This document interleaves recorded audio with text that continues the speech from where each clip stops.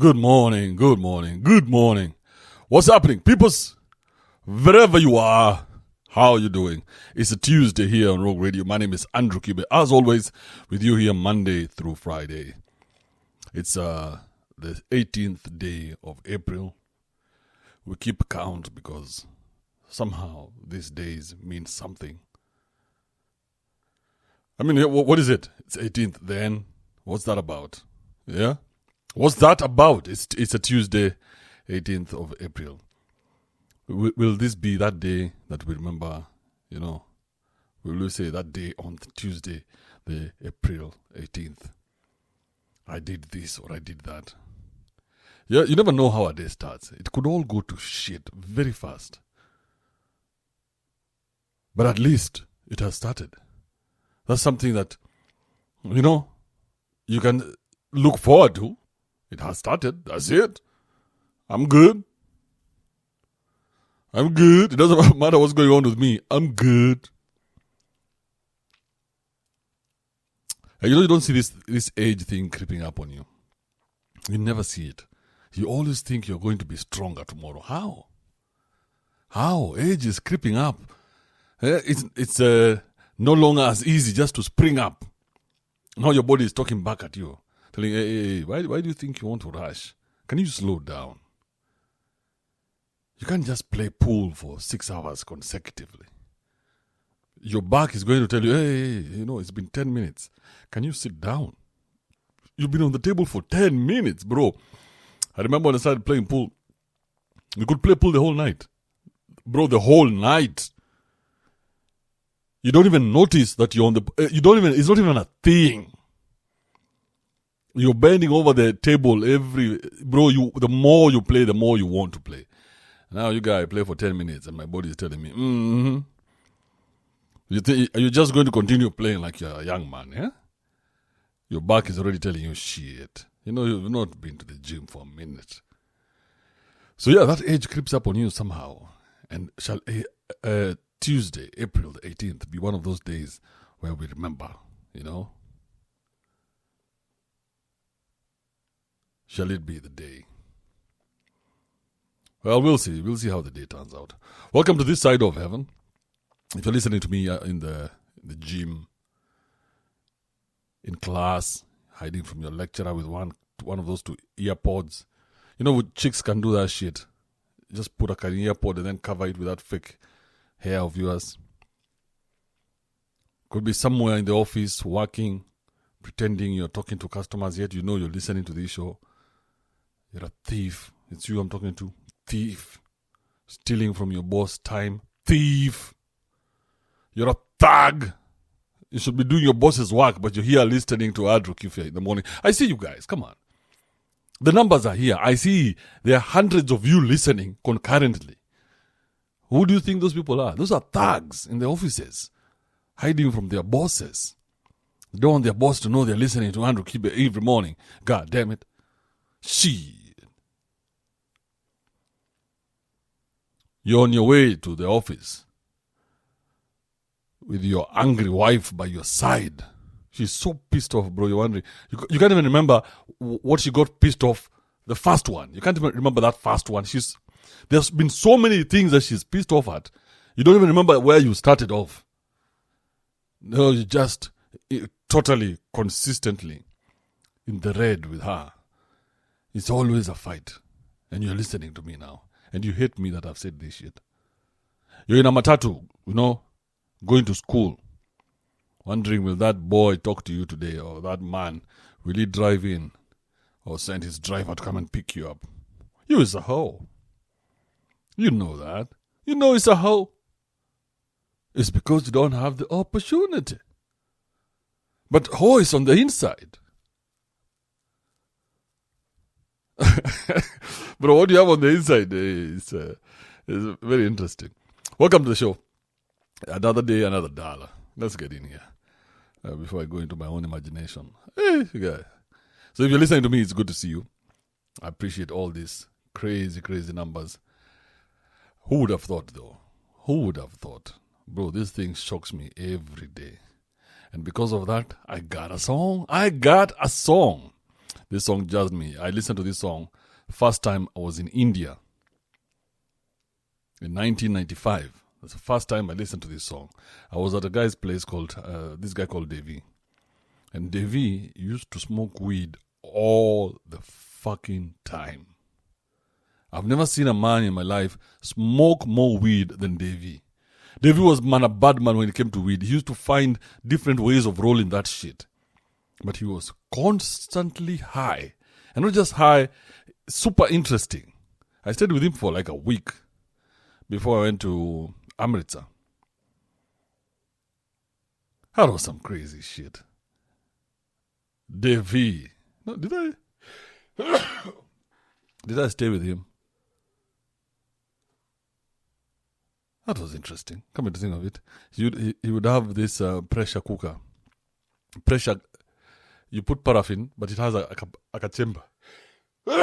Excuse me. Hey, God damn, what's going on? So you'd pump it up full of pressure so that paraffin comes out with a lot of pressure. It seems like a pressure cooker, you guy. Yeah, and this guy would spend endless minutes in the kitchen just pumping that shit up because his was a bit faulty. And that time he's smoking weed and pumping that shit up is making dal. Yeah, it's like the Indian version of dengu, you guys. This guy is focused. Yeah. Hey, life was simple. Welcome to the show.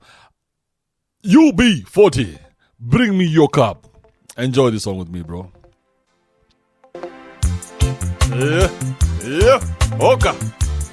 Rushed through a song here like it's been done by the Wasafi brothers.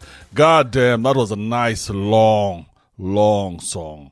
That's how I like them. Over 5 minutes and something, god damn it. Why are we rushing to? Give us the intro, the body, the outro, the conclusion, everything. Give me everything, bro. Don't take me. Imagine in 3 minutes somebody wants to be in and out. 3 minutes. You would think it is sex. Even sex, what is 3 minutes? What are you doing? How many pumps are those, bro, in 3 minutes? Are you like a porn star? 3 minutes? God damn. What are you doing? But now, a song, a song is supposed to take you somewhere. A song is supposed to take you somewhere, bro. It's supposed to introduce you to something. Bro, there's some music that came out in the 90s from the West Africans. Some witchcrafty sounding music that was so good. Oh, bro. And these guys were able to fuse it with some of that rock. What else was there? There was this other genre, like a technotronic type of sound. Oh, yeah. I remember even Safaricom did an advert with one of those sounding songs, those ones. Where there's a whole choir singing in the background. Hey, that was some hey.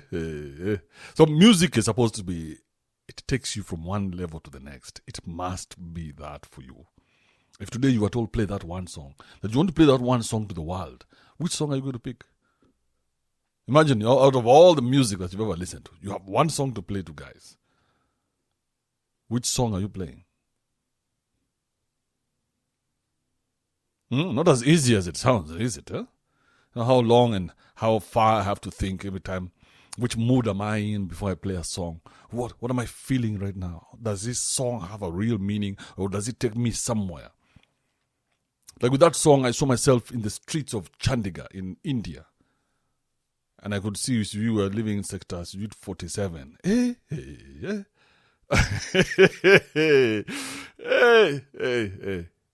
And yeah, people should write about their stories. Bro, if you have a good story, write about it. Even go record it. Just put a camera and record it, even for your kids. Let your kids hear your story from your own voice.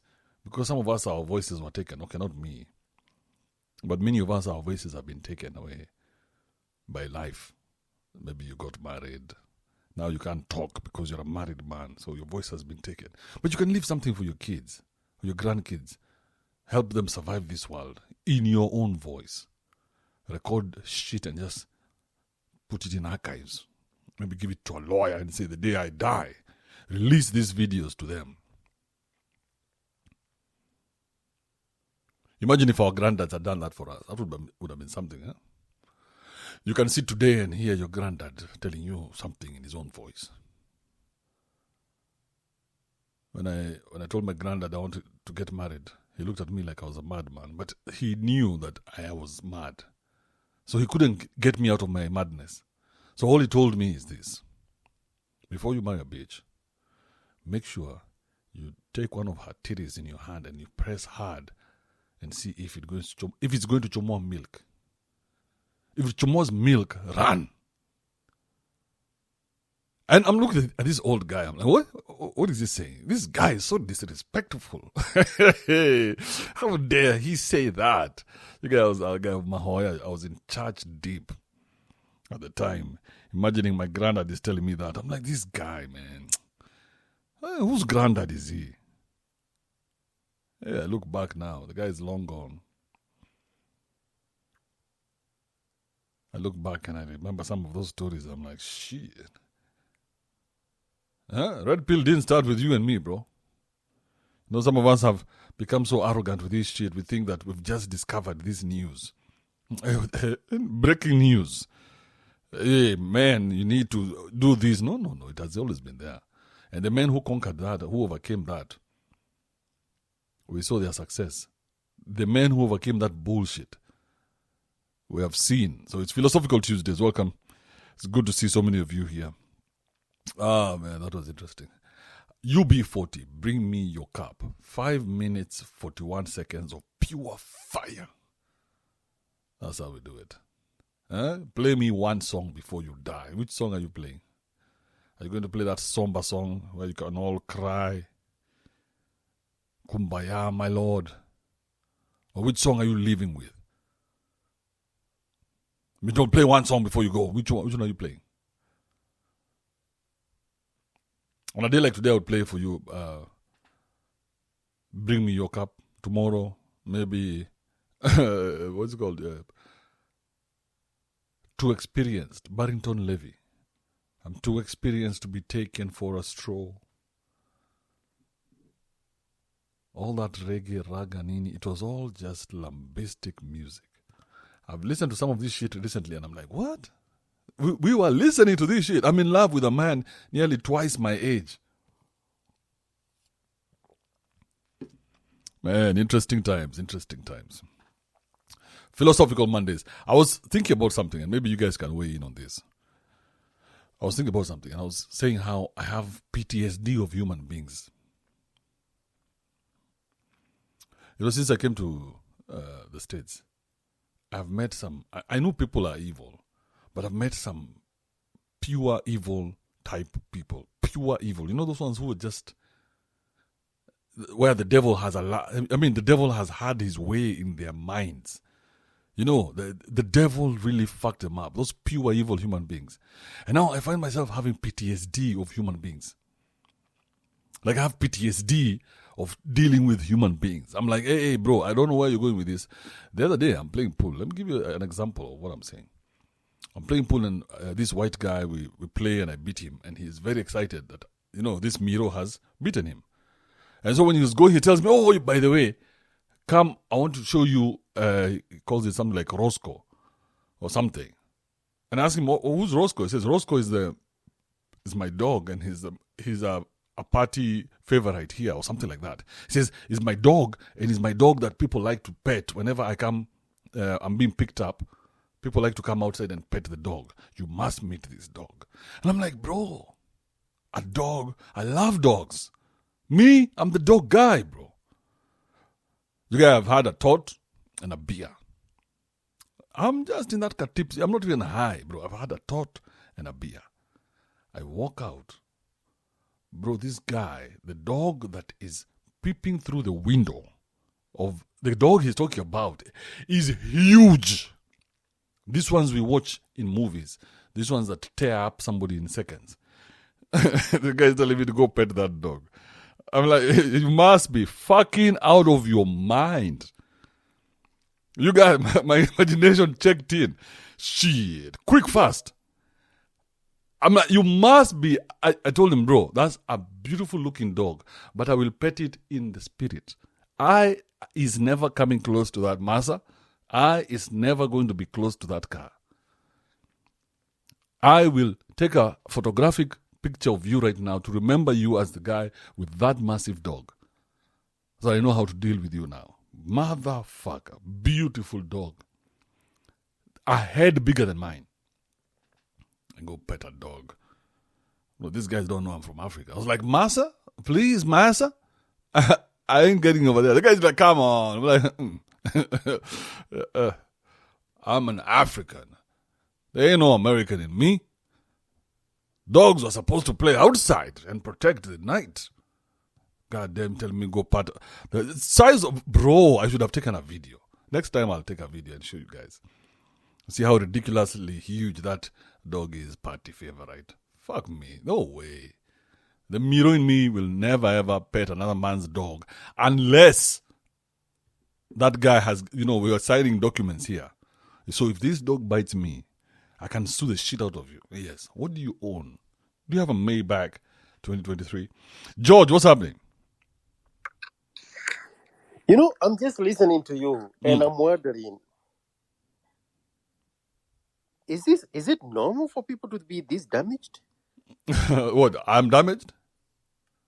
You are beyond damaged. It's called PTSD, bro.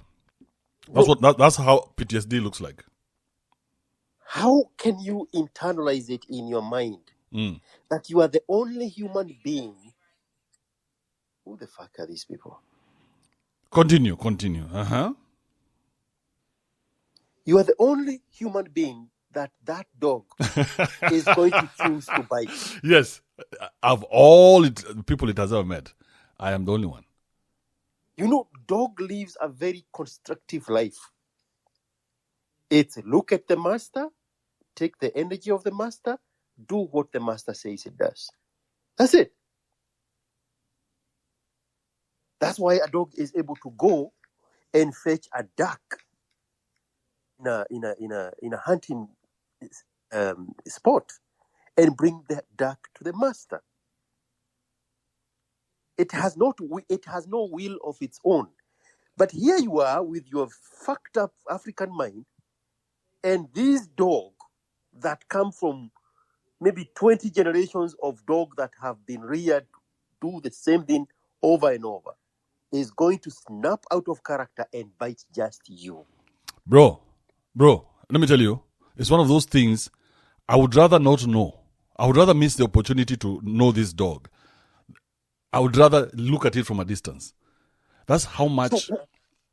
How much I don't fuck around with this type of shit.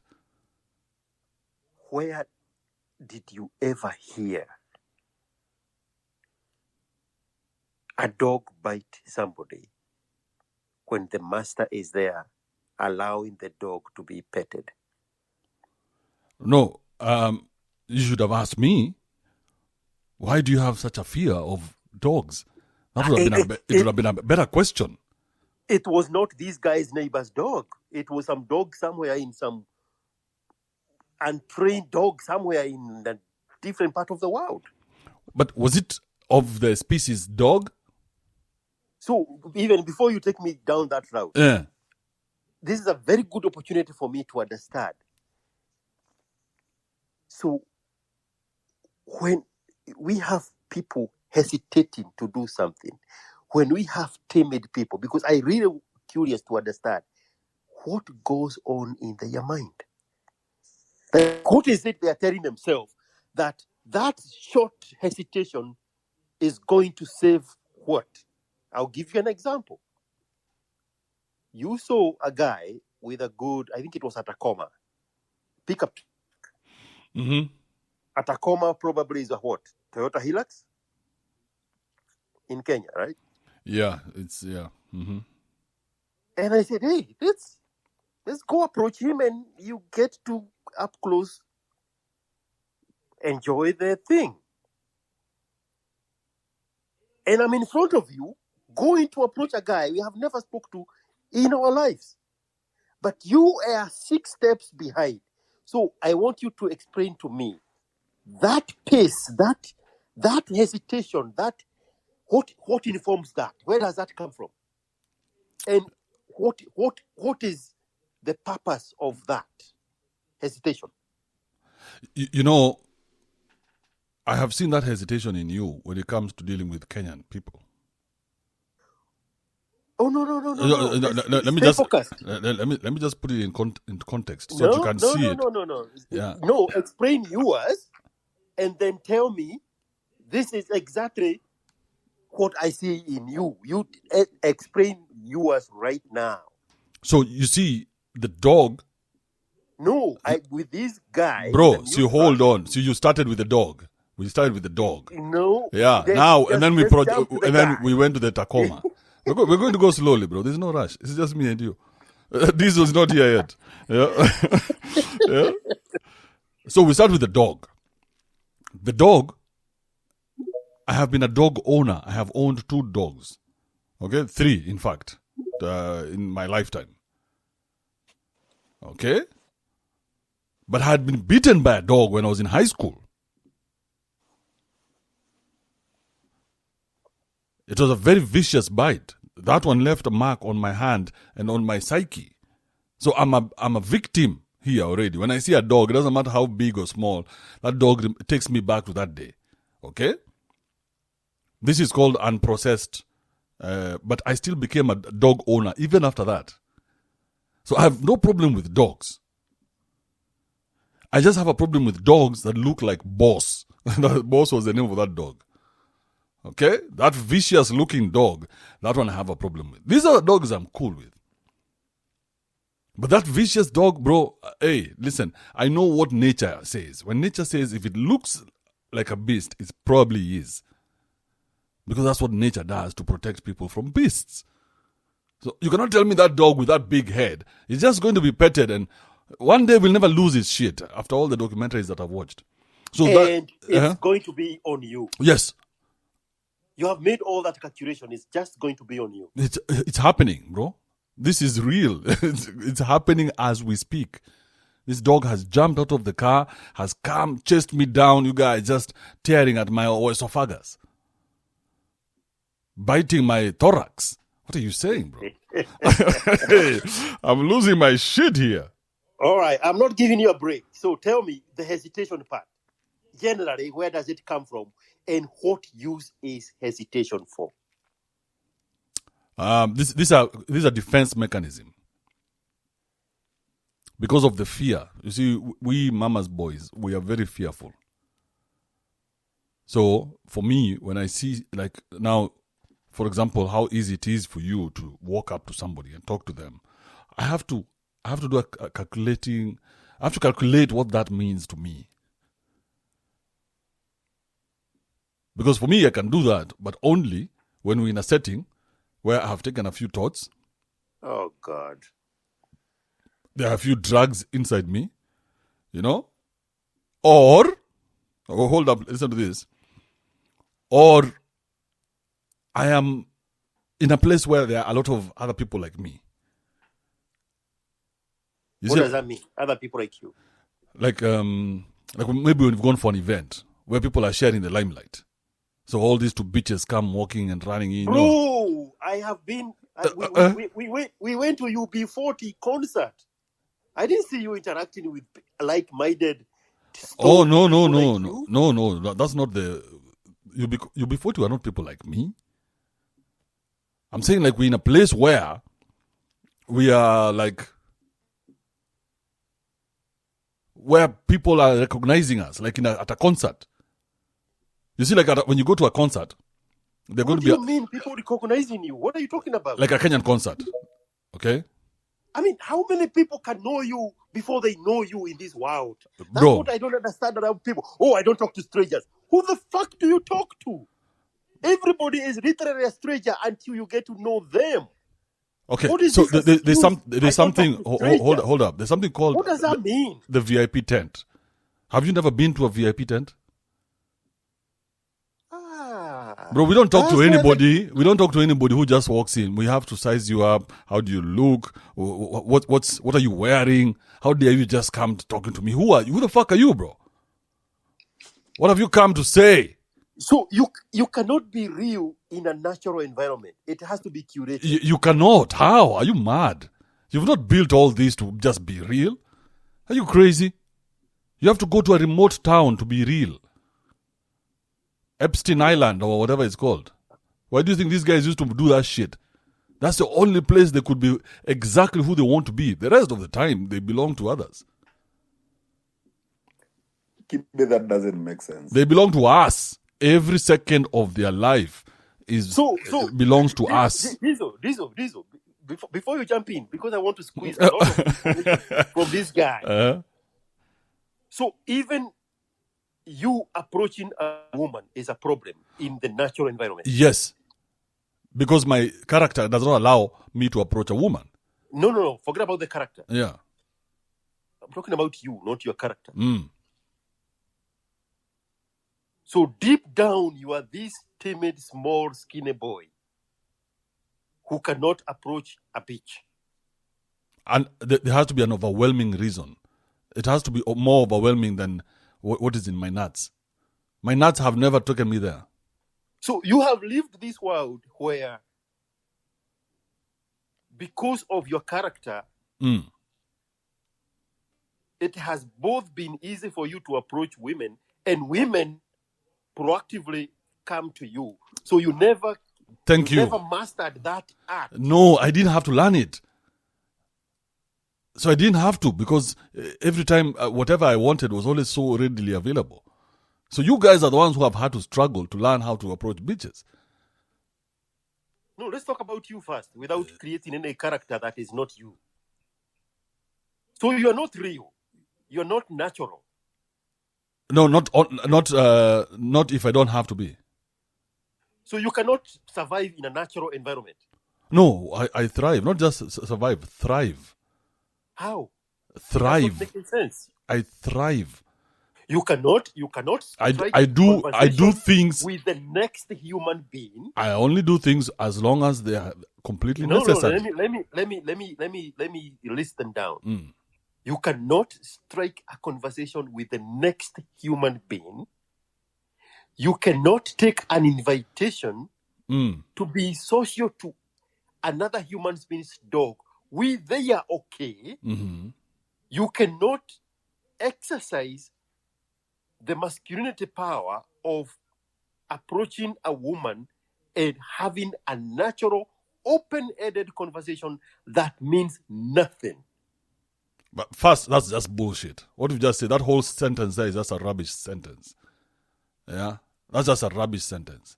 In your head, because every what is that? The other gender, what is that? As now approaching a woman, now that's masculine. That's not masculine, bro.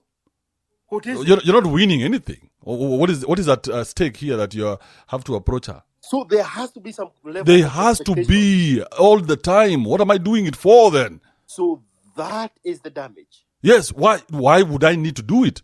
I might as well go home and sleep. So, like, you used to be a guy of matatus, right? What do you mean by that? The Makanga now. No, not Makanga. You used to travel at some point in your life in public transportation. Yes.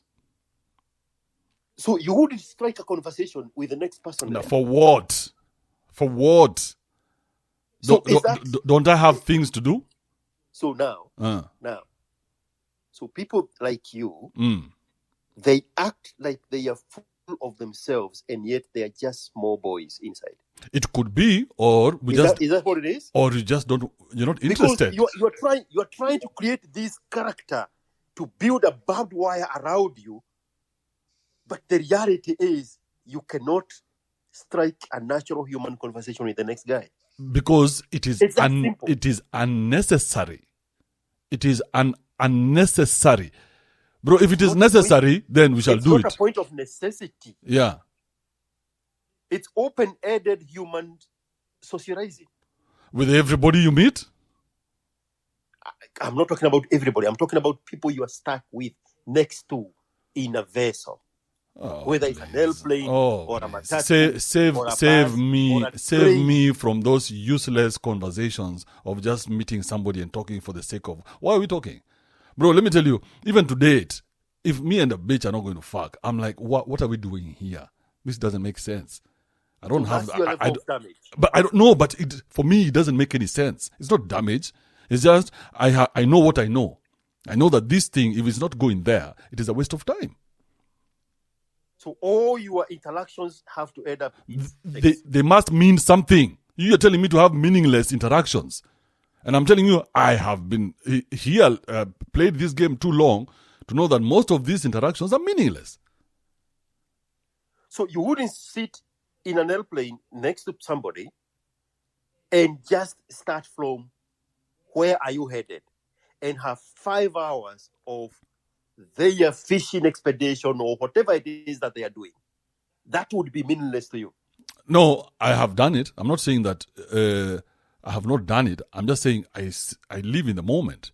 But my moments, I have known that most of these useless conversations we have, most of these convos we have are useless. So I don't entertain them because, again, it takes a lot of work to have. What do you mean a lot of work? It's a lot of work you are overcoming some limitations in your psyche. No, that I have to now follow your story. I get bored very easily. Now I have to sit there and follow your story and pretend that I'm interested. Yet all I said was hi. Is that normal? Is that natural? That's madness. Bored so easily. Is that natural? No, I'm saying because you are opposite of me is madness. Because you are a product of being brought up consuming other people's attention. You have never created your own attention activity. All your attentions were drawn to other curated mediums. That's where it's coming from. You cannot hold. So when you say you get bored easily, it's because your life have to have had a remote control in your hand, so you can flip the switch. Quick, fast. To change the boredom. Quick, fast, bro. If not, go outside, play, do something. But you are never just going to sit. Yeah? Just sit and listen to somebody. What the fuck could you be telling me that is so important that now you want us to sit here for 5 hours discussing? Why does it even have to be graded for importance, bro? That's the whole point. You see, if it was, then you would have a track record of all the important discussions that you've had in your life. So either I've been dealing with very low quality individuals to a point where my convos mean nothing. Let me give you an example of a conversation that went very well with you. Mm-hmm.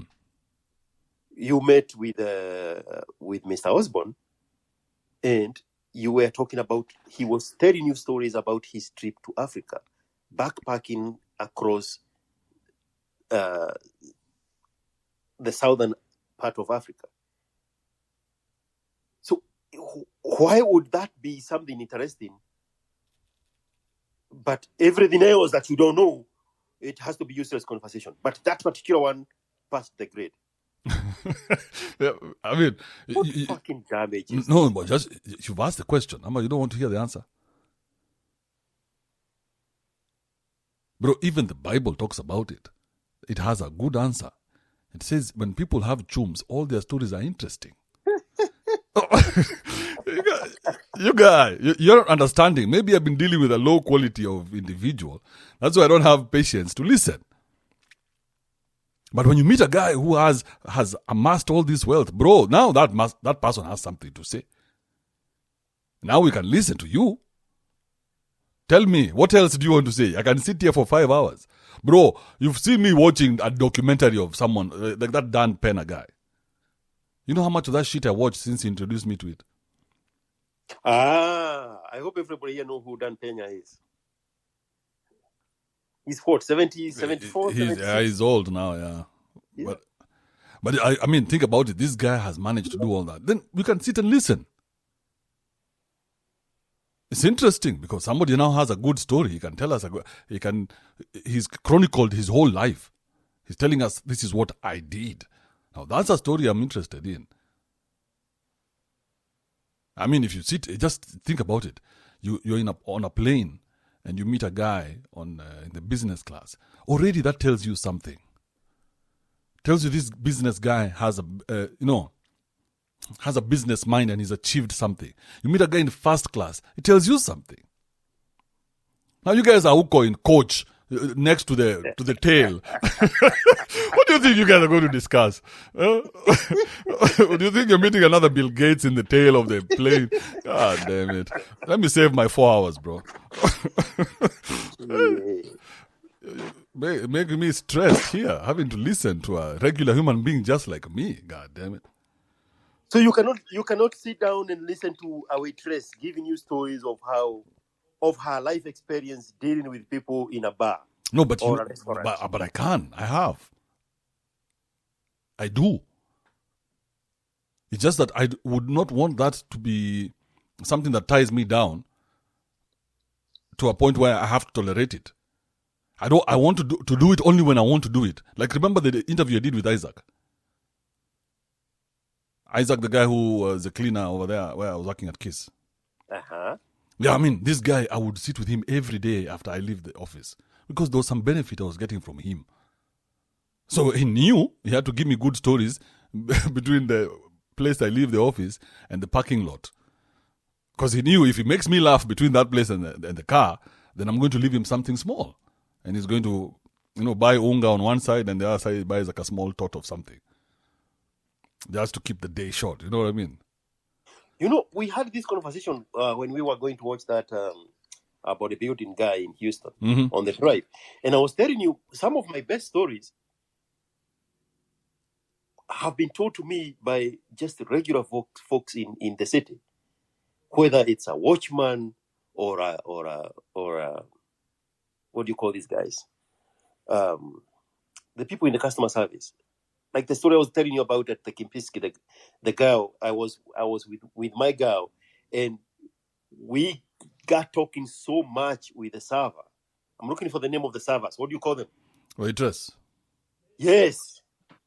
And to a point, my girl somehow thought I had asked for this girl's phone number. But I still remember the story she gave me.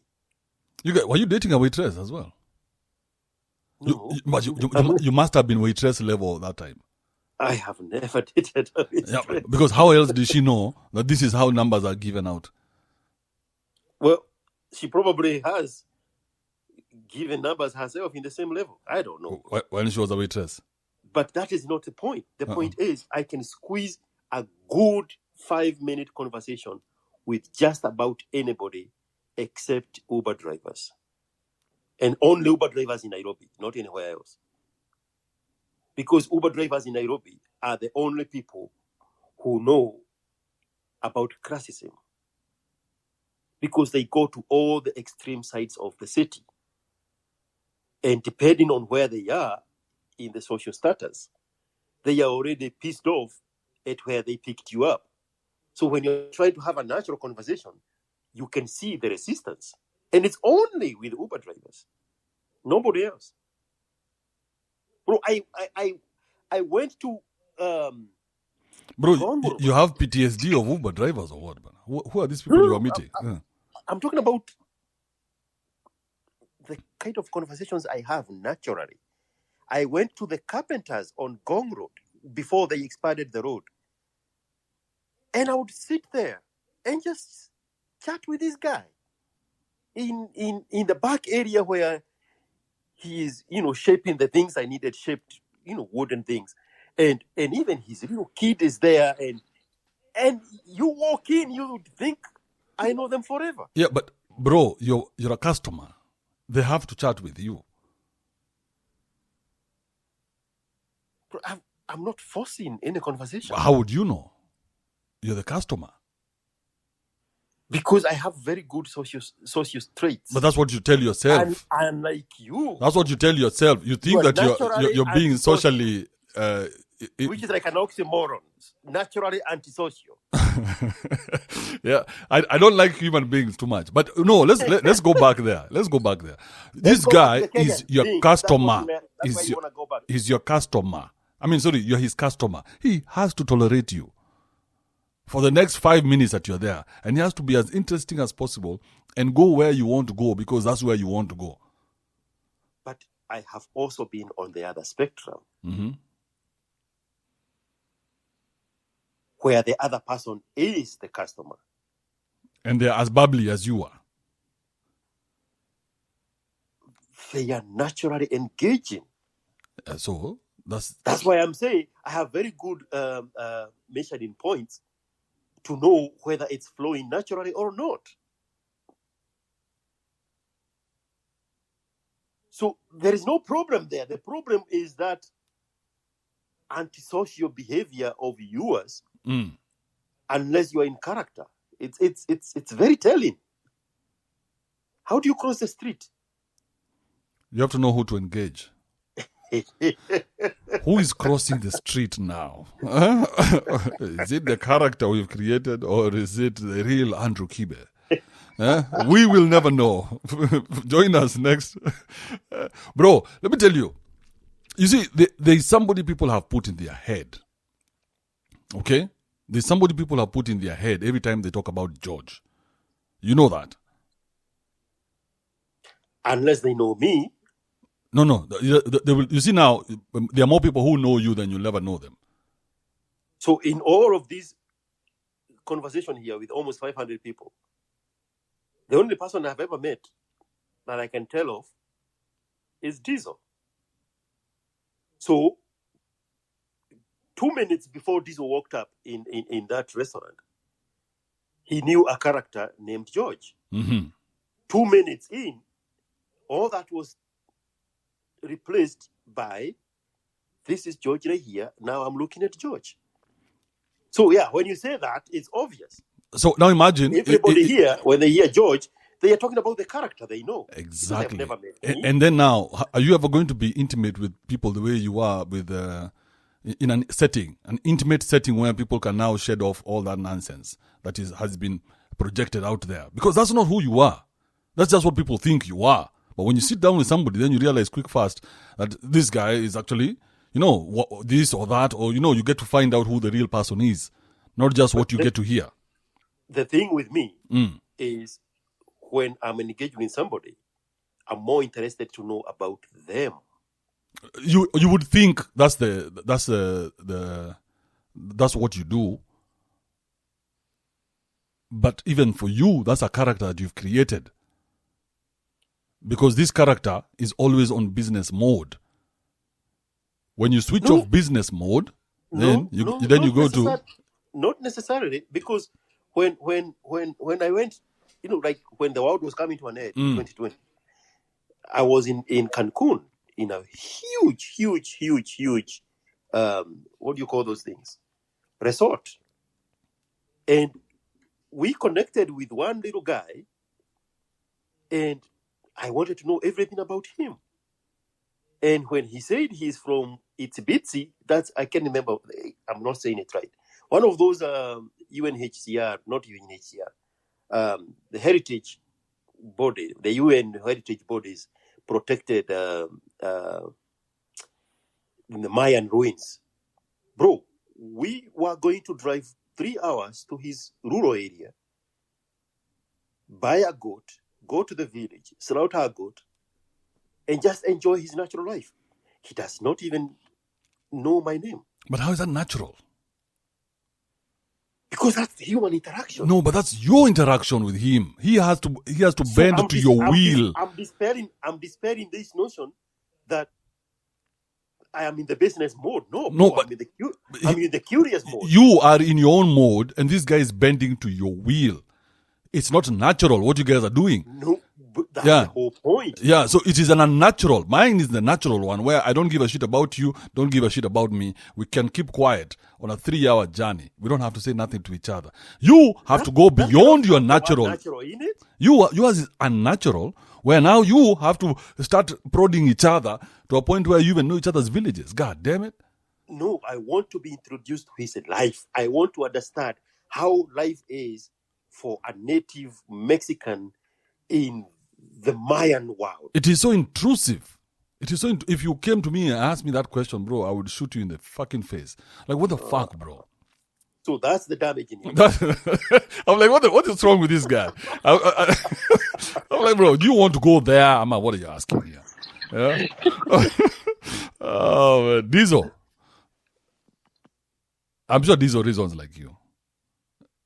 What do you mean? No, bro. Don't put me on a back foot even before I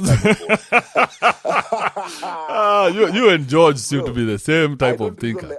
like but no, Kibe. You know what George is trying to tell you. You keep on shifting goalposts depending on where it favors you. What do you mean? He said something very general. So you are not natural. Yes. Because when he gave you an example of actually you're the one who said you can't sit at the back of the flight and start a conversation with someone, and yet the next you were having a conversation with a gatekeeper every day. You leave the office where there are people above you can have a conversation with, but no, you go back to the tail of the aeroplane to go have a conversation with the gatekeeper. Because of his damage, Diesel, it has to be curated. This guy is known. He has been allowed into the inside of the fence. Now he can interact with him. Yes. His environment has to be curated. 100%. If it's not, I would rather be by myself. But now, Kibe, that doesn't make sense. That means you're actually following the attention of people. What do you mean? Now it's people who are dictating how you behave. No, but the attention on you, how they'll put you, that's how you behave. No, but it depends on who I'm interacting with. Who's this making noise? Trevor, just mute your mic. Trevor. We'll go back to that point. Who? This guy now. Wait, let's just help him out. Okay, go ahead. So I was saying, as in, how you behave is dictated by how people see you. You are never natural. No, but it's natural for me to behave. It's not natural. The way I want to behave. Start with natural, bro. No, it's not natural. It's natural for me to behave the way I want to behave. That I don't. You would have never talked to that gate man if he was not in guarding keys. Like what do you mean? Like where would I have met him for us to have that conversation? Randomly, like maybe you are using a mat at that time, bro. Even this watchmen use mats, so it's like randomly. The conversation you were having with that guy when he was guarding keys would have been the same conversation you would have had with him if you met randomly in the mat. What would have changed? What could have been our point of contact? That me and this guy, we have met and we are discussing what has happened. Is it an accident on the road? Something has had to happen for us to talk. You guys are making it look like you guys are just out here in the world randomly talking to individuals. No. Some of these are your customers. Yes, we are. Some of these are your customers. You have to kiss ass to your client. Bro, yeah, you just changing. You just shifting. Yeah, because when I told you I talked to this young lady at Kimpiski, you said it's because I was the customer. Yes. Now you are saying these are the people. They talk to us because they are our customers. Come on. No, bro, let me tell you. You guys, your interactions are forced interactions. These are not natural occurring interactions. So you've created your own character that is not real for these unnaturally occurring interactions. But people that you're naturally talking to, then you don't need to have to prep. You don't need to even dress up. You don't need to do anything for this person. This is just a naturally occurring interaction. I think you are way too damaged. You think damage is the status quo. Because even the way you're saying it, bro, it sounded so weird. Like you guys want to force relationships that don't exist because you want to talk to Wochis to make the Wochi feel like he belongs somewhere. Fuck you and that stupid shit. No, that's not the case. You guys want to pretend to these people like you guys are on the same level. You're not on the same level. They know you're not on the same level. They know you're kissing their ass with these useless conversations. So for you are kissing that Wochi's ass? Or no. For me and him, it was a complete. He knew. He understood the assignment. He had a few minutes to make me laugh. I just remembered Diesel. I just remembered now. I don't even know why. When we went to watch rugby in LA with this Negro here, And then in the evening, we went to that street with all the Walk of Fame. There's a club there, and the Kenyans were hosting some stupid, I can't remember who was the guy's name who was there. Anyway, that's not the point. All these, little puny Kenyans coming through, and they recognize this guy here. Hey, Kibe, and this guy recoils. He literally recoils. And I'm looking at him like, is this normal behavior? This guy is not giving back the energy these young Kenyans are giving him. He is actually recoiling. So he's a keyboard warrior. And I'm like, this is off. I'm not that. You see what you guys want. What you guys want. You want somebody to behave the way you behave. Okay? Just because you're excited at seeing chicken doesn't mean that I'm excited to see the chicken. You have underestimated. No, bro, you're not listening. Just because you are excited doesn't mean I should be excited. It is you who's excited. You see? Yeah. So who's the dog here and who's the owner? If I become excited like you and I have to meet 100 of you every night, fuck you, man. You get excited, I will take some of that energy a little bit and let's do a photo. I will take some of this energy a little bit. I cannot be jumping every time somebody says, hey, Kibe. You see, bro, now it that's not natural. Bro, it is. This is the only way that you can survive. That's where the character is. Because you have to create somebody who can survive. Otherwise, you, as the person who doesn't want to be disturbed. No, not you. Say I. You. I'm assuming that I'm walking into car 4, okay? I'm assuming I'm walking into car 4. Hey, Kibe, let's take a photo. I'm like, okay, cool, that makes sense. Let's take a photo. 3 photos down, bro. I'm like, this shit doesn't make any sense. Yeah. Now. But you agreed to take a photo. Number 1, 2, and 3. Not just agreed. I was very happy, smiling, holding the camera myself. Okay? By the time I'm going to this, now I'm regretting my choices in life. Like, who the fuck told me to get into this side? Because now I can't even walk this supermarket and buy lubricant without people having to look at me. I can't buy Mondays without people asking which condoms is he buying. So you have to create someone to protect you against that.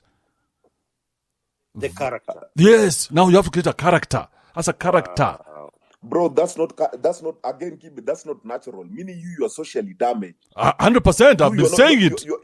You're not natural, bro. But, no one will know what they are dealing with when they meet you. No. Because and I wouldn't.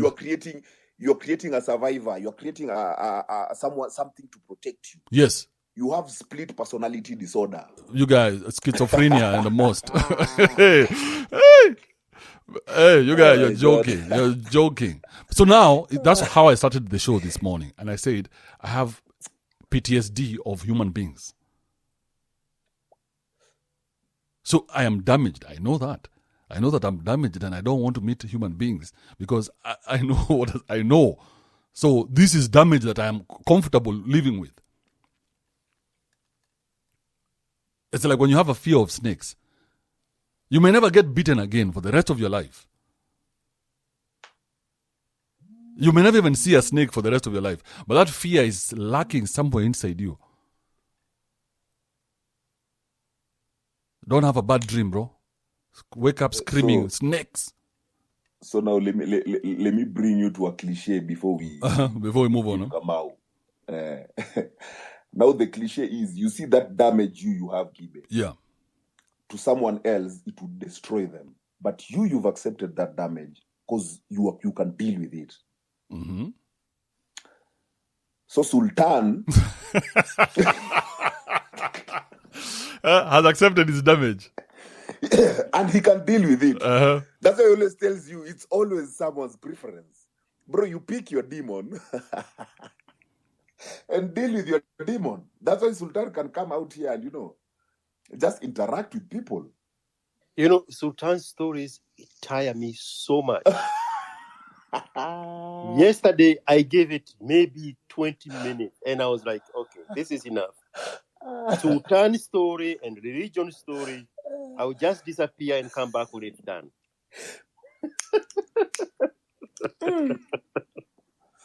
Even Mijana, I said, Sultan is something else. Sultan should write a book and start a school, maybe. How to be completely pussy whooped for 40 years. And win. How to be completely Pudesh driven. Your guy. 40 years a slave. And you see, we can't see that. For us, when we see Sultan, we see him as something else. Now, to him, maybe in his head, the guy is winning. Winning. No, that's why I was bringing with you. Now you can understand where Sultan is. We are winners. Even you're in a place where you can't be told shit, bro. You're managing your shit. But someone outside wants to come with their opinion the way me and George have come at you. You're not natural. Yes. Bro, you have split personality disorder. We are here throwing at you names that you're okay with. Bro, I'm wondering, this is when you guys are discovering this? You thought you were dealing with a normal human being? Hey! you want me to behave like that 100% of the time? Are you crazy? So to you, you are like, you guys didn't know I was crazy. This whole time. And let me tell you, I've been saying it. Now is when I'm seeing some scenarios. Kibe with alcohol would be a totally different beast.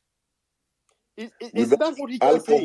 That he has to have some few thoughts in him to speak. Not to speak. Recoiling when these people come screaming after him.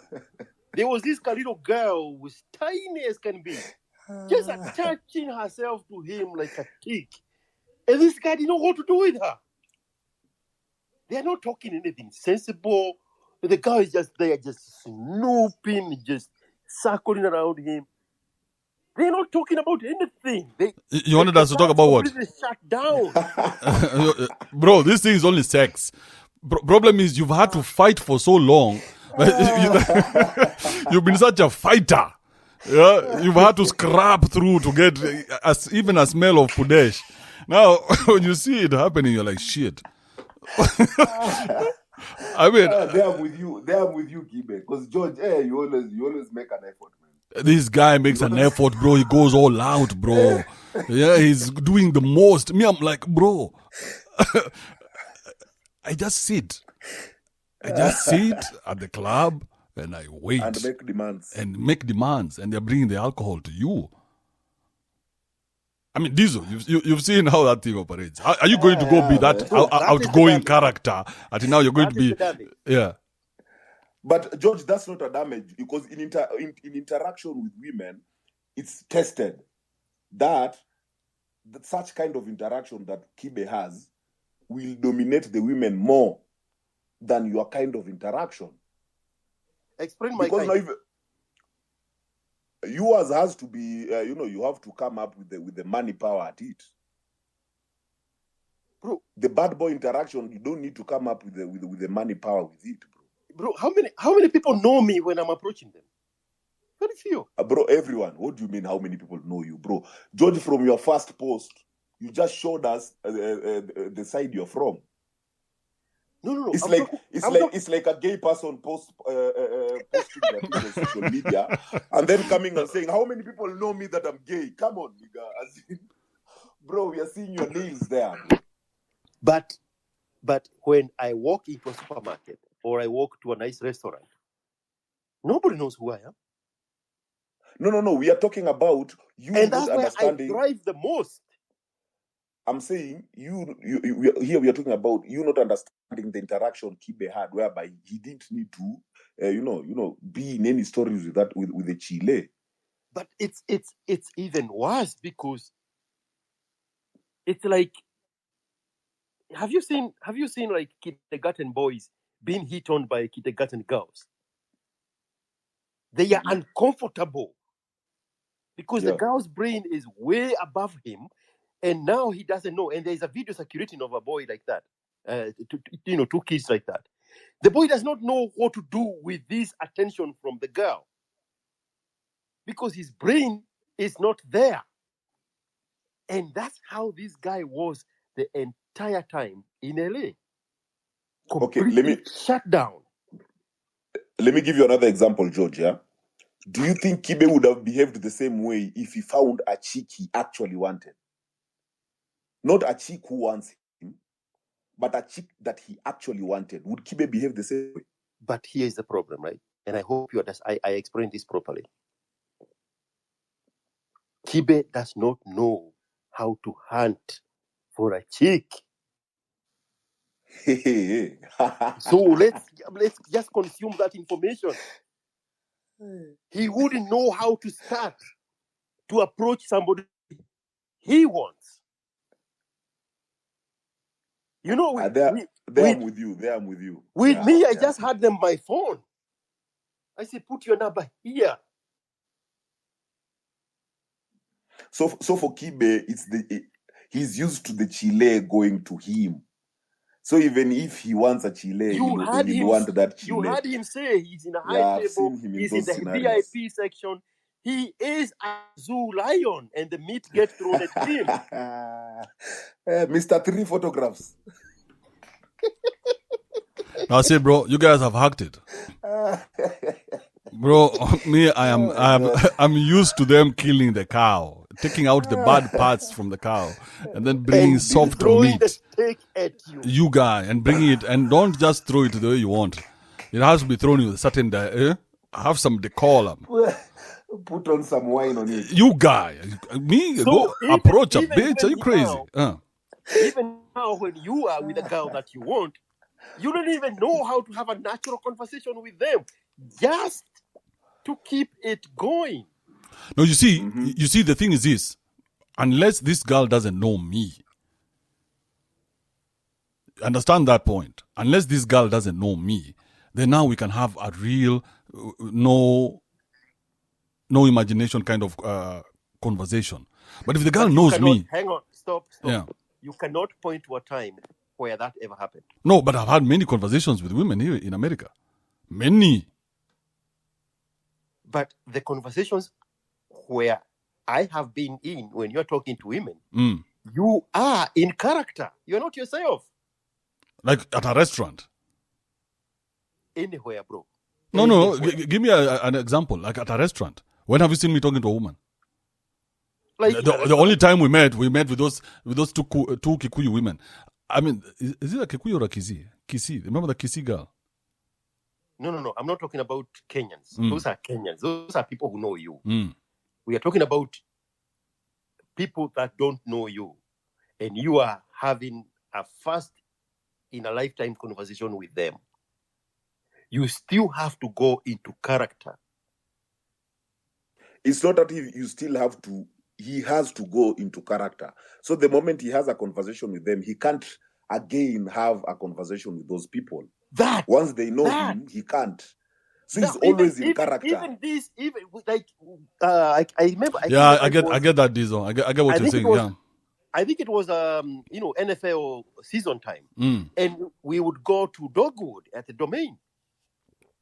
And I remember this time, it's the two girls. They are really interested in talking with us. But you immediately go into character and speak as if you are in a TV show. Yes. They must meet that person. That's who is out there. You see, you even made it so easier it's what for me I to say. explain it. You are dictated by people. No, bro. You don't know who you are yet. No, it's based on how people see you. Bro, I'm like a politician. You have to understand that. You cannot break character.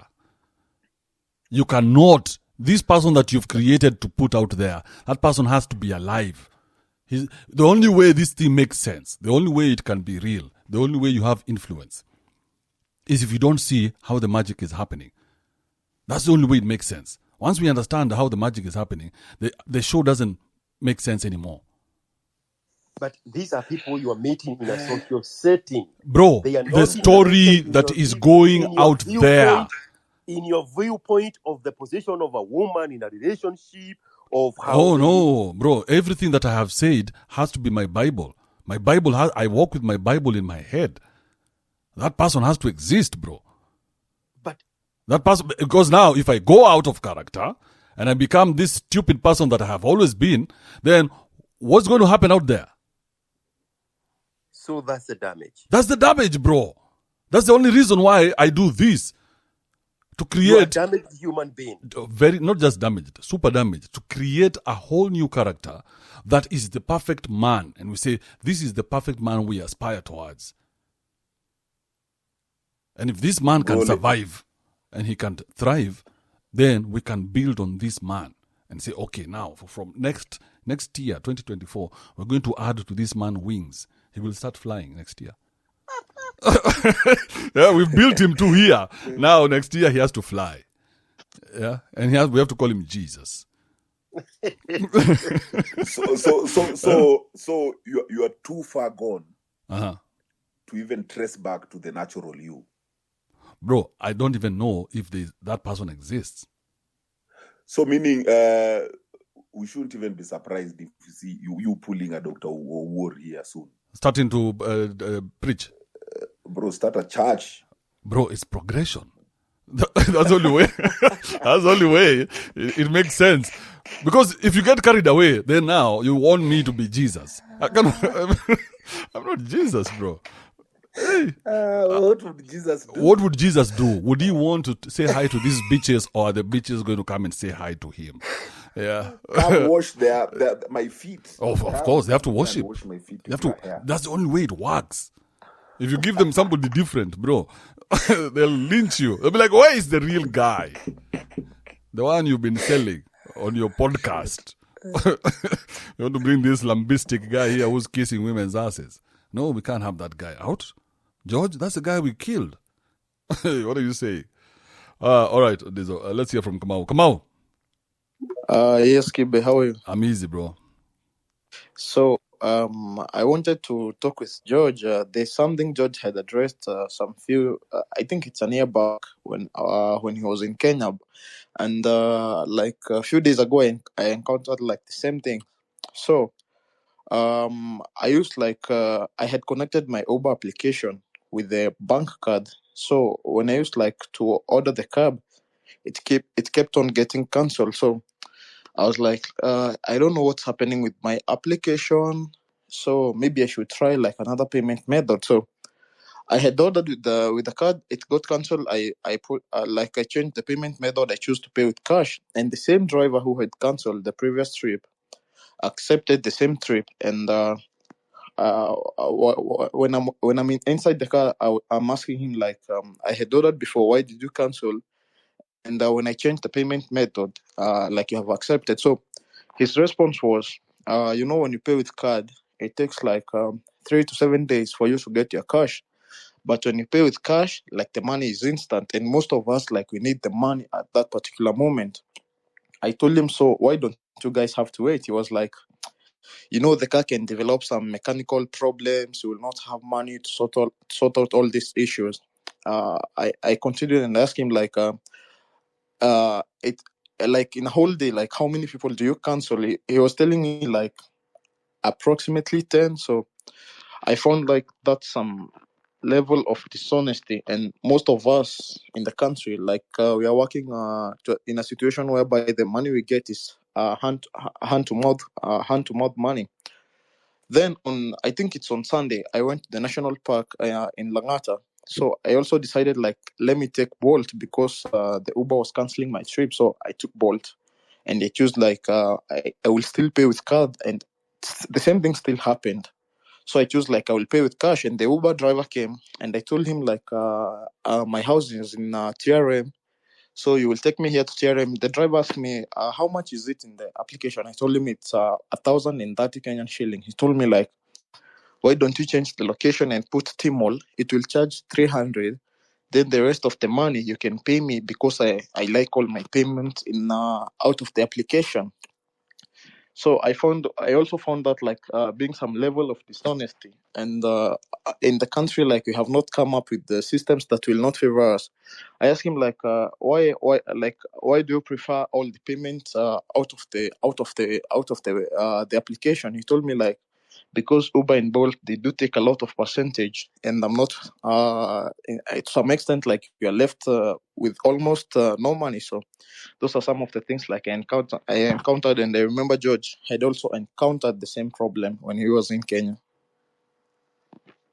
So did you change the address to Timo? No, I told him I cannot change because like the way I have ordered, that's how it will go, because I'm not willing to change. If it's Yeah. like that, I told him you have to drop in and I have to take another cab. There's no way I'm doing that. But he knows the problem, but he does not have an honest solution to it. They already know the problem. They can tell you where the problem is, but the solution part is where like they are failing big time. We don't have anyone who has come up with a system that will favor some of these guys. So that's why they are doing all these tricks and gimmicks.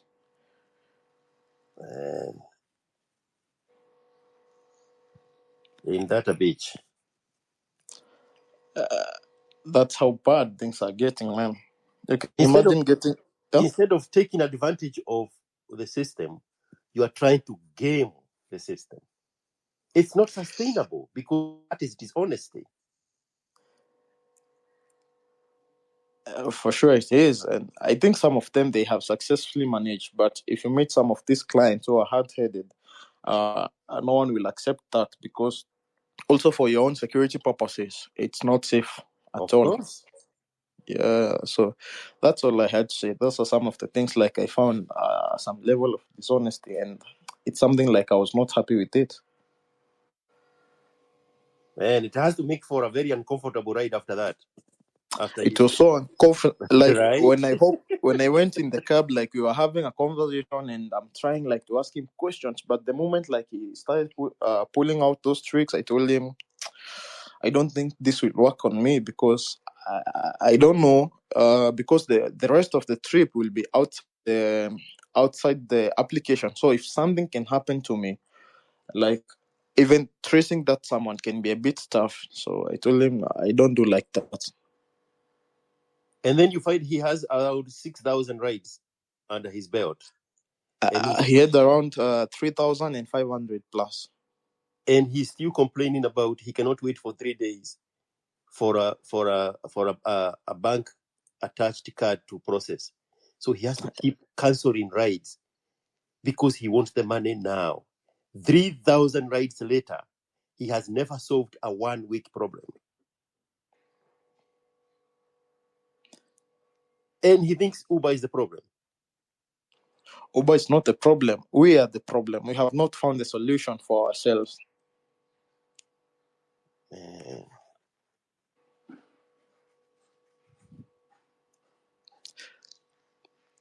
Man, stay safe out there, my friend. Yeah. That's all I had to say, George. I wanted like to share the similar experience you had. And yeah, that's all. Are you still in Kenya? Yeah, I'm still in Kenya. I'm planning to leave next week around Monday or Tuesday. I will book my flights most probably on Monday. Oh, you need to take some days off from your schedule, and I'll forward you the number to Abdurrahman's girlfriend. She is a sight to behold. Just the emotional. the emotional guy. Just fuck his girlfriend to spite him, so that he can grow some balls. Wait, Kamau. Yeah. Don't tell anyone when you're leaving, bro. Yeah. Yeah, when you're leaving, just leave. Let people hear. You tell them when you're now back at Doha, Dubai, or wherever you're going. Just leave. Don't tell them I'm leaving today at this time. You want people to take you to the airport. No, actually, no one is taking me to the airport. Like the same way I came, I just opted to come by myself to my apartment, and the same way, like I'm planning also to leave. I'm not even planning to because my family, they were telling me we should take you, and I told them no, I'm okay. I'll just leave by my own.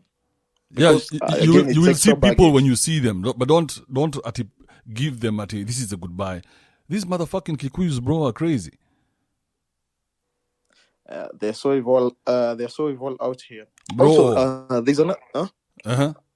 there's another thing that happened to the apartment like I'm living in. There's some Sudanese guys. They had traveled from the States and they came, and Actually, I'm on the 3rd floor. They're on the 4th floor. So they brought in some guys over the weekend. It was on Saturday, like their childhood friends. So they came, they had a party. The party was so nice. And one of their friends told this guy, like, I have forgotten my phone in the house. Like, give me like the doors you're opening with the card. Give me the house card. I will go take my phone, make a call. Then I will come back to the rooftop.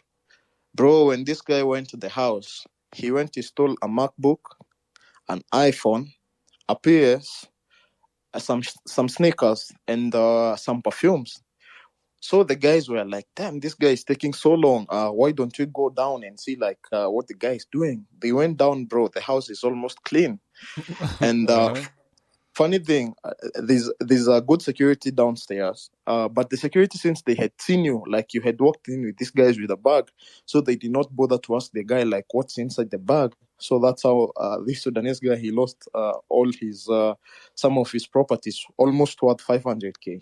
On Saturday, he tried reporting the case, but tracking the guy is close to impossible because at the moment, he don't know even where the guy stays. I asked him, like, where did you meet the guy? He told me, like, when we were kids, like, we used to play with these guys together because they used to spend a lot of time in Kenya. So, and you guys tell me I'm damaged. The people who are going to fix you are people you know. These are people you know right now, currently happening. Tell me about damage here. This is the most survival mode you can ever be. Bro, don't tell anyone you're leaving. just leave. Just leave. Don't tell anyone. Just leave. Don't give them a itinerary. I'll be here at 2 and at 2:30 I'll be here. Just do your thing, bro. All right. Thank you, Kamau. Okay. Who's Albo? Are you here? Alboa Cinema.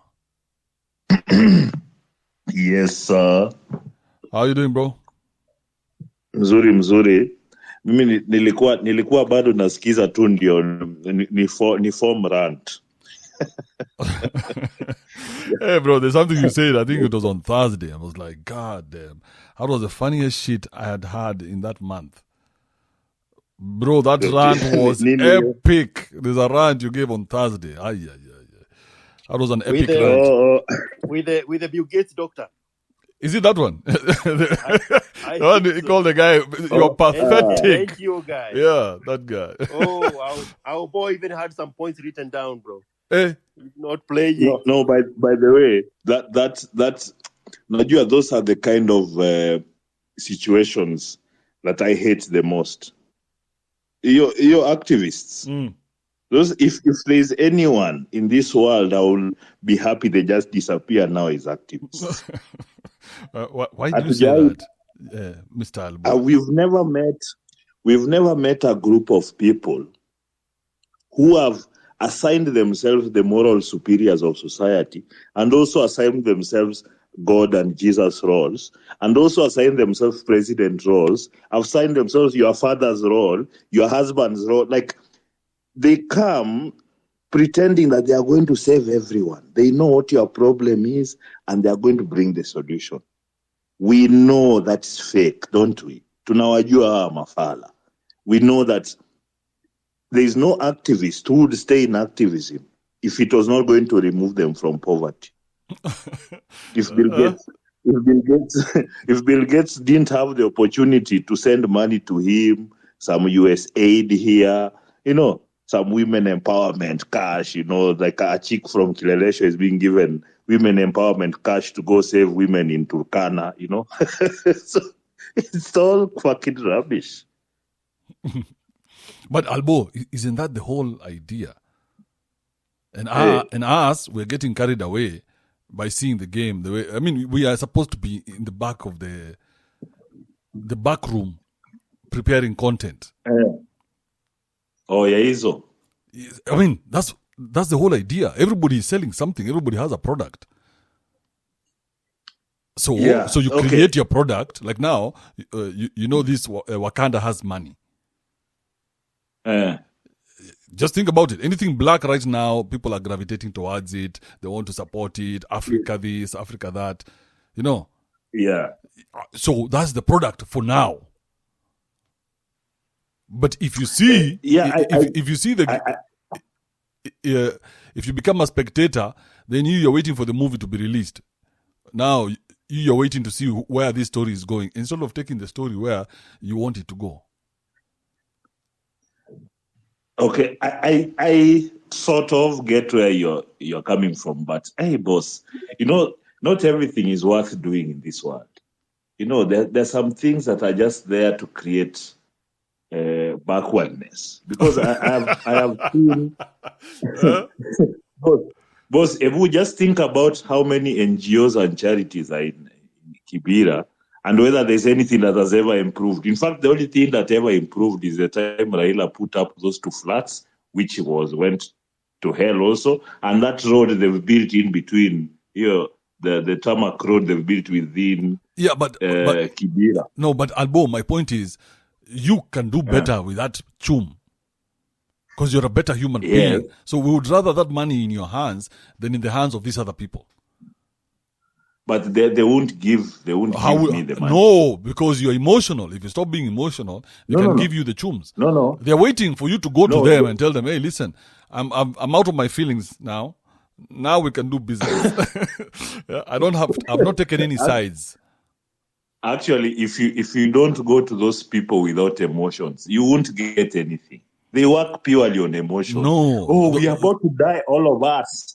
The world is about to end. Bro, that is the selling point. Backward. The selling point. But the business is still the business. Yeah, the business still needs to operate. For me, you see, I guess my traditional way of looking at business doesn't consider this business. I consider it charity. You're a nice guy. And because you want to change the world. Sindio, you're a nice guy and you want to change the world. I don't want to change the world. Yeah, you want the world. You want the world to one day just people to talk about you as that one guy who stood against everything and he won his Kokoti of Africa. That's their mentality. That's an activist mentality. Me, I don't want to save the world, boss. Maybe I just want to build the little thing I have here to see where it will go. If it just happens to make some people's lives better, the better. But that's not the main aim. I'm not that narcissistic to think that I've been put on this world to save people. No, but you can build something bigger than yourself. Yes, that's what I'm saying. I can do that, but I don't. But isn't that where? So my point was, the money is there. Yeah, the money is there. It's just that it's going into the wrong hands. But if we got it into some right hands, then the money would do some good because the money is already there. I get it, but I need you to understand something.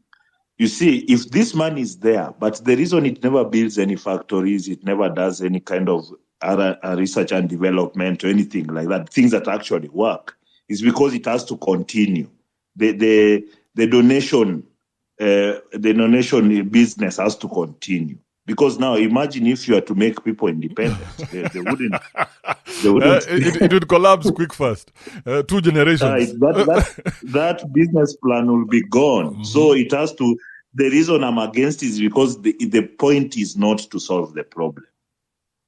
The point is to sustain it, to create an issue, because often the issue is not even as big as they claim. But they'll create it and eat of it for the next 10, 15 years. Just donation every year, and that problem, you'll just see it continue festering. But I've seen that happen. But that's the business. Yeah? That's the business of looking for talent. Because what Africa is a talent, is a place where we create talent for the Mzungu. So what you are doing is providing them with talent in this area, telling them, oh, you guys, by the way, we have a new footballer here. So you would be like, hey, you guys, we have a new guy who can do, who's very creative. He can do this. Maybe somebody in Hollywood needs to consider him. Oh my God! You see, while you see the people have gotten rich off activism, I get it, but that's a game for 1 or 2 people, and you don't really, because I don't want to be known for that. I want to be known that this guy built this bullshit. You've been to America. Why are you pretending like you're not playing the game? Until now you have a moral code. Fuck that. You've been to America. You've been here to kiss ass to the white guy.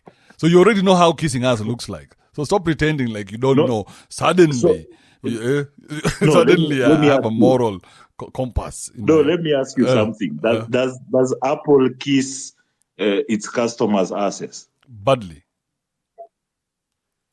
Does it? Badly. Not just kissing, badly. Yes, guys, they care. So just look at me talking nicely to my potential customers. It's not about kissing. Like, it's not kissing us in that way. I have a product to sell, and I need you guys to at least give me a chance out of all these products. So we have to kind of I don't know if kissing us, I'm calling it advertising. Bro, asking nicely to purchase. That's exactly what you're doing. You're kissing us. You're telling them you can depend on me. I'm introducing myself to you with this product, and I can assure you that I can give you the same quality of product over and over again. Yes. You can depend on me. Yes. So buy into what I'm selling. For this one thing, if that's the case, then everything that we acquire for our benefit, we purchase and watch that. It means that whoever's made it or whatnot has been kissing us throughout. I just think it's slightly more heavier than that. It is a process of, for example, if you are going to talk about what you are doing right now, not only are you offering value in terms of informing people about the pitfalls that might face them if they make certain decisions in life, because that is one way of offering value, but you also show by action, working every day, building every day. You see, it's like people see that, and that's what works. Why are you not asking for Bill Gates for even YouTube have a black creators thing going on? Why are you not there begging? Bro, I sent in my request. They just didn't. But I'm like, guys, man, I'm from Africa. I'm selling Wakanda. You should have seen me, bro. You guys sent a whole application and shit. You sent there knowing that these guys are going to turn me down the moment they watch 2 of my videos. I knew 100%. I knew it was going nowhere. But at least I've put myself out there like an ass kisser. I've said I'm willing to kiss some ass, to get a few benefits in life. Aren't you there for? But you see, if it didn't happen, did it stop anything? Did it even cause a hiccup? It depends on what, where, how. But I'm saying, as far as I'm concerned, all I've seen for the last 3 months is record viewership every month on your channel. So it didn't even create a slight dip. Oh, no. So, you're right, yes. So it had nothing to do with anything. Yes, it's like one of those things you're just like, maybe in another part of 100K hapa hivi. You guy.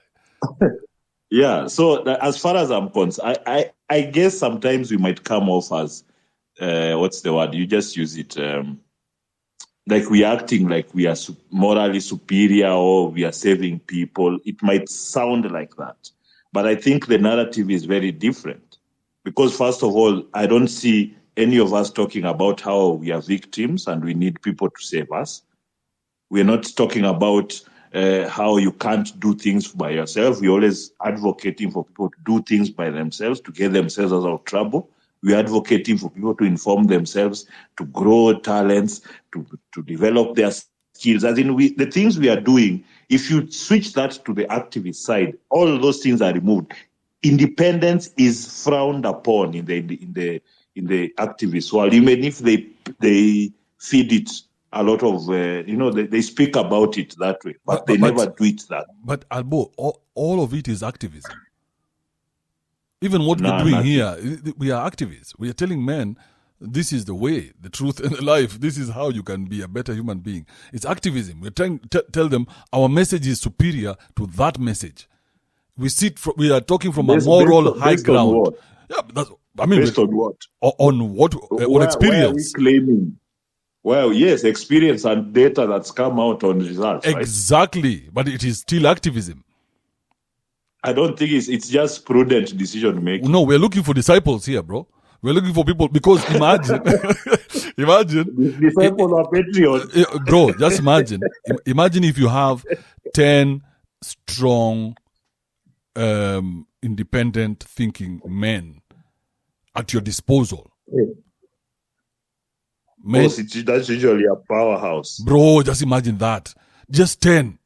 At 10 men, you guys can sit and take out and put a product there, and 10 men will put their minds onto it. And say, you guys, I'm struggling with this issue. And 10 men will tackle it and say, okay, let's discuss over a whiskey. Yeah, solution 1, 2, 3. Way. Bro, that is madness. Now imagine we create an army of men who are like you. Or men who are like George, men who are like Diesel. You know, these explosive personalities. That is top as tier, far as bro. I'm concerned. Yeah? That's top tier. We have top tier men. If you look everywhere, because I've seen that work in some not in some instance, like I've seen that work every time. Like it doesn't even need 10 men. Sometimes it's just like 3, 5 men who are seeing their planet. You guys, we have to do this thing. How much do we need this capital? What is the expense? What is the expected outcome? You know, when you're doing that building that I keep on screaming about, we are not. When you see this kind of men meeting, it's never about just a tituna. You're just sitting there to pat each other on the back, call each other the boys, and fuck some hoes. As in, if you have that caliber of men, decision making gets much easier, execution gets a ton easier, and then returns. Because look everywhere. The men who do that right now, not everybody, I'm saying the leftists of the West, they are screaming against Elon since he's told people to vote Republican. They've gone crazy. But guess what? His popularity continues to soar. The products that he's touching continue to grow. But if you look at the background, what the people he's dealing with, you never even hear of them. Once in a while they come out in the media, once maybe in 2 years. But those people, the amount of work and the decision problem solving they're doing in the back, that's why Elon can look at us and continue talking trash, because he knows his team is strong.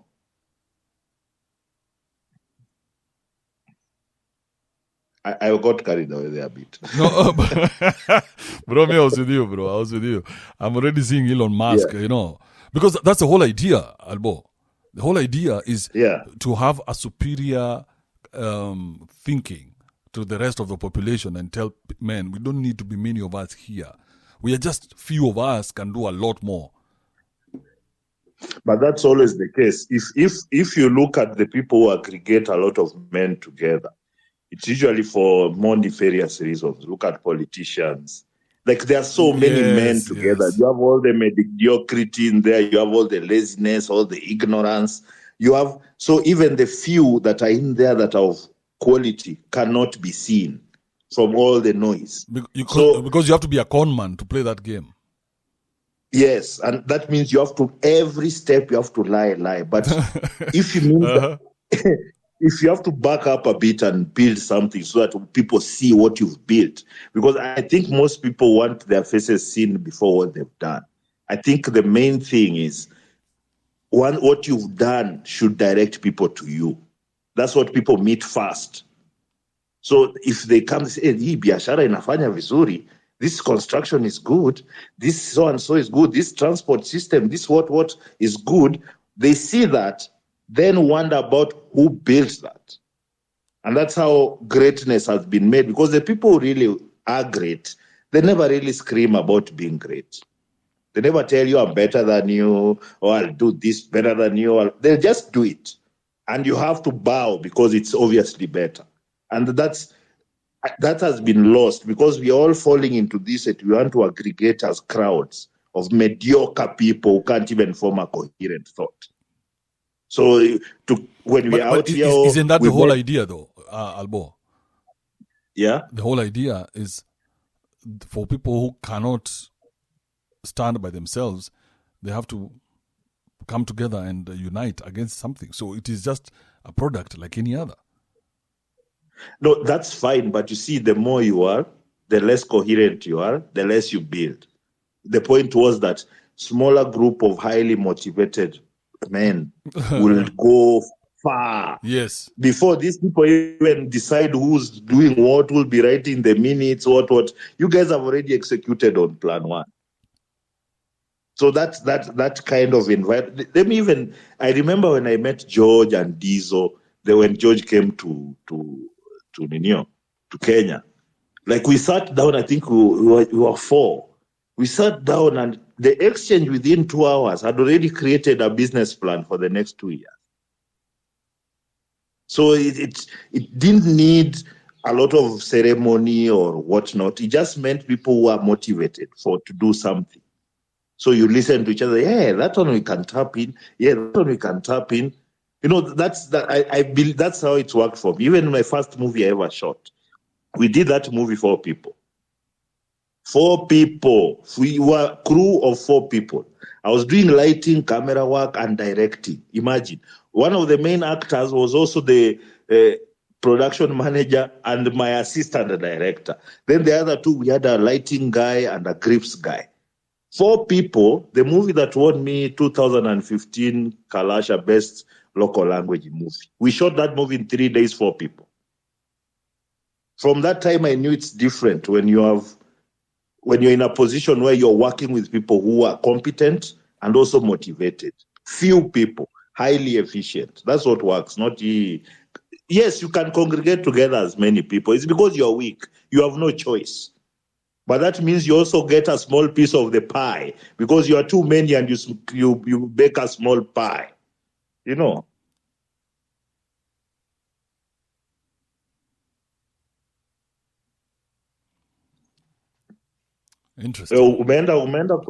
Interesting. Tuliza Makenda, bana. Relax. Hey! You don't want us to take a second and think about what you just said, bro. Oh, Paul, unajua pia saa zingine unajua sisi wakisi tumezoea immediate response. Ukiongea mbaya unapata response immediately. No. That was a good submission. Yeah, it's too many people to share the very small pie that you made. Yeah. And you're many, you make a smaller pie than the fewer people because you don't even have that. Have you ever tried? Okay, well, you've run for office. You've seen how disjointed. Like the noise will be there pushing you forward, or you'll be our MP. But within the details of it all, that things are not going right. Because there are so many people. You meet this group of people, they give you another story. You meet this group of people, they give you another story. There's no cohesion. So in the end, you realize everything you're being told is a lie, that it was just made up. So those large groups of people, they are very inefficient. They can't even agree on anything. Bro, these guys make you feel like a king, man. Hey, every time they're told, there's always somebody on the ground telling them who is coming. So they rehearse your name. So by the time you get there, Mahesh. Hey, Mahesh. Tumekungoja hapo bwana. Tumekungoja. Bro. So yes, so the idea here, Albo, would be for men to wake up independently, almost independently, because now the message is going out there, and then now to have men who know themselves. Those capable men will do a lot more with fewer resources than trying to wake up the whole population, telling them, hey, yeah, this is a message. Nobody's listening to this shit, bro. Ban. I feel that idea I am seconding than thirding it. Very nice. All right, let's hear from Ochanda, Mr. Omaha. You always have to add that, huh? Is it Omaha or Obama or where? I don't Is, know. is this a Luopian in America? Oh yeah, 100%. Oh, that's why I was hearing his accent. He's trying to hide his Karachonyo. What's going on, Albert? This How guy you is an doing, man? American, man. He's an American. Forget about him. Yeah. I grew up here. I know that Kibe always gets comments from people that watch the show saying we need somebody. We need that guy with that's trying to fake his accent, but I don't have any other accent. It's all good, Joe Chanda. It's all good. I'm just making fun. It's okay. It's a comedy show, so I understand. No, but Ochanda, does that bother you though? No. It's in fact, I got a question for you, but we can spend a little time on this.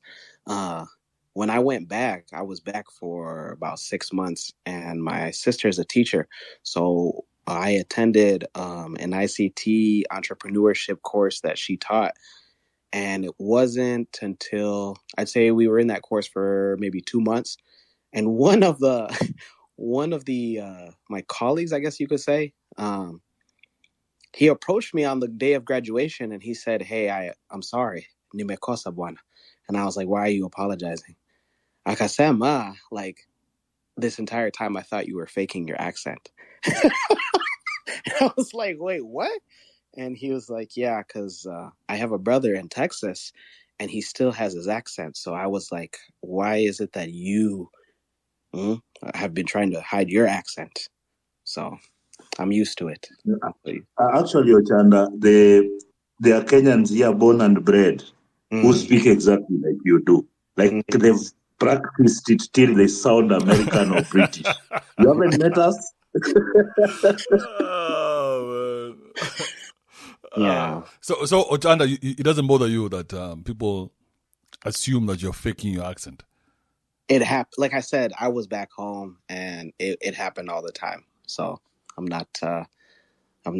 What's the word for it? I'm not too bothered by it. I'm not too bothered by too many things. You understand? But I think you'll go ahead. Does it bother you that your native people might see you as someone who doesn't belong to them?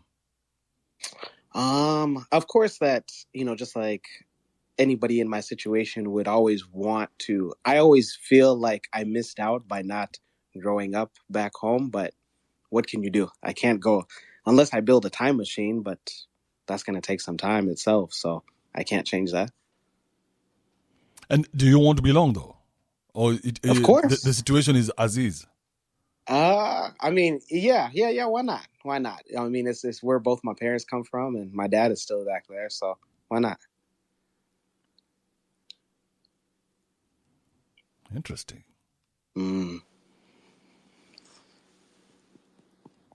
All right. So let me get this question, and then if anybody else has a question for me, I know this is Kibe's thing, but Kibe, this is Philosophical Tuesdays. You call out or you reference the pseudoscientists often on your show, and I'm not too familiar with pseudoscience, but I understand the gist of it.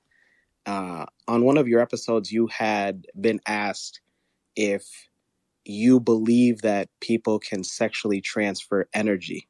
And you answered that you're not on either side per se, but you had stated that there was a time where you were involved in intercourse, and upon ejaculation, you had noticed that there was a change in a woman's behavior. My question to you is, could somebody interpret that as pseudoscience itself? Also, after you guys had got done doing the deed, as what they call it, did you notice a change in her behavior days after? Wow. Changing her behavior. Bro, it was just that moment. Oh, okay. It was a moment when a man is, when you're coming, let me just say, when I was, now this is the moment. This is when now I'm ejaculating, that fast few drops, now it's all hell has broken loose.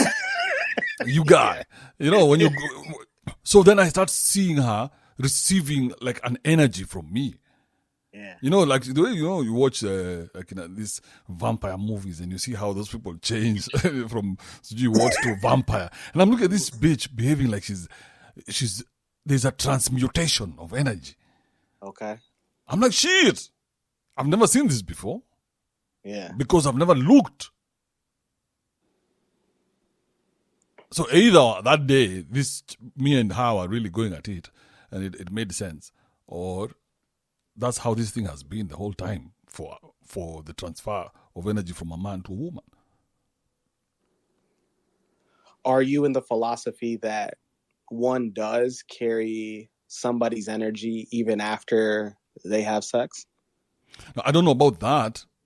I just know that at that moment, I saw her receive energy. It's like how your body feels when you take sugar, you know? It's celebrating. There's a celebratory kind of feeling that women have when the man is ejaculating. It's like she has won something, bro. Okay. It gives her some energy. I don't know what. Maybe one of these honest bitches can come here and tell us. But all right, I would like to. Yeah, I would like to hear from the other side. Before somebody else comes in on the subject, Hiba, then, if that is the case, would you be surprised if there is research that's shown that there is a chemical reaction that happens? For instance, you brought up sugar. Well, sugar, the caffeine that's in sugar then releases a dopamine, right? That causes the human being to change their emotion as well as like their behavior at that moment. Would you be surprised that there is the same reaction taking place during and after intercourse? No, I would not be surprised. I would not be surprised because that feeling that the body gets is crazy. It's a crazy, crazy feeling. And, bro, and the more you get it, the more you want it. That's the problem. It's just like that muffin or that sugar. The more you get, the more you want. The more that you'll be dick driven, like you always say. Yes, so the more you get it, the more you want it. It's madness. It doesn't make sense. You would think that the most faithful people are married men, but you'd be wrong. My dad will contest to that, but yeah. You would think that married men are faithful, but they're the worst. They're the worst form of human being walking this earth right now. You mentioned that we're all bad, so it sounds like you have experience with that. What do you mean? You always say nobody's good. Nobody's good. Nobody's good. Yeah. So anytime you're doing something, just do it for yourself. Don't do it for anyone. Don't try to be a savior like Albo here. Albo is trying to save the penguins. This guy is in Africa saving penguins. God damn it. Actually, Andrew, on Ochanda's question, if I may just add something, it's actually the process by which how we get aroused, the number of hormones that are involved, including dopamine, which is the feel-good hormone, the reward hormone.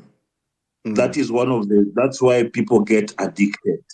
It's that dopamine. It's the same experience you have, like if you use social media, you post something and the feeling you get when you get 5 likes as opposed to 200. Yeah. So imagine just every like is a hit of dopamine. Imagine that. Then now imagine the number of times you're fucking or wanking and getting that feeling. You can't. That's why you hear people are addicted to porn. But Albo, I'm just, as you were saying that, I got a thought. Just imagine this, right? You get married, you get hooked to this drug called sex. Yes. And then the person who was giving you the drug withdraws it, but you're still hooked.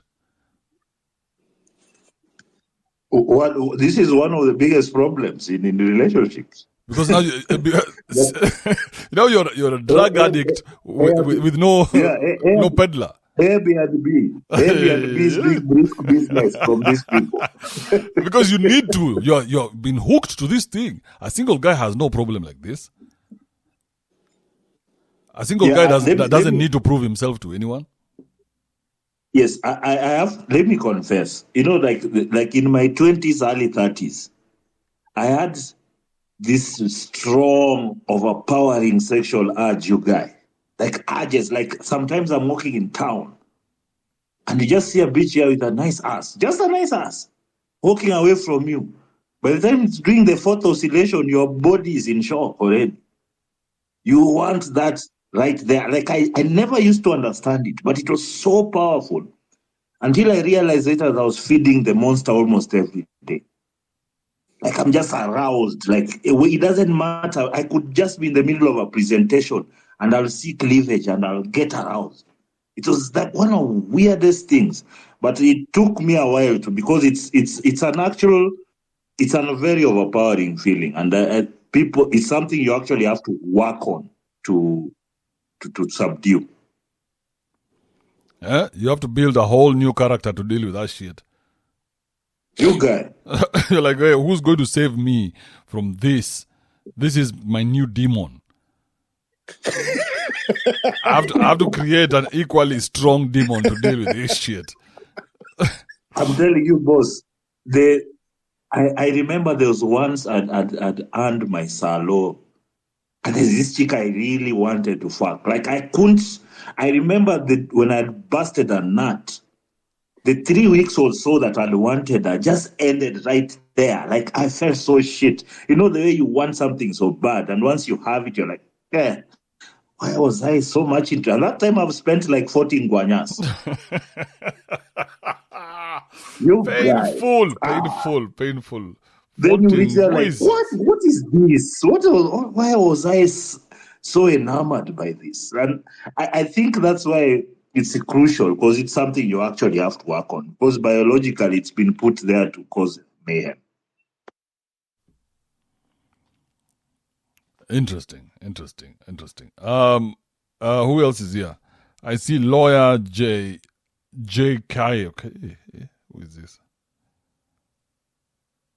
Jimmy Abubakar.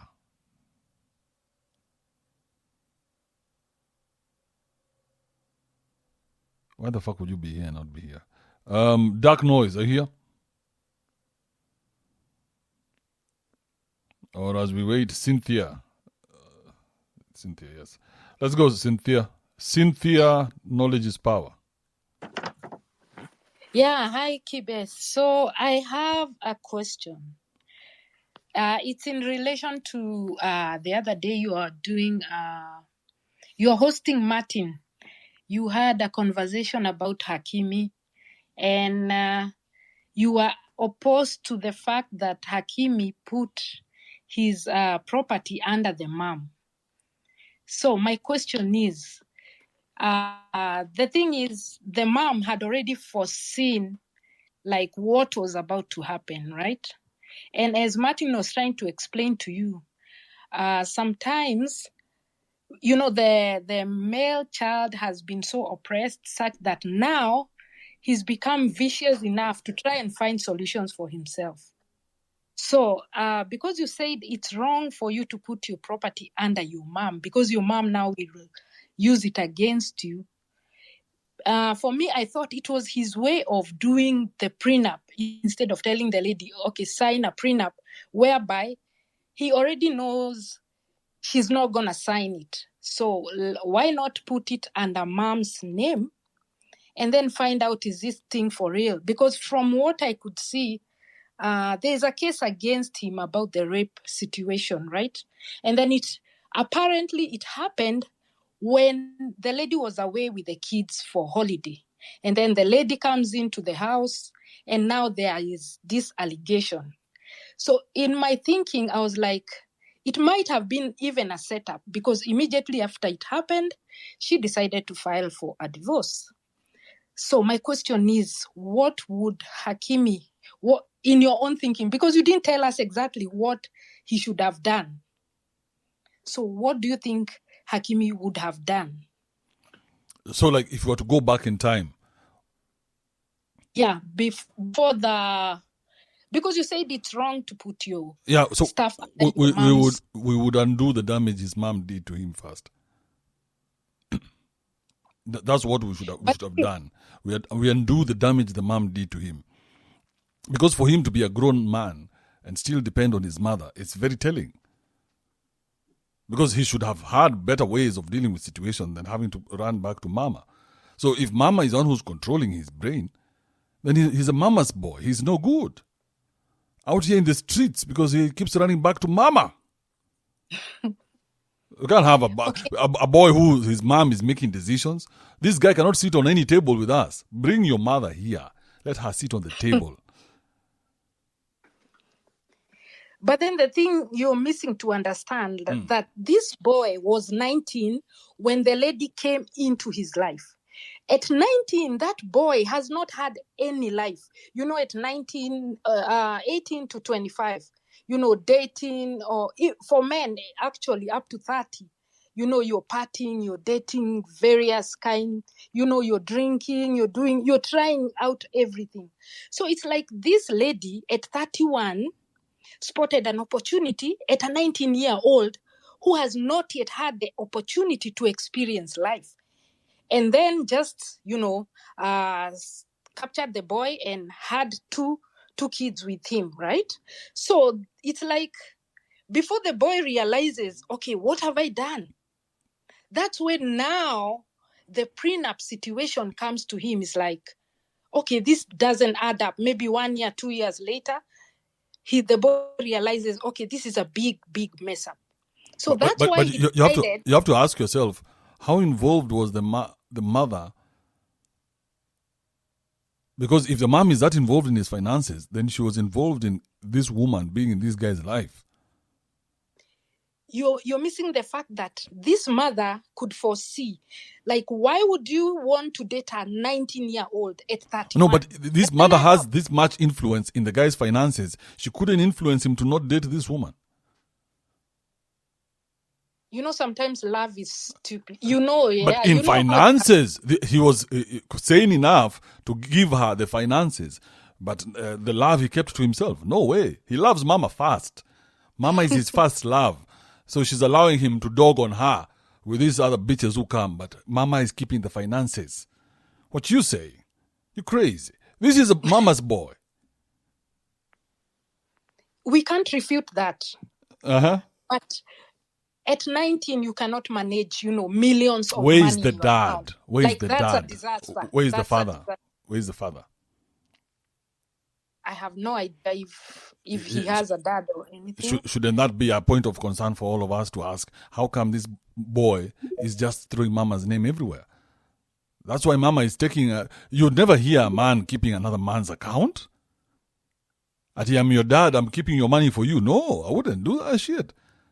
That boy has to learn to stand on his own 2 feet so that if he messes up, he's messed up. Not hiding behind mama's coat. But then, mama has everything. You didn't know? Why are you playing the game in the first place? You deceptive human being. But then you're forgetting that this boy is young. He's not experienced life. He was trapped at 19. So before he realizes, that's why he had to smash. No, but he has mama. Put him into the house. Where is mama? Mama should have protected him against this trapping. But mama has only access to finance, but not to anything else in his life. Come on. You cannot be that naive. Let me ask you a question. Can you be able to protect, to tell your girl no, or your daughter or son no at 18 with what they are doing with their love life? It's impossible. Practically impossible. That's an adult. Yes, but you can tell them where to put their money. As a way to protect them. No, but they will listen to you about the money, but everything else they're going to say no to. But for the money, the one thing that is the most important thing in this world, they will listen. But everything else, they'll say no to mama. Come on, you don't know what you're saying. This boy was handed to this woman by the mother.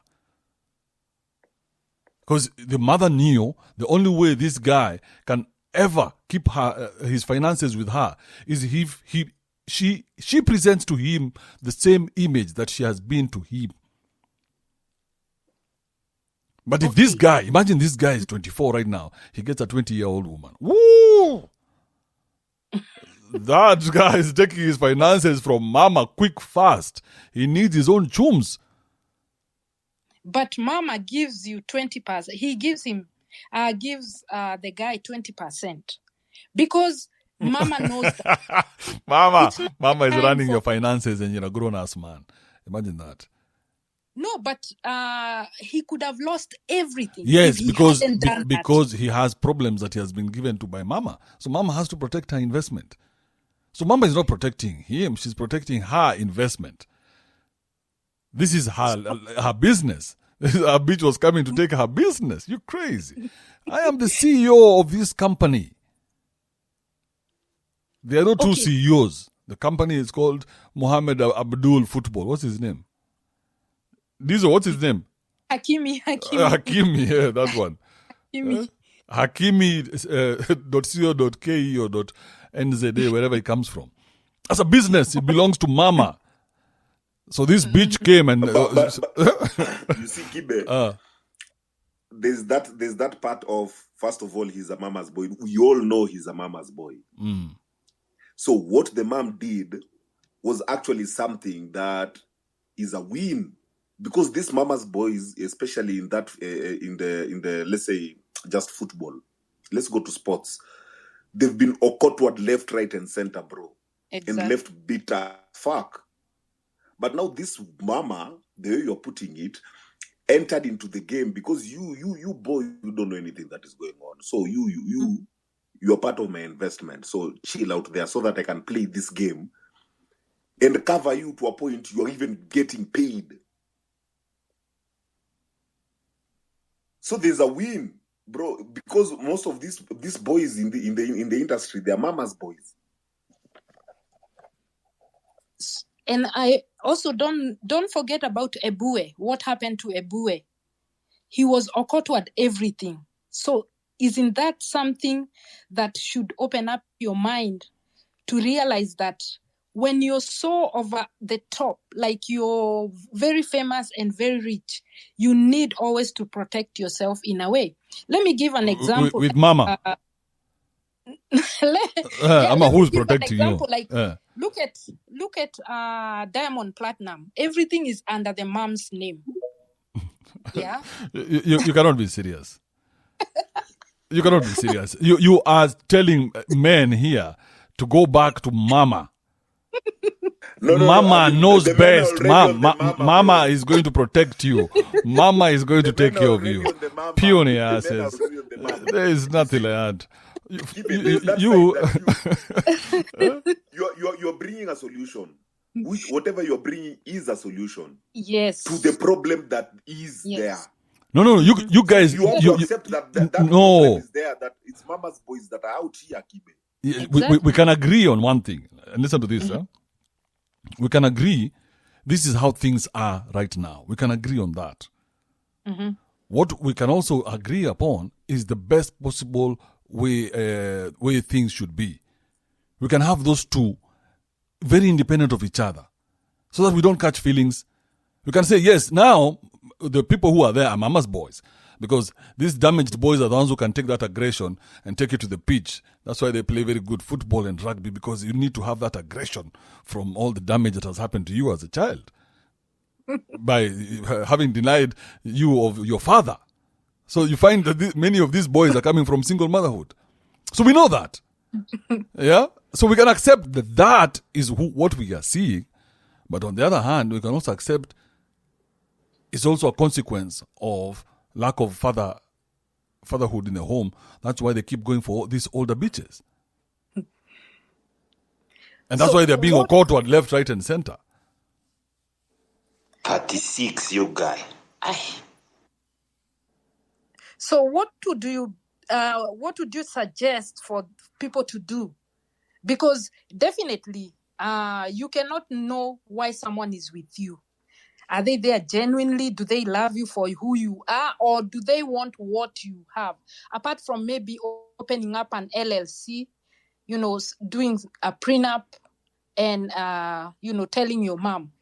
What other suggestions can you tell to can you advise people, like the men? You see, How can I keep asking the question, why do you want to have a woman in your life? Or why do you want kids? When you answer that question for yourself, then at least you go into it with both eyes open. The problem is, many of us found ourselves in relationships without ever asking yourself the question. You thought it was just a natural progression. Yeah, but ask yourself, why do I need to be in one? Think about all the disruption it brings into your life. Think about your dreams. Think about what you want to achieve in life. Why should you have a woman in your life?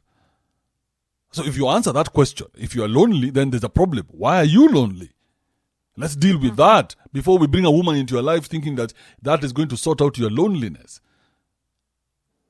If you have an issue with sex, then you must also interrogate and ask yourself, when did I become an addict of sex that I cannot live without it?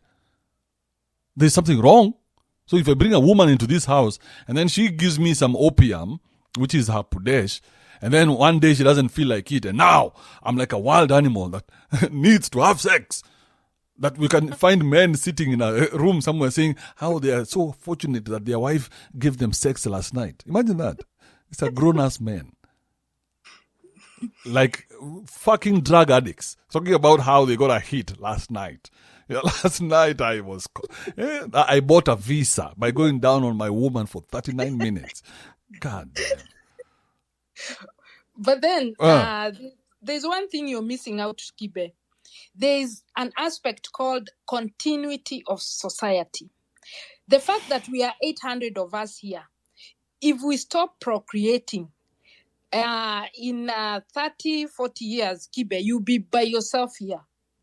So And we need. what's we the problem? need What's the problem with that? continuity and your legacy as well. Who told you?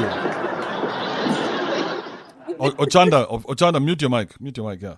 Who told you we need continuity or whatever, the legacy and all that other nonsense? Who told you? We definitely, the human species is going to be extinct if we don't. But how is that your problem? procreate. How is that your problem? Are you seeing the dinosaurs crying that they used to be here, they are not here anymore? Why you become now you're here to save the world with your procreation? Yeah, it's you. It's you we're depending on. We were waiting on you. The whole of creation has paused just to get Cynthia in the mix. What the fuck? You guys are some very egocentric human beings. That you think that the world needs that seed of yours, eh? That if you guys, the world needs Liam. Another Liam. God damn it. I have a question for you. You have kids. Aren't you proud that you have kids? That if you die today, that name Kibe will still continue through your son. What? He's going to come and become an asshole just like me? At least, even your legacy will be you will be left with your kids. You know, they'll talk about horrible. my dad. If I knew I was going to end up as this person, I would not have gotten kids. But don't you think that's selfish? Very selfish. Completely. It is all about me. That's how it's supposed to be. It's supposed to be about me. Why are you telling me to worry about other people? Yet nobody thinks about other people. Everybody's thinking about me. Only that I have the balls to say it. Cynthia, isn't that true? I don't think that's true, because I know at some point you're proud that you have kids, and at least even when you're not here today, there's someone who bears your name. Who will carry on the legacy? Yeah. Yeah, they'll stand up and say, I'm Andrew Kibe's son or Andrew Kibe's daughter. See? And then they'll have more kids, and their kids will be proud of, I think they can write their own history. I don't give a shit. I won't be here to see all that nonsense. That's the only joy that I take from, these interactions. Because imagine, you want to get to the age of 95 where you even taking a shit, you can't take a shit on your own. Everything is just happening involuntarily. And then somebody has to take care of you. No. 70 there is good. Like Raila's age right now. Just before everything, let's go. Like, guys, I will see you on the other side. I left here a hero. I could still hold in my sheets. All right, Cynthia, anything else? I think Because that's I it. think you came to I judge wanted me. also I think you wanted to judge me today. Why do you want to judge me so badly? Are you judging yourself? because number one, I think you're contradicting yourself. You always tell us, ladies, you need to have kids.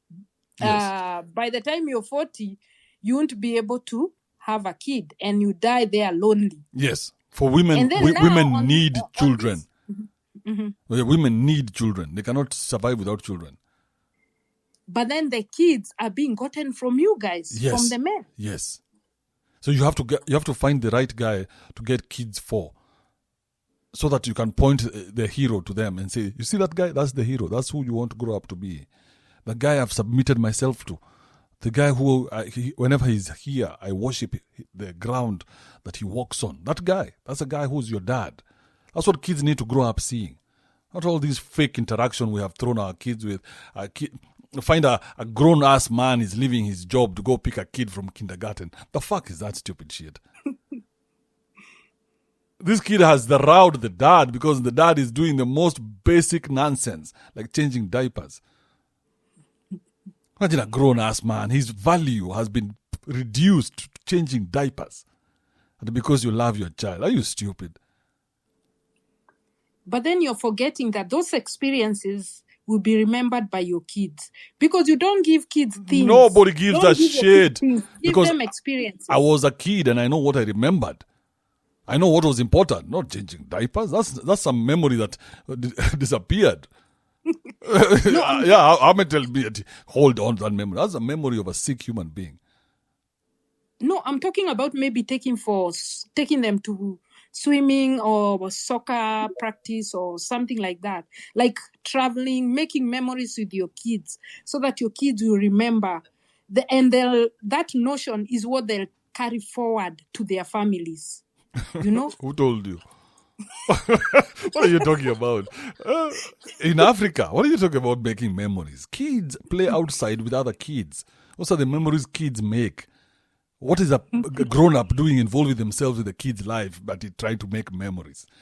Let me teach my kid how to ride a bicycle. We shall have that as a memory, the two of us. Remember I taught you how to ride a bicycle? See, they are full of shit.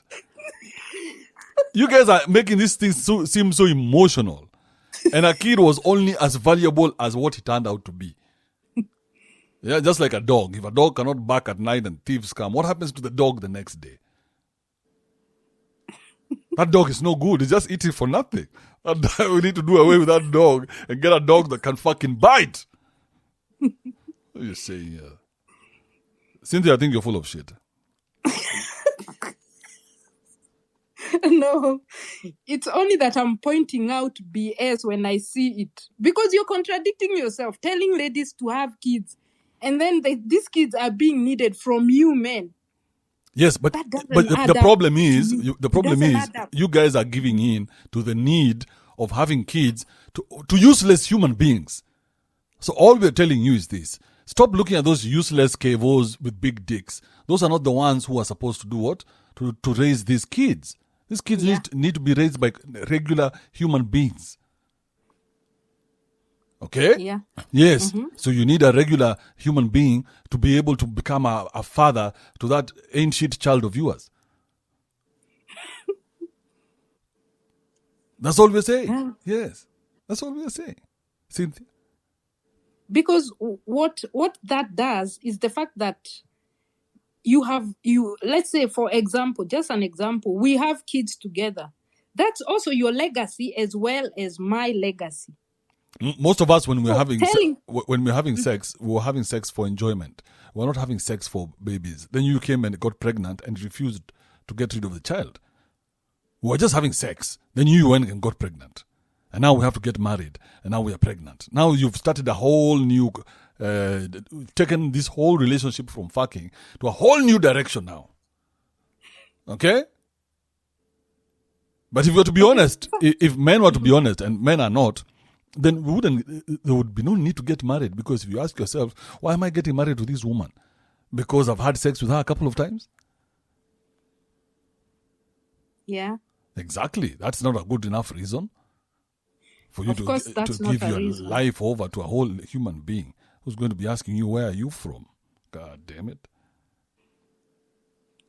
A grown man being asked by a woman at the entrance of his house, where are you? And you did this voluntarily. You went and picked somebody from wherever you picked them and made them your wife. Also, there's this factor that let's say you're just an average kind of person, right? You're not very well up financially. Then you pick this lady that's willing to walk this journey of life with you and together, because what I believe is that when you're focused, the two of you, on the same goal, you can achieve things faster than you can by yourself. So for me, also, marriage should be like a work of friendship of two people wanting and aiming to achieve things in life, opposed to one person trying to make it by themselves and then end up dying, never making it. So, but to me, this friendship is coerced. It's not a real friendship. sometimes you'll get the right person. Somebody you're sleeping with, that person is going to turn out to be your friend. Have you not seen Divorce Cop? I know. Yeah, have you seen how people are happy when they're getting married and how they look when they're divorcing? They hate each other. They can't stand each other's guts. This person looks at this person and they get disgusted. You cannot imagine that these people once could not stay away from each other. They were walking down the malls of Kenya holding hands. Every 35 seconds, there's a new photo on IG saying, "Oh my God, today is a good day out here with my boo." What I believe is that people relax once they get married. You forget the reason why you got married and you turn into a brand new person. But if people took lessons before marriage and walked through... Who's going to teach? Who's teaching this lesson that people are taking? Yeah. The most successful people who have been together for the last 50 years. There are couples who have been together for the last 50, 60 years. Those are the... Those are the ones to take the lesson from. Eh? Yeah. Yeah. The ones who say happy wife, happy life. Those ones. Yes. That's the lowest quality man we have right now. A man who has stayed married to his wife. That's the lowest individual that we have. The longer a man stays married to his wife, the worse he gets. He just keeps becoming lambistic by the day. So you want us to take from that guy. That guy who couldn't even get a second wife. Yeah. Imagine this guy has been so domesticated. He has had to give up his nature of a man, of that hunter. The one who keeps just, he does not even decide what he's going to eat today. It's just whatever he's going to meet out there in the streets. Now he's been told, no. You can look, but you can't eat. You can only come back and eat here only when I want to give it to you. Before you go crazy and go start eating out there and find out there's better meat outside there. Well, Cynthia, anything else? I think Albo wanted to the story. Better tender meat. Younger. They're all the same. Albo, they are all the same. That's what I lie from the devil. They are all I refuse. Same. I refuse. I've had it's all, and they are not all the same. It's an infinite hole that can never be filled. So it's the same. It's Actually,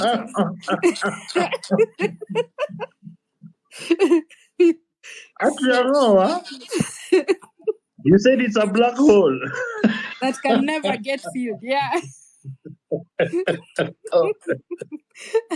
Ladies, you know your enemy now. Okay, that's it. Bro, I don't know who sent me that shit today. Whoever it is, maybe it's Derito. Derito, if you're here. He sent me, it was George, maybe. A woman was doing a TikTok video. And you see the way in my studio, I have a background of some 2 artifacts and my cups and everything. Hers is a whole shelf full of dildos. Now you guys are taking this shit too serious, bro. Hey, yeah. Hey, You guys, bro, their this whole is... factories in China. And Their whole you factories know in they China. vary in size as you go up the shelf. Bro, the top 2 shelves, those things were trucks. Bro, so does she do them like today? She can say, I feel like Mike. Today is a slow Wednesday. I feel like Mike. She goes, look, middle shelf. I guess like a 10-inch. Hey, bro. Hey. How are you ever going to come back from that? Imagine if you get married to a woman who has that addiction. But it doesn't matter what you do. She's still going to get the dildo. You can ram it the whole night. So, are you done, honey? I hope you're almost done, honey. That time she's just looking at Mike. Mike, you're next. Let's finish with the regular. It won't be too long. Kegels. All right, Honorable Mother, what's up?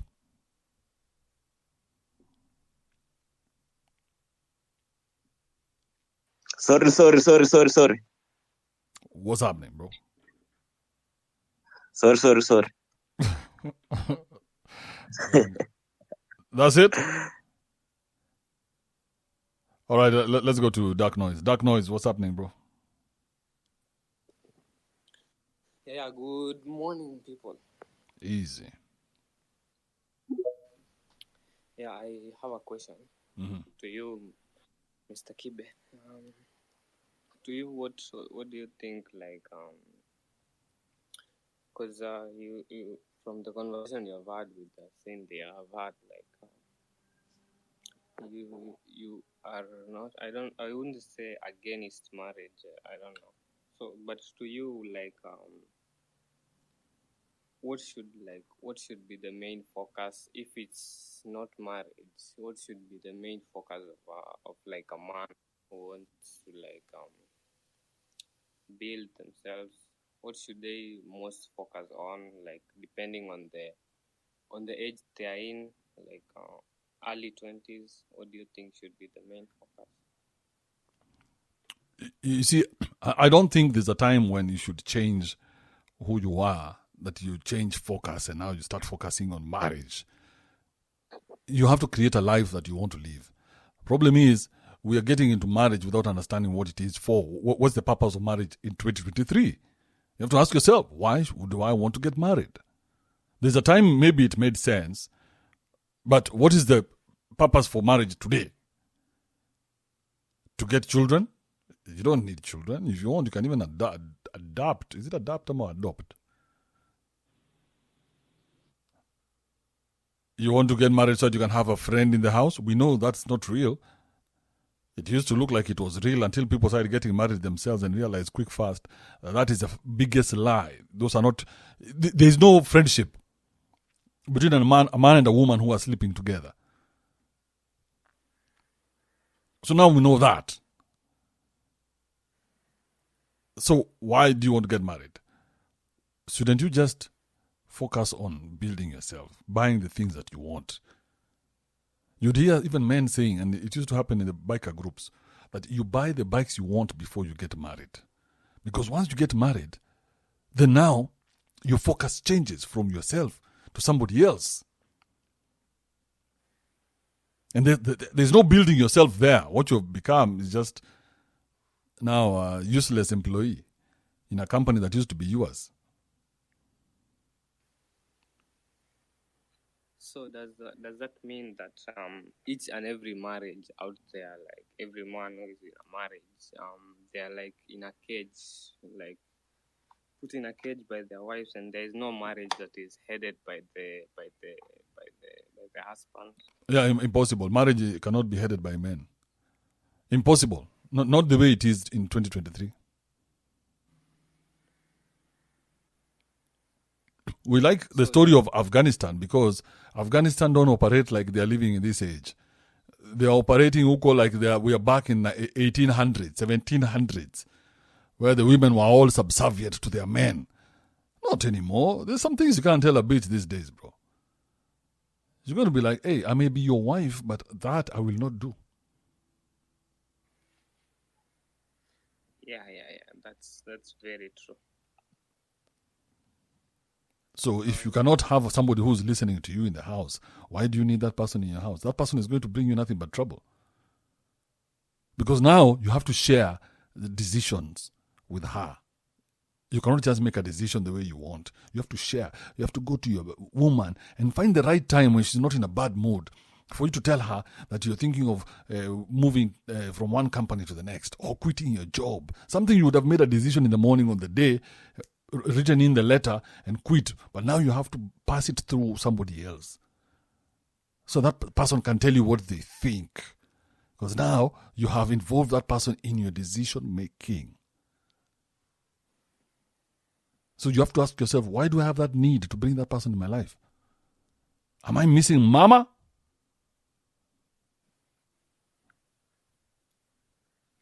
Maybe it's because I've had same there because I think she's thinks she's too important to for her generation to continue, something like that, which I think I also have.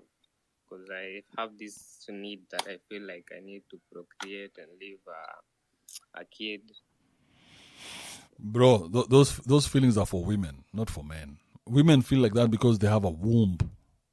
You as a man, you don't feel like that. Those feelings, you don't have them. How can you feel like you want to have kids? You want to have sex. There's a difference. And you see, the more... If you build yourself well, then you get access to better quality women. Okay? So imagine you as a low quality human being. The only people you have access to are low quality human beings. That's why we are looking at someone like this footballer. When he became a high quality earner, he was earning a lot of money. Then the women who appear are not of his class. Because they know, I don't know whether you understand. The women who appear to somebody like that. And that's why the footballers are having a problem. Because they're coming from a place where all this has just been earned very quickly. And the women who are attracted to this money are this kind of women. These super predators.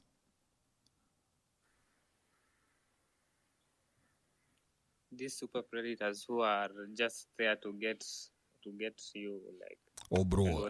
And then these women, look at someone like Ambare. Ambare is a super predator. These women can turn on that femininity. This boy will be losing his shit.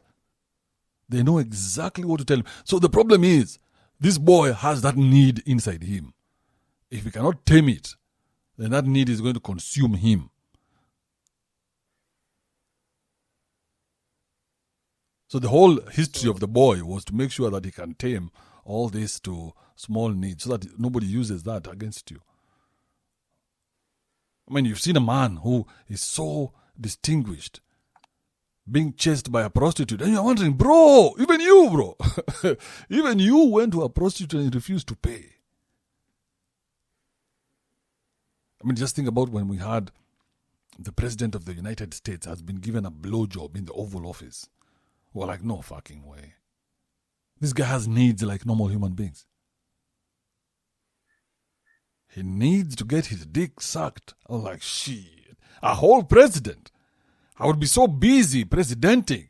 Guy Zuko having his dick sucked. I'm like, where does he get the time? I thought this was a broke man's activity. Shit. Also, I have another question. I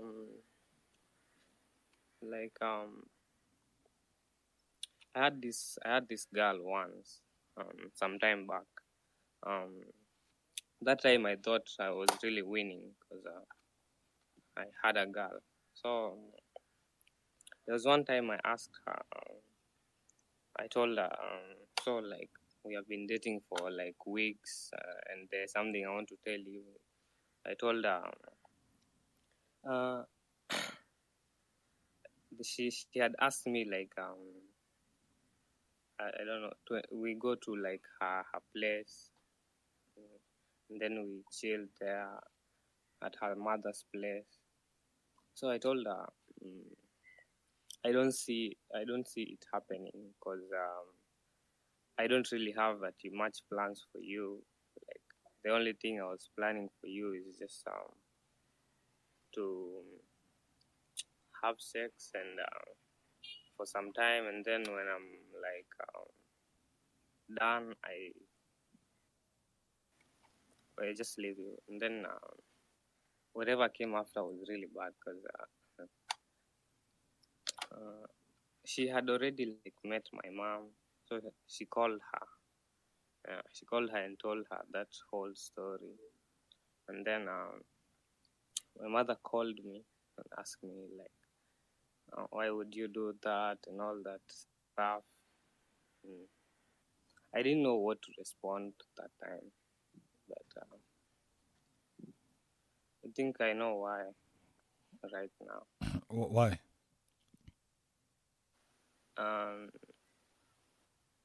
At that time, like she had just gotten in my head, and she had been like alikuwa ananiambia tu kitu and then I just agree. So at that one time I just like I wanted to be honest with her and tell her like what I really like feel or want, but then I realized that we are not the same, like the same way like Mimi I just want to have sex and just hit and run. It's not the same way she wants to like she just wants to keep me in that cage where bro, you had taken this woman to your mom. What are you talking about? Yeah, because I was so driven. Yeah, but you had taken her to your mom. You had played the game. So you're a con man. You conned her with marriage so that you can get into her Pudesh. I had taken her to my mom. Yes, because you knew that's what she wanted and you did it. And you took her to your mom so that she can give you access to this punani for as long as possible. Then one day when you get tired of it and you tell, oh, you know what, this was just sex. You're a dishonest human being, bro. So to women, there's nothing like just sex. No, there is. That's why they make very good prostitutes. Only that you guys are mixing up the stories. You're pretending you want one thing and offering another. But if you go to them like with the like ati. So she's either selling or she's not selling. Mm-hmm. She's either selling or she's not selling. If she's not selling, move on. You guys want to con yourself into sex. Con your way into sex. So that's what we're doing. We're conning our way into sex, thinking that, bro, you're paying. How are you paying for it? Is she selling? She's not selling. Move on. Because if she's selling, there are no feelings. So if you want only sex, then you can get sex without feelings. But you guys want to use feelings as currency. And the women are like, oh, we're going with feelings. Okay, let's engage with feelings. And then one day you break her heart. She's like, fuck you. What do you mean? We were dealing with feelings. Hey, what's wrong with you? So if it's just sex and I realize she doesn't want the same, I just no, but but you are a con man. That's what I'm telling you. You took her even to mom because you knew what she wanted, so you conned your way into it. Yeah, but at that time I would do anything to get the Pudesh. Apart from pay. Apart from paying. Yeah, so that's the thing. So now that's why you're having problems of having to ask Kibe, what would he have done? Because if you had paid, then it would be a complete transaction. Now the transaction has remained hanging because there's no payment that has taken place. I did not see the reason to pay because like both of us are benefiting from the sex. Oh, that's what you think? You think women benefit from sex with you? At leave alone that, even if both of you are benefiting from it, did you tell her from the word go that, hey, I'm going to give you my dick, you benefit from it, and you also give me your pussy, I benefit from it? I didn't tell her. I just thought that she knew. You thought? No, I thought that she knew because she also wanted the dick. Yeah. But it reached some time where like she started getting reluctant. I don't know why. I think it's that part, bro. You're a con man. You just don't want to see it. If you see that you're a con man, then now you'll understand her. I don't do that anymore. That was like a long time ago. So right now, what's your approach? Hit and run. You're still a con man. No, I don't use feelings these days. No, but you're I lying. don't use- You're lying. That's I don't. why you're don't you're use- hitting and running. Yeah. That's why you're hitting and running, because you're still lying. Because if you're to go honestly, you won't be getting pussy. If I told them that now hey come, I just want the pussy, most of them don't agree. And that's your problem. You want most of them to agree. Yeah.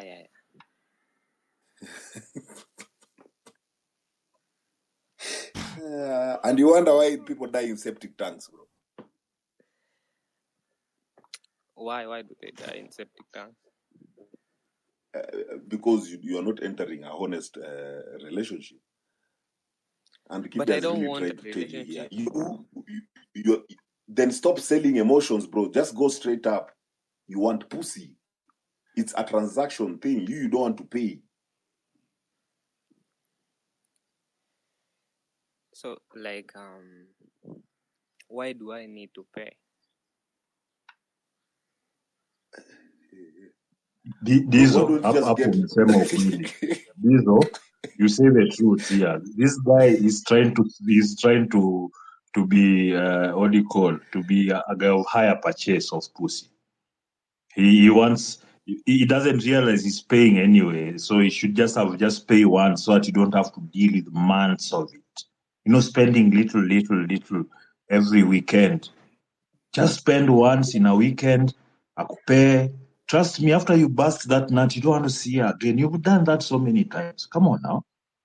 Calm down, Omera Otis. That's not it. As in, it's like, this guy, if he's to go honestly, then he can decide to sell his dick, because clearly he wants to fuck. But So by he the can way, come out openly and be like, you know what, I don't want to pay for pussy because I'm going to give you a dick that I guarantee you're going to enjoy.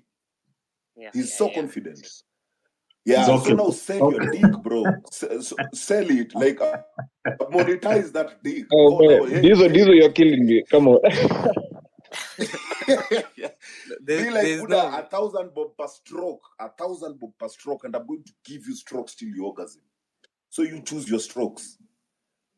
And then now you'll be getting very honest pussy. Bro, you'll be getting it as much as you want. You won't come here complaining,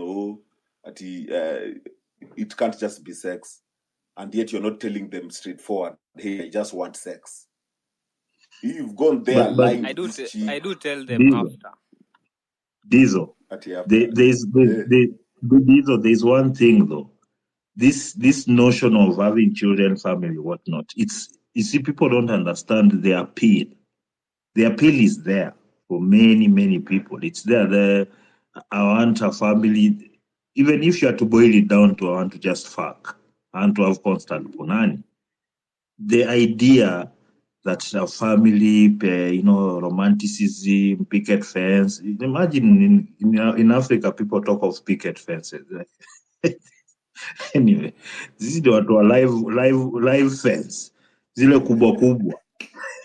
But now that notion is very powerful. It's a very powerful romantic notion in people's heads. Because but you see, Albo. Yeah, look. Yeah. If you see, and if you decide to go the emotional way, then go the emotional way. You know, don't go there the emotional way and then you still want to go win, and yet the course of interaction there was emotional. Now you want to go bring logics. If you're going the logical way, then go the logical way. Let the communication be direct from the word go. So even if you're buying, even if you're selling, you know from the word go. So there won't be an issue. You've decided to go the emotional way, we understand that. You've decided to go the logical way, we understand that. So now we are having very honest interactions. There's no hit and run. There's no conmanship. There's no throwing anyone in a septic tank. That's why we have male feminists, by the way. They are using that angle to also try to access some pussy. You know. Yeah. See, here is one of them here. Nigga is even he's taking a chick to his mom just to get pussy. Can you imagine that shit? Bro, you're introducing a whole human to your mom so that she can open her legs, bro. And then after that, you're like, she caught emotions. Me didn't want emotions. Bro, you took her to your mom. You pute. Yes. He's reminding me of that time I used to kill my granddad. Like, yeah. I remember there was a time I used to kill my already dead grandfather. In case of any emergency, I'd be like, my granddad is dead. So I'll be using that. I'll be using that to get some situations or to get into some situations. So it's the same thing. This nigga is using his mom to nail pussies. He's like, I even introduced you to my mom. How dare you? You think I don't love you? Emotional blackmail. Can I add? Bro, just go monetize your dick, man. Can I add? He's playing Russian roulette with his life. He's playing Russian roulette with his life because once you have introduced someone to your parents, they think you're serious, yet you're not. So you have to be very careful. Basi, she's telling you watu ukasirika hapa nje. People get mad. Unaweza jipata kwa septic tank bure. Ama unaweza jipata ulitrip kwa balcony. Yani something happened. Kwanza balconies have become very you guys balconies have become very dangerous places for young men. Bana. It's like they've started becoming slippery nowadays, bro. They need to be putting back those tiles that were okay. So, yeah, what's his name? Dark Noise, bro. Dark Noise. Yeah. Just have a honest interaction. But anyway, before you finish, even I think I'm done with you. I think Sakari is here, and Sakari came purposely for you. I'm seeing even Sultan. Yeah, Sakari was up.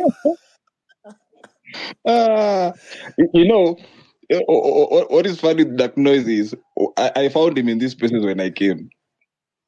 So he was here before me. And we've been discussing this thing for the longest time. Now he's speaking like it's the first time he's coming here. I wasn't honest with her. And I don't understand why she was pissed at me. Like he's very honest. He is not sure what is going on. Man, Dark Noise. Bro, and he sounds bitter. He sounds bitter from Exactly. somewhere. He's like, these chicks. Bro. Yeah, Dark Noise. So what do you listen to exactly? To when you hear this stuff being said here, what exactly do you get? I was just interested to know that. Because you were speaking like it's the first time you've had this thing. What I get is that I do not want to form any relationship with any girl that I interact with or I fuck with. I don't want that relationship. I just want the sex. But you don't. I don't want any attachment, any emotional attachment. I don't want a relationship or anything. Just that. So how do you go about it now? The way you're saying you want to have sex without pay. Most but it doesn't seem to work. But that's what I'm saying. We've been saying this for the longest time. So why did you think there was another way out? Haven't we been saying this for the longest time? This thing is transactional. Or what did you understand by that? Transactional. I don't see the reason to pay. Yet you're here crying. The guy understood that he's giving you good Yeah. dick. Yet you're here crying. You know, for him, the transaction is giving you good dick and is getting good pussy. That's his transaction. See, it's you get, then I get, like both of us. That's what you understood by transaction. The problem is supply. There is oversupply of dick. So you cannot be the one trying to call shots when a woman can get dick in her sleep if she wants. So even if she's fat and ugly, there'll be a number of people that will want to hit her. So it is a matter of economics, supply and demand. Yours is not very much in demand. It's available everywhere. There's an erect penis every 2 people.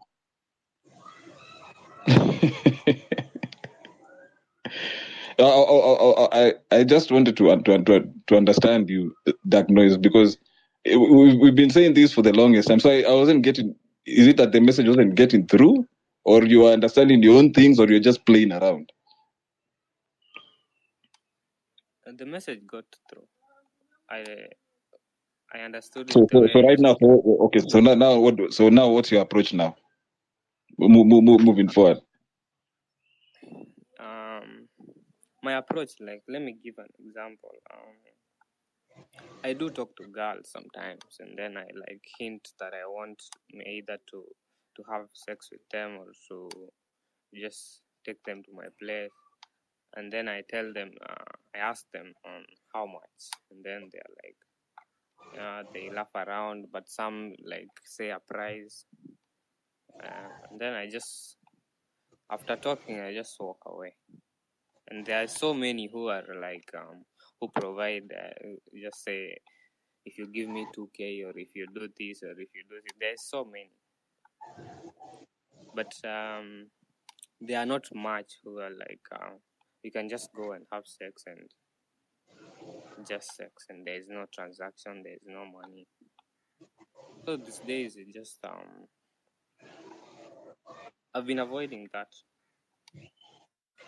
because it didn't seem to work when I was trying it. Like without the transaction, it doesn't work that much. So I haven't been doing it that much. Okay, at least I've understood. Diesel, even what I wanted to say was, I wanted to say something different about the Hakimi story. I know it is obvious. It is obvious he's a mama's boy. That's very obvious. But for me, there are only 2 things for me that I saw that stood out. And one is the mom now has ushered in a new wave of mother-in-law. You know, normally in a situation like this, normally the mom would always decide to talk to the son and try to convince him not to get into that relationship. And that's why Andrew was asking, there is no way that the mom could have been unable to talk to him about the language, but still be able to convince him to put the money with her. So she deliberately let the son go into this relationship because now she was looking for a way to secure her fortune. That's the thing. So this is a very new thing. Because normally, what the mothers-in-laws do, they go direct. They go the direct way. They try to stick there. But I think she also understood that the son is the. Let me ask you on that. Uh-huh. So if you are basing, because you've based it in, when you say mother-in-law, you've based it like all cultures have one standard Of mother-in-law. Yeah. Basically, that's what I've said. But that's not the case. We are having people from totally different standards. And then in this case, remember, this is a guy born and raised in, is it France? And he's still representing Morocco, meaning he's attached to the culture, to his culture, their home. So this guy will listen, and if you look at that culture, this guy will listen to the mom if the dad is not there. Yes. If the dad is not there, they will listen to the mom because these people live together. Yeah. You know, so if you look at it from that angle, then you'll have to understand their culture is from what angle. You can't put it at now she's brought a new, no, at an on mother's-in-law, no. Because if you like there was a post I was seeing, some guy was saying, if you try that here in Kenya, let's say a Kikuyu mom, bro, your whole family is going now to, you know, fight for mali ya mamako. No one will want to know it is you. Adebayo, you remember his case. Mm-hmm. So you see, so for us, that shit doesn't make sense. The one for putting money with your mom. With your mom, how, bro? That is your whole entire life saving. You'll be scared because considering Yes, the things that have been happening. That's what I'm saying. Where we It are, is unheard of. Even for them, I don't think that was a possibility. This is something new.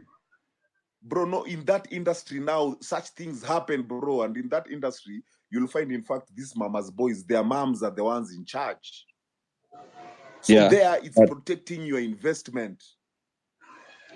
But you see, they are still being. Otherwise, if Hakimi would have been okotwad by this woman, Mm-hmm. wouldn't people be asking, hey, Kwani, where was the mom? We've been seeing the mom with Hakimi in karibu every big tournament. Mm-hmm. Yeah, so we know the kind of relationship they have. So if he was okotwad, we'd be like, hey, Kwani, how didn't the mom know? But here the mom came and took charge. He was like, you know what? I went to Kokoto and I'm here. So she protected the investment. Yes, protect the investment. That's what I'm saying. She did not stop the guy from getting to the marriage. Because that's that's what my mother-in-law do. Because that's how that's the normal way to do it. You talk to the guy and you tell him, hey, that bitch is not good for you. But she didn't go that route.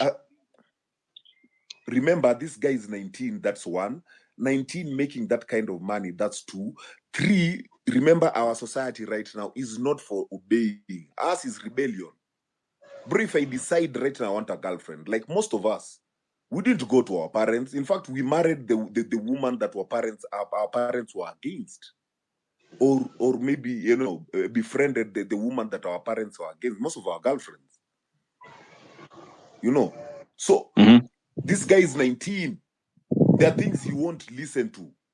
So what do you do? Why are you saying that? That's why I disagree, Dizo. Why are you saying he wouldn't listen? How could he be a mama's boy that only on this aspect of falling for a chick is the only part that he wouldn't listen to his mom? Why? That's the part I also don't understand. Why would he agree on all these things but not that one? Why would he not listen to the mom for that? You see, on that one, the mom has a backup plan how to manage it, and right now she's managed it very well. Exactly, that's what I'm saying. So why don't people see that the Nini has been managed? So Precisely. for the boy to get a girl, saying. Wait. For the boy to get a girl, this is an industry, bro. Here is about this is a business. In fact, you'd see these people dating models. So this has nothing to do with character, has nothing to do with your wife material. No, this is a business. Dizo, can I add something on this subject? I haven't actually, because on your same line of thought, I'm split on this issue for 2 reasons. First, I really don't like the over-reliance on his mother to make these serious decisions for him.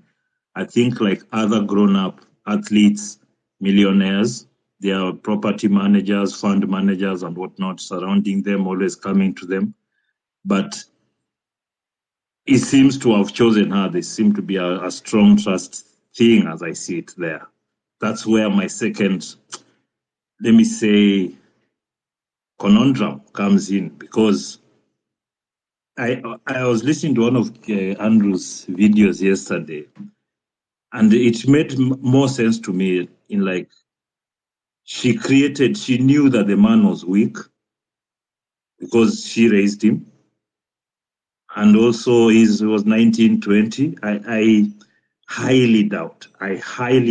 There are many. The reason why you see a lot of these rich young guys make a lot of stupid decisions because they are young. They don't have experience. Most of them have not been raised in stable homes. Those who've been raised in stable homes, you can see. If you look at the NFL, for example, you see all this, the people who make it come from two homes, their parents and whatever, the relations surrounding them are always making sure they are investing correctly, they make sure his interests are taken care of, because through him, the entire community, their entire family is basically made. So it is a thing of people are defending their interests. And she knew that the guy married a chick like over 10 years older than him.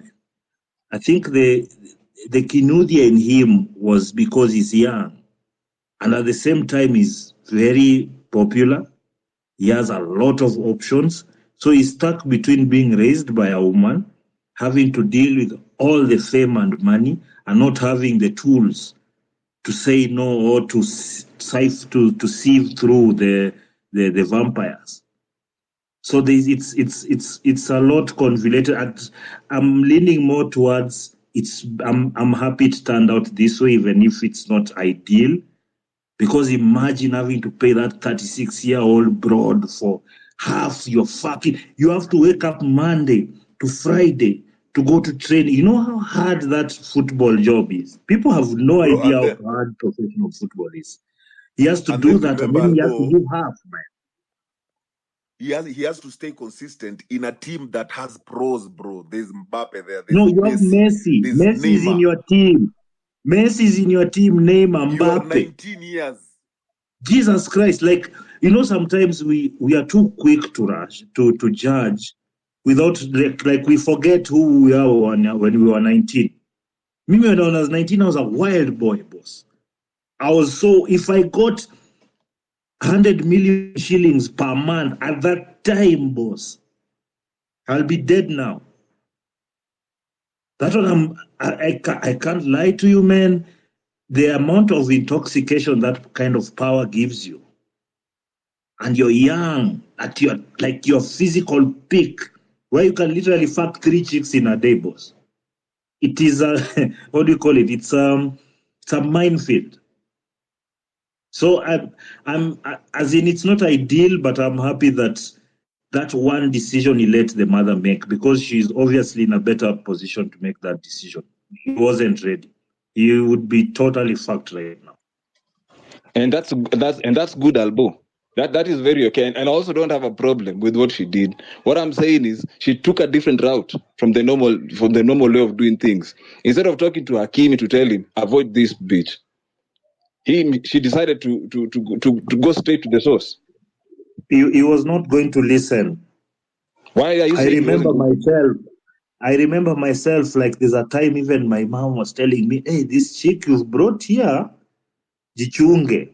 The thing is, she knew her and her folks and whatnot, and she knew she was kind of a burgeoning village bicycle. It's just that for me, that time I was so randy. I just like, I'm a man. What are you telling me? I did find out that is why she was against her. But it's no, it can't. I think because of the nature of women and they are because of who they are. That's one of the things that you can use to your advantage. It's not ideal, but because also sorry, just one thing. There's a most important thing that people are missing. The culture it comes from. The culture it comes from, it's very hard for her to actually screw him over, even if she wanted to. It's a very patriarchal, top-down kind of society, even if they live in France or wherever. Even in France, there's a very strong, it's a bit westernized, but the Islamic culture is very strong there among their community. So this is something they had to do to go around the Western judiciary system that basically favors women. And you see now you can use it against them by putting a woman in ownership who you can say more or less is the one person who he can trust the most in that fiasco. Because I don't know where his dad is at. Maybe he's dead. I don't know. Actually, there's no mention of his dad at all anywhere. It's strange. It's like she was a Muslim thought, and but she's still. Even Muslims, even there are women who misbehave. They are kept within the community and given a level of respect so that she doesn't go out there and ruin the brand even more. So there's a lot of things that I guess we have to think about, but I think also that plays an important caveat, the culture that he comes from and where she comes from. Obviously, Mama, I've seen him hug her so many times after games. She's like his leading woman. That's a big problem. But I think it's because he's young and she took control when he was young.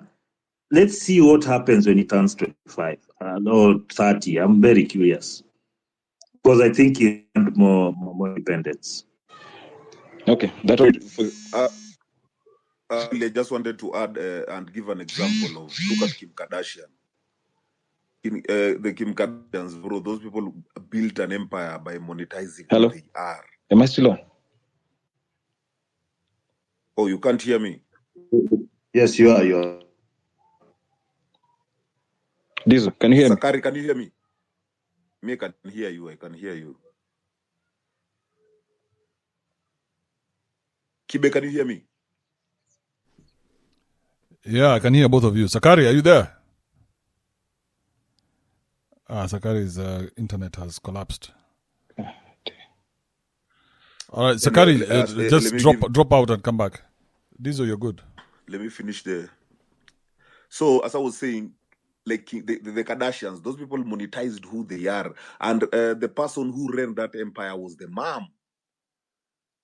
Bro, she understood. Here, there's no you people will be getting carried away. And the moment you get carried away, I'll be recording that. So it's the same thing. Maybe this mother is doing that. Bro, it's like, I've seen how this game is being played here. And I want to be part of it. So you want to go for a 35-year-old model, just go. You're in love. You're in love, boy. Yeah, just go. But that model won't get anything from you. So it can be from that angle. She got 2 kids. that will bring in some paid income. Yeah, maybe take what you can. Take what you can, brother. It's a win-win. A win is a win. You see, it's the audacity of her greed. You want half, boss. Like, you can't just you can't.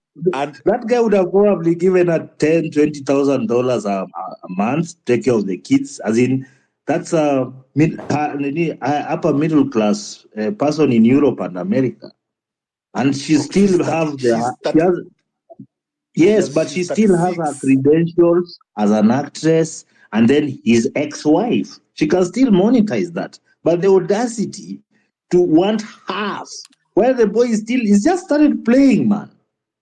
He has like another 10 years to go. I just wanted even to bring that part. She's 36. You know, these women, in this industry, they're on business. We are the people getting carried away. She's 36 and she's asking for half from a 18-year-old boy, bro. That's what I'm saying, man. Like, I mean, you see, personally, I'm like, if she had just been a reasonable person, just let him in. He's young, you are old. Okay, I picked him because he has money, whatever. Okay, now the other younger girls that he wants, he should just take them. Mimi, I have the house, I have the kids, I have good life. I think that would have been a smarter move. But she listened to people on TikTok and Kiango and feminists, and she thought she would take half. Like, you see, that's what happens in America. Women just take half. It doesn't matter what she's ever done or what not. Half. It's assumed already. Like, it's not even. That's why, you see, as far as I'm concerned, it's not assumed. It's on the law, bro. Yes. It's on the law. If you Yes, that's what I'm divorce, saying. the person who is earning more is going to give the other person half. Like, that's what I'm It's just saying. for the Like, law. No one yes. is. So as far as I'm concerned, I don't know how people came to that conclusion. How do you quantify how much is a child in dollars? Because that's what they're trying to use, emotions to create an arbitrary figure for the value of children. The good thing is most people can't really put a value on it because unless you calculate what you spend on raising them. That's their value, maybe. But there are other things you do other than spend money, time, and whatnot that you would have converted to other things. So, is that where it is now? Like, I think my thinking moved there, Kitambo. Put a monetary value to it. Women all want to talk about weddings and romance, but in the end, they want the money. So let's remove all the rubbish and just put a number to it. Say, I want 2 kids. How much? Don't you think that is a bit better than what because now somebody wants half of your millions? My friend, you cannot spend $1 million to raise a child anywhere in this world.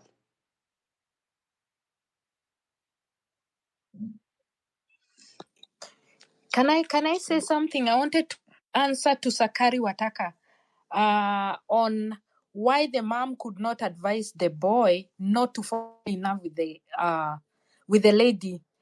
I want to say, like, between 18 and 25, that is at your most primest time. That's your prime, the prime of your life. Like, nobody Not can for tell you men. anything. Like, Not you for can. men. Our prime is much later. But at that age, no one can tell you anything. Like, don't fall in love with this one. No. Because you're Oh, hot. sorry, I misunderstood you. Sorry, Cynthia, I misunderstood you. Yeah, you're right. You're right on that. Yeah. Yeah, that is the most prime time of your life. No one can tell you anything, even if you're advised by who or who. So that's why the mother was like, okay, so you want it this way? Then what we are going to do, we are going to separate your love life from the business, the money.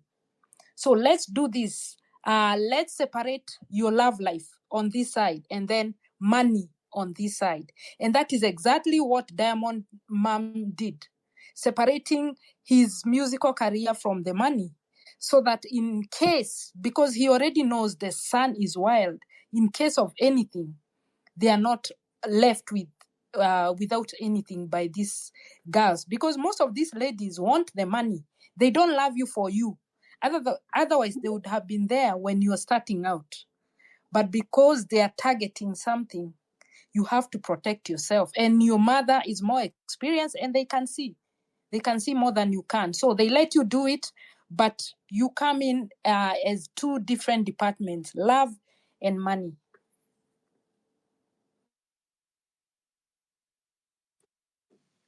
Thank you, Cynthia.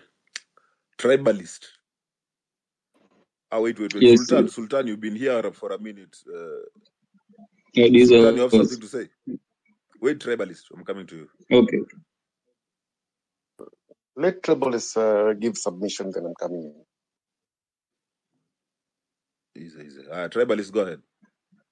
Okay, I think on matters marriage, I think the message Kibe was passing the other day, we should change the perception to marriage. We should treat it, okay, as a man. Personally, I will treat it as a business.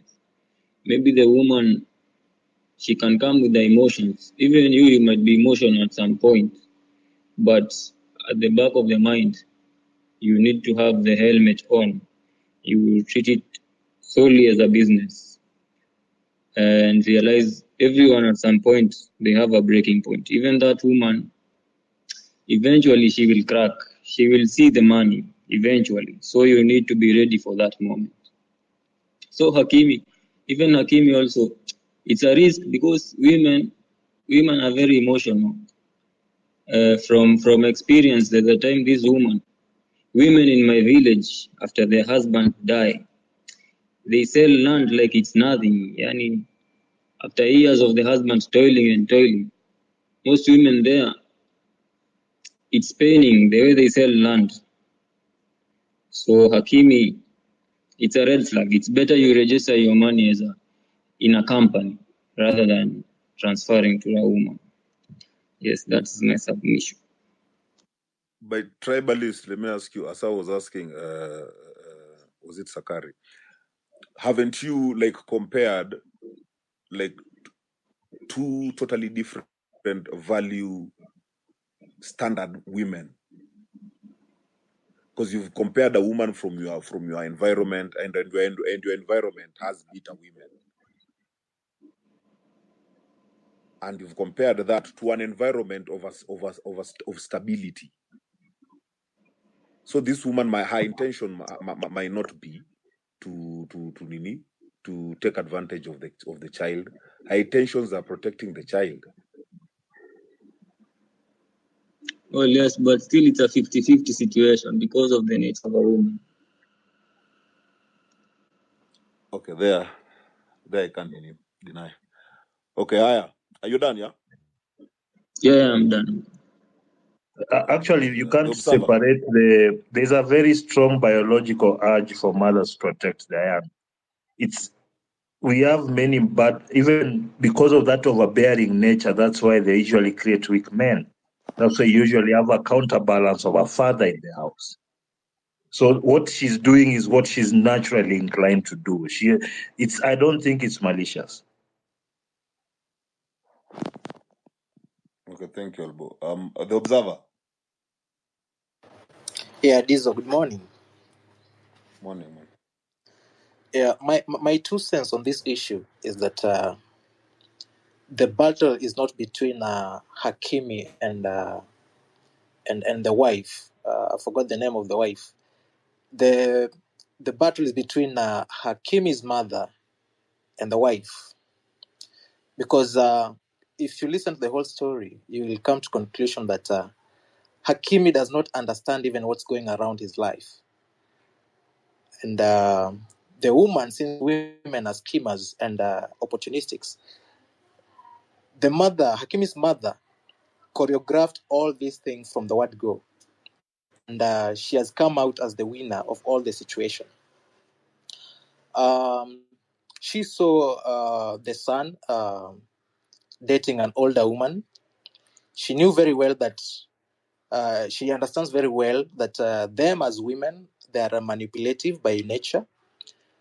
She knew how that woman is going to manipulate her son, and now she had to chip in and play very cool, because she understands her son is a weak man because she's the one who has raised that boy.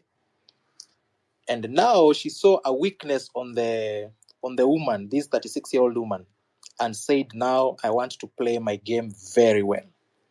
She choreographed everything, but kept it silent. She never disclosed to anybody or even the son what was going around, because Hakimi appears confused in all these matter. So the mother has come out as the winner in the whole of this issue. So Hakimi is not yet off the hook. And because women are schemers, there are women out there who have seen the whole situation and how the matter has been handled. And they are now wanachorea Hakimi, if I can use that word. Anachorewa, he's not yet off the hook. Another woman will come after him. And now will come, the woman that will come now round 2 will come knowing that there is a backup. Hakimi has got a backup and a very strong backup. And now the backup is the mother. So the woman that will come scheming for 2 people, the mother and the son. Furthermore, in fact, even Hakimi has shown his weakness, his weakest side of the story. He has just shown these women how weak he is. It is, diverting or putting all your properties under your mother's name does not show how masculine you are as a man, after all. If it was, I don't see that as a masculine character. That is a very strong weakness that he has disclosed to the world. So the woman that will come to his life will come with the mathematics on how to eliminate the mother in the equation, and come out as a winner in the whole story. So my point is that Hakimi is not yet off the hook, and he's very vulnerable. He's in a very dangerous position because in the next battle, he will lose bigger. Right now, he is being protected. He has been protected by the mother, and that is why he is in a position that he is today. But in the next round, it will be very difficult for him to get out of such kind of a situation. And the women will come up with issues like rape, sexual harassment, and all that. They will be very smart in round 2. So I have he's a not yet off question. the hook. I have a question, observer. Yes, Albo. First of all, that rape tactic has already been used against him. That is actually the what the wife used to say she wants to divorce him.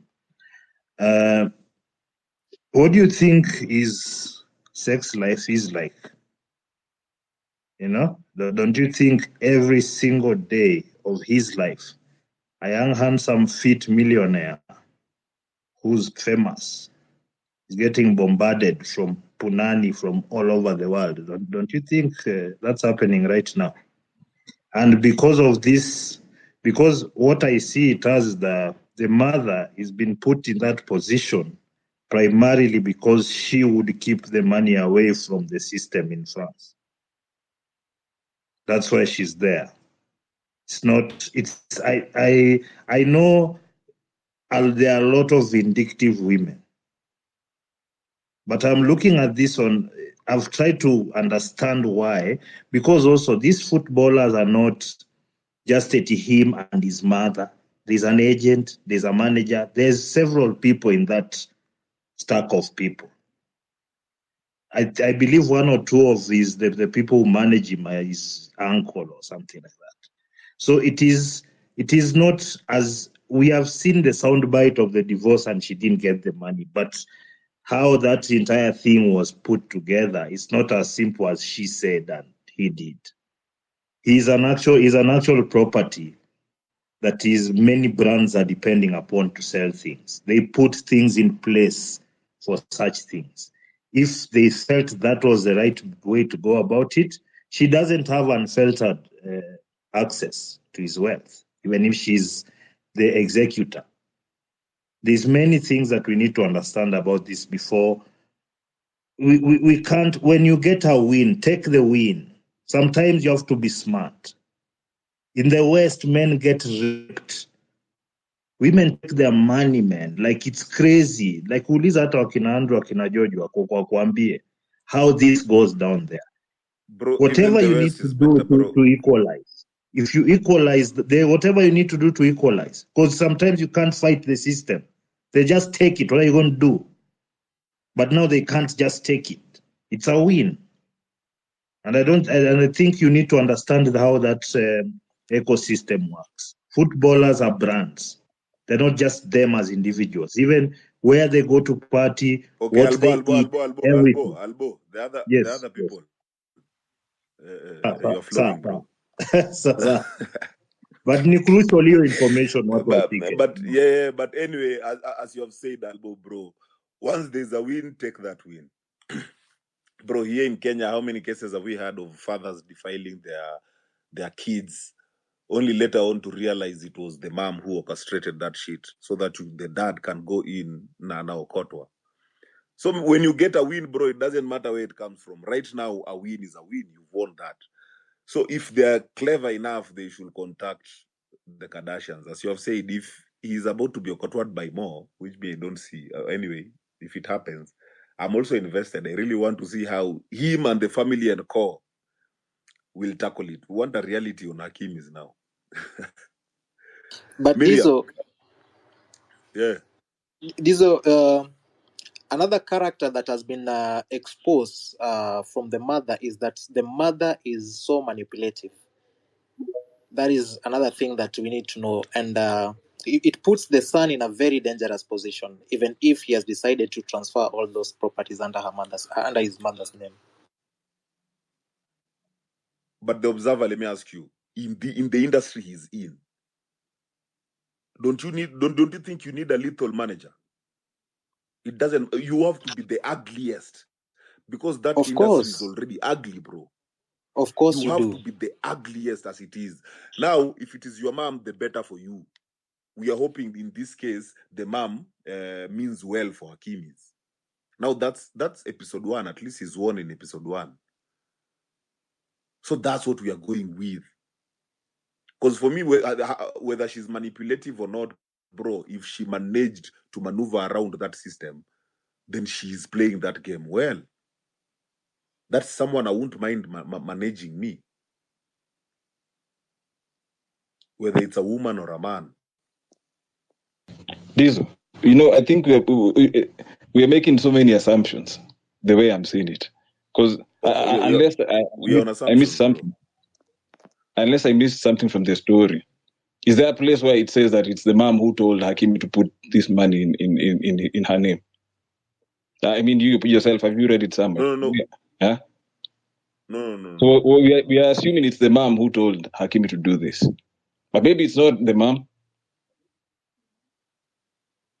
Because all these stories is based on the fact that it's the mom who did this. And that assumption, Sakari, is coming from experience. A 19-year-old boy wouldn't think like that. It has to be someone who's couldn't it be like a experienced lawyer in that maybe? game. Or even the agent? Couldn't it be maybe the lawyers or maybe the agent? Couldn't it be someone one of those? And who do you think those lawyers are talking to? Because most of these footballers, they leave everything to their management. And when you look at their management, it's their family. So he doesn't make any decision. He focuses on the talent, and then he lets the management focus on the business. I understand all that, Diesel. But you see now all these things has been centered on the mom. Like it's the mom who was calling the shots. She was the one who came up with the idea. But how sure are we? It's the mom who came up with this idea. Maybe it was presented to her and she okayed the idea. Maybe she would have gone a different route. In this case, she's the one now being seen, like, she's the one in charge. Bro, for someone to trust you with everything of theirs, there's a way you have to, come talk to me and, make me understand. For me to trust you like that. So exactly. For people talking about the mom is because the mom has come out to show clearly she's the one making the decisions. How now? Because all we've seen is that they are close. That's what we know. She's been given the entire empire, bro, by a 19-year-old. Yes, under advisement. And it's because the guy trusts the mom. But now we are assuming that it's the mom who was making him, who was manipulating him. Sakari, who's being advised here? Because Hakimi is not being advised. Hakimi is focused on his talent. That's what most of these footballers do. So your management handles your business he doesn't side. care about the money. That's what you're saying. No, he does. That's why there are papers. Precisely. So how can you then we don't know about the contract. Exactly. So you cannot say that he was not involved. That's what I'm saying. We are assuming that Hakimi was not involved in anything. That the decisions were made when he was just there and was just informed this is how it is. No one has assumed that. You came and said we are assuming it's the mom who gave Hakimi the idea. But I'm telling you, it's not an assumption. If the mom is on the business side, then it's the mom who gave Hakimi, and on the management side, then it's the mom who gave Hakimi the idea, because the business ideas are coming from from your management.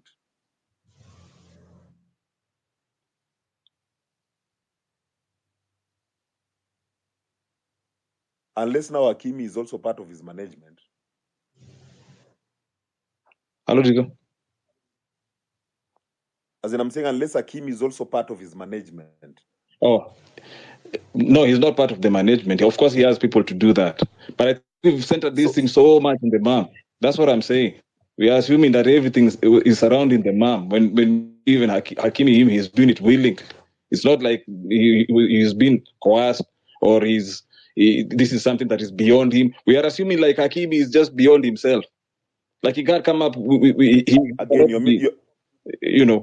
you're missing the context. You're missing the context. This thing came with so many parts.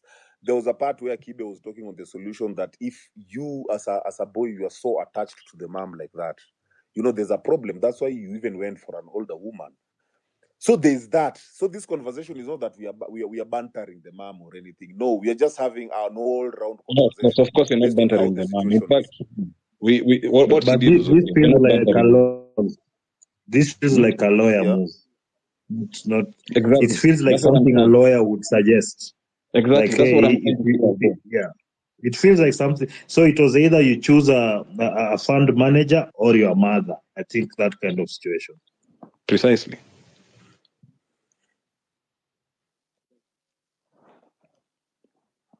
Okay.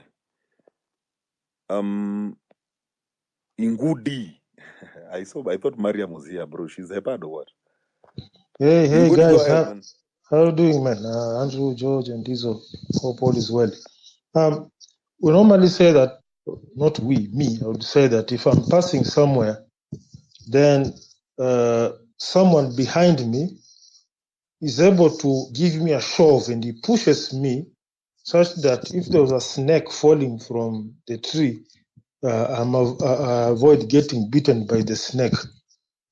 I would be very grateful to this person even if he was pushing me away for manipulative purposes or doing what. The most important thing that I've avoided being bitten by a snake. What comes after that is now how to avoid another snake from attacking me or avoiding a route that makes me pass under a tree that is maybe having snakes on top. So, with all if we have to remove all this noise and whatnot, what Hakimi or whoever surrounds him should focus on is to clear the hairs from his eyes, because at that age, your eyes are full of hairs. I remember when I was at that age, I think I was ultra dick driven. We were living we were operating in a world where the most important part of the woman is the ass. So your eyes are extremely hazy. So right now for Hakimi, his mother, and whoever is his inner circle, they should now embark on avoiding finding themselves in such a predicament. They should also actually, in fact, that Hakimi should actually, if Andrew Kibe can reach out to him so that he can join these spaces and give a testimony so that we can also learn. Because the moment you normally say first mistake, that is okay. If you repeat it now, fuck up. So he has been lucky enough to evade a very sharp, poisonous arrow. He's focused on what do we do to avoid this, because the money is still coming in. He's rich. And as someone said before, I think it's Sakari or who, he's still a target. He still has a bullseye on his back. And you normally know, even in Kenya, I think you've noticed, not at Hakimi level, at Juakali level, whenever it is end month, somehow women start looking good to you. I used to live in Mombasa. There was a friend of mine where I used to buy movies from him. And we actually realized the ladies were looking sexier on 28th, 29th. And the sexier a woman looks, the more of a target you are. So it should be for him to take evasive action and more of being guarded, and because the next blow he will receive, it will be very difficult to duck. It's like somebody is throwing a punch and you duck. After a while, that person knows your next movement. He'll time a punch. The punch will be thrown where you'll be ducking towards, and that punch will knock you out. In boxing, you normally say the punch that knocks you down, you don't see it. You are trying to evade a punch that you are seeing, that the punch that you are not seeing is the one that's going to knock you down. So for Hakimi, all his resources should be concentrated on avoiding a repeat situation. All that other things is noise. Number one, avoid a situation whereby another snake comes to you. Because the next snake, this was a baby python. The next will be a giant anaconda. That one won't be taking prisoners. So I really pray that Andrew Kibe can find a way of bringing Hakimi into this space. We give him some tidbits on how some of us have avoided these things, although some of us are operating at 1,000 level, not millions. thousands. I saved 1,500. I saved 2,000. You can just correlate. Just draw a correlation between thousands and millions. Secondly, the Brian, issue. let me ask you: don't you think, from what you've heard about Hakimi, don't you think he's prompt to repeat the same situation because he doesn't understand what's going on? Yes. He. That's why I'm saying all that is receiving is noise. Not a moment has someone sat down and says, "Hey, listen, we've swerved and avoided a pothole by inches. We nearly broke our suspension." No one is saying, how do we prepare for the next pothole? Are we going to adjust our speed? Are we going to try look for a route that we know? We do some bit of scouting. There is no mention of that. That's what I found a bit alarming. No one has talked of prevention. No one, like in army, when you have a wave of an attack, will prepare next wave. If you got attacked by 100 soldiers and repulsed 100 soldiers, chances are the enemy will bring 1,000 soldiers. So how do you brace? Brian, according to you, I understand your point. But now let me ask you this simple question: how do you think Hakimi can be rescued from being Bafuliwa for the second round? How do you think he can be rescued from that? That's why I made it. I explicitly said Andrew Kibe should reach out to this guy, because this guy is surrounded by noise. There's so much noise, and the noise is in his head, and the noise is surrounding all this media, the hula baloo. That is noise. He needs to come to a quiet place like the Andrew Kibe spaces, the evening YouTube shows. He needs to be here. This is his, I call it the Fort Jesus for him, the bastion, the last stand before he loses his masculinity, his money, and whatnot. So that's my take on it. Concerning an issue that Kibe had pointed out on marriage, and there was another guy here, I didn't get his name. I've never heard of such a dick-driven person. In fact, during my time, I wasn't that dick-driven. But anyway, each to his own. The issue of marriage, the issue of relationships, it all goes down to neediness. As a man, the moment you find yourself needing someone around you, that is weakness. The moment you find yourself in a place whereby you need to have a woman around you, that is weakness. And again, I will not castigate the guy so much, because the programming is very powerful. They'll take things like a drama-free life, a life full of noise. It is being marketed as loneliness. They say you are lonely. You need someone to keep you company because you are lonely. But they don't tell you, in that thing they call loneliness, there's peace. There's drama-free. There are no scandals. And there's this video, I think this is the best video clip Andrew Kibe ever made. In fact, I put it on a WhatsApp status. The most important thing for a man is peace, if I may paraphrase. And if you want to maintain peace in your mind, avoid madness. And let us be sincere, ladies and gentlemen, for the ladies who are here. A very big source of madness in a man's life is the woman.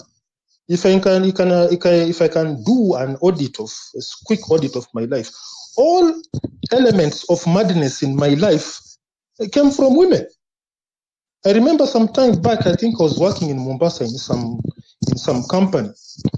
I was in a relationship with someone, then I decided to break it off, and that woman went and drank poison somewhere. Then I was told she's admitted, and her father is an OCS. I was walking in Mombasa, whenever I see a blue, not just a police car, any blue-colored car, I want to defecate and urinate there and there. I would just assume, hey, the OCS people are here. And the genesis of that was me getting into relationships. Right now, if I do a tangible breakdown of things that have benefited from the relationship, it's sad to say there's practically nothing. It's full of nothingness. So, gentlemen, that's my take. Short, quick, to the point. Thank you so much.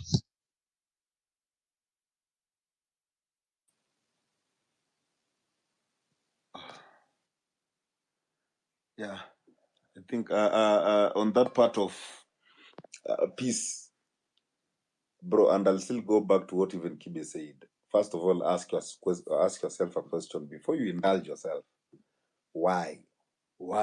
Why do you want children? As you focus on your own peace, man. Thank you, Brian. Who's here? In Colic.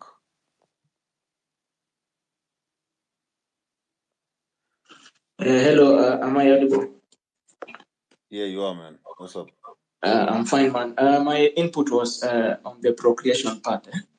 So what I would say, I think, and this is how I see it, procreation should not be something that we are accustomed to, something that you feel you're so indebted to do. It should be something that it happens when the situation and other factors are right. It should be meaningful, procreation. Maybe the main focus should maybe ask yourself, do I have something to present the generation I want to bring forth to? First work on yourself and then the rest will flow. Just like animals, a dog does not care whether it gives birth, whether people calls it barren, whether it gives birth to 5 puppies, it does not care. It just happens. Yeah, that.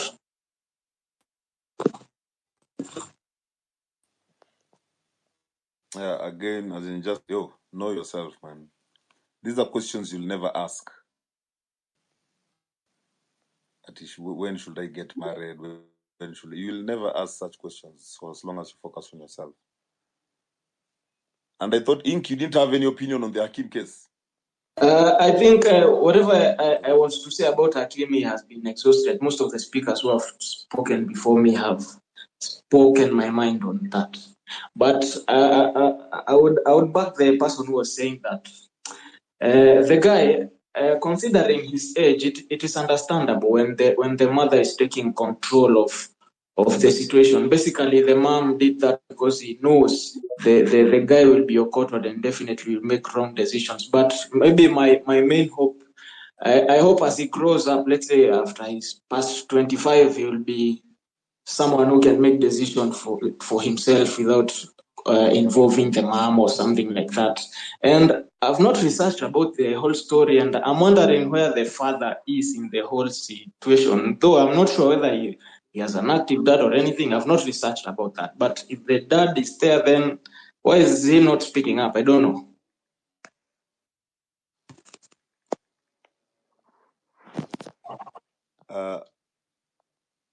I've also let me check. Let me check Hakim's father.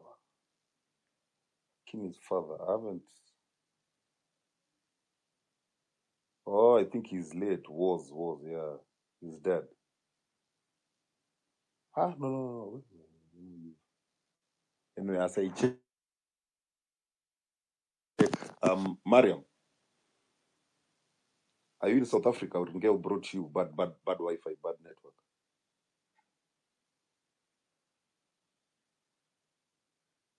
Mariam. Hi, Dizo. Hey, what's up? Yeah, hi. Now, I wanted to quickly comment on what Cynthia was saying about this mother-son relationship. I don't think, in my opinion, I don't think that mothers really care about what you do with your life as an adult. I think what they care about is the investment that they consider you to be. Otherwise, we all know that it's very expensive for a man to support children outside of his home. This child support business, it's real business because many men end up paying much more than they would have paid if the family was staying together. So the money that you lose when you go getting all these babies and divorcing could be wow. The money that you lose in supporting your family. I mean, once you entangle yourself with a woman and you get children with her, that is your family, whether you like it or not. So the kind of money that you lose in these kind of transactions, I think, is not comparable to what you would spend within the family unit. So what Cynthia was saying about a 19-year-old, falling in love and not being able to be stopped, any mother would stop their son if you're so tight to them. Like in the case of Hakim and the mother. If she wanted to stop it, she would have stopped it, but she doesn't care because she wants her son to also enjoy the benefit of sex from this quote-unquote I don't think she had a problem with this woman. She knew her son was going to enjoy the benefits of being with this woman, but she was only concerned about the money. For her, it's all about the money. So, Dizo, I hope you understand that. We've seen women who give out their daughters to thugs, to men who are thugs, just because they have the money, just because these men are able to give these women money. So it has nothing. I don't think it has anything at all to do with your welfare. Mothers see you as a man or a woman, a child. They see you as an investment, potential investment. So that was my submission. Hello? So for you, Yes, Dizo. shit, kumbe I had muted my name. So for you, it was purely a business. That is purely business, Dizo. And it's very dangerous because he's only lucky that he has so much money to a point that losing it all is is probably not possible at the moment. But in Kenya, for example, if you go to YouTube and watch these documentaries of Kenyan ladies and men who've gone to Qatar, for example, to work, and they send their money to their mothers, just go and watch those stories and see how much money people have lost by giving their mothers money to invest for them or to keep for them. I think it's a very dangerous move, and men who are applauding this guy need to be very careful, because with your small money, if you try to pull the same move, you're definitely going to lose your cash. But it's not that men are applauding. We are just saying in this situation, what would have been the better outcome? Based on what has happened. Now Hakimi's mom winning this battle and the other lady losing. What would have been the better outcome? Diza was having this conversation with Ngeo, and Ngeo has a very good solution to the same. She seems to be very good with finances, and she was talking about trust, about putting the money in a trust. And I wish she was here to explain that, because she explained it very clearly what this man should have done rather than putting the money under the mother. So yes, there are other options, but you need to speak to people who are in the finance. Yeah. Those are nitty-gritties that we don't have details to. It's just assumptions. Because there's even someone who said maybe this was a legal case. These options were tabled on the table, and that one seemed like a better option at that moment. But Dizo, that's what I think Kibe was talking about, that who is advising this boy. By the time you get to that level, you have so many people around you, including your managers, people who are older than you, people who are more experienced than you, people who've been through the same situations, and they have finance experts at their disposal. So they're the ones who are supposed to advise you, not your mother.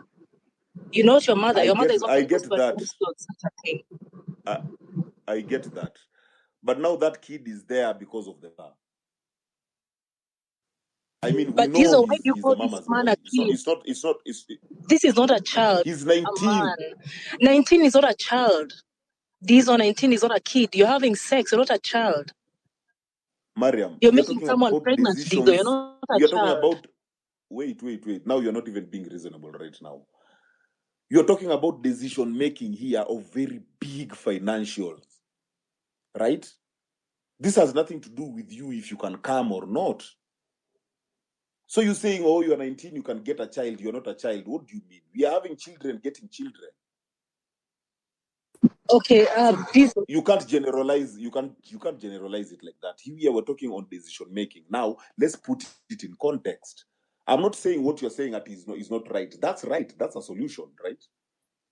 That's like, okay, now on episode 2, to avoid in case of this and this and this, do this. Here we're on episode 1. Dizo, what I'm trying to say is, Dizo, sorry, I haven't even finished my point. Okay. Mm-hmm. Yeah. So in this case, Mariam, this boy, all he knows is that he trusts the mom. The mom has brought him to where he is. We are seeing this mom everywhere. So at what point do you think you can come in and advise this boy when the mom is there? Where is that making sense? Who is going to come in between this guy and the mom when you already know this guy and the mom, this is their relationship?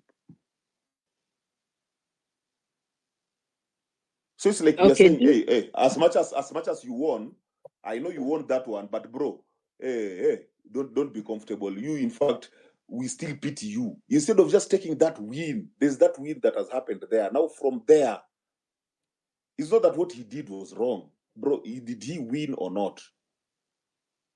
So you people, he won it, like you're like, no, you didn't win it the way you should have won.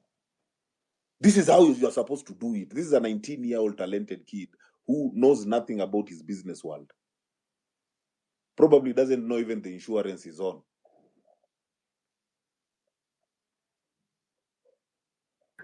I mean, Dizo, I'm having a very hard time understanding how you're seeing a professional footballer at 19 years playing for PSG as a child.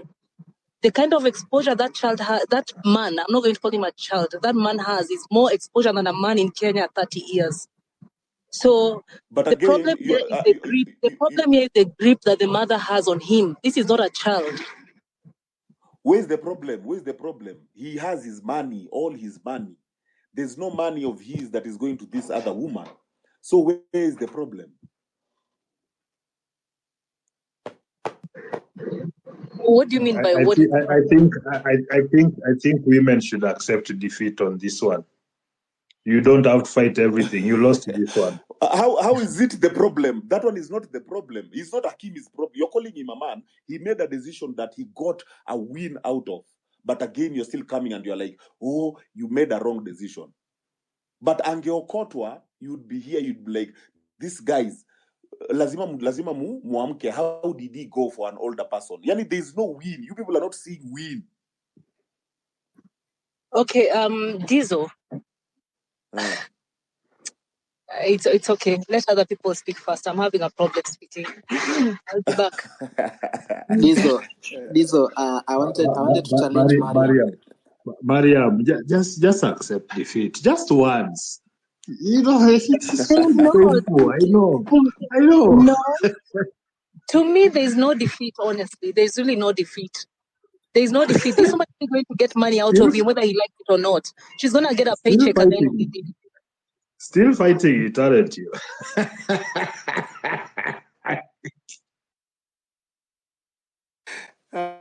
Anyway, let's hear the next one. Mariam was trying to lie to us here that once you become an adult, your mother doesn't care about what you're doing or what. That's a big lie. I'm sure you've had situations whereby, okay, before I say my point, let me tell you something.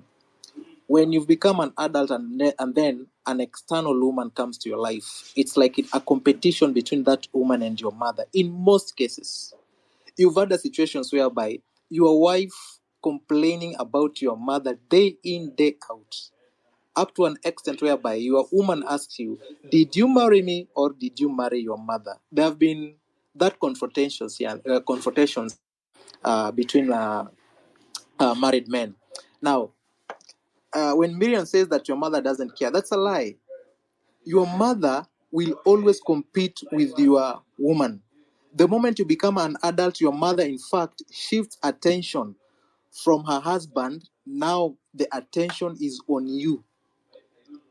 You've seen scenarios whereby... Observer, do you know why? Do you know why this competition? Kindly explain why this competition exists. This competition is because of the goodies. That is it's simple as that. Papa, that is exactly what I'm saying. I'm saying your mother doesn't care what happens about you. Your mother doesn't care what happens to you as an adult, as long as her investment is protected, because all she cares about is the investment. That's what I said. So you're saying exactly the same thing, Observer. So if she cares about the investment, what's wrong with the way she did it this way? Diesel. What? we all know it's her investment. We all know that. And she's come in there with a business mind. So where's the problem with her, the way she did it? The only problem, I think the only thing that Kibe was trying to discuss about was the grip that the mama has on this boy, that is such a mama's boy that is not able to get out of his mother's grip and be an adult.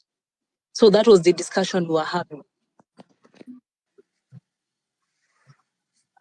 you do realize we've all known that even people who don't support football, if you see Hakimi, there's a picture of him kissing the mom on the forehead. Like we know the moment he got a 36-year-old wife, we knew this is money issues. So when he comes out and wins, you people don't want to see the win. You're like, you people, you're fucked. Ooh, hey, you've given your mom all that money. You're fucked. And yet your mom has gotten you out of the hook that has fallen a lot of young talents. We're having another boy from Manchester United called Greenwood.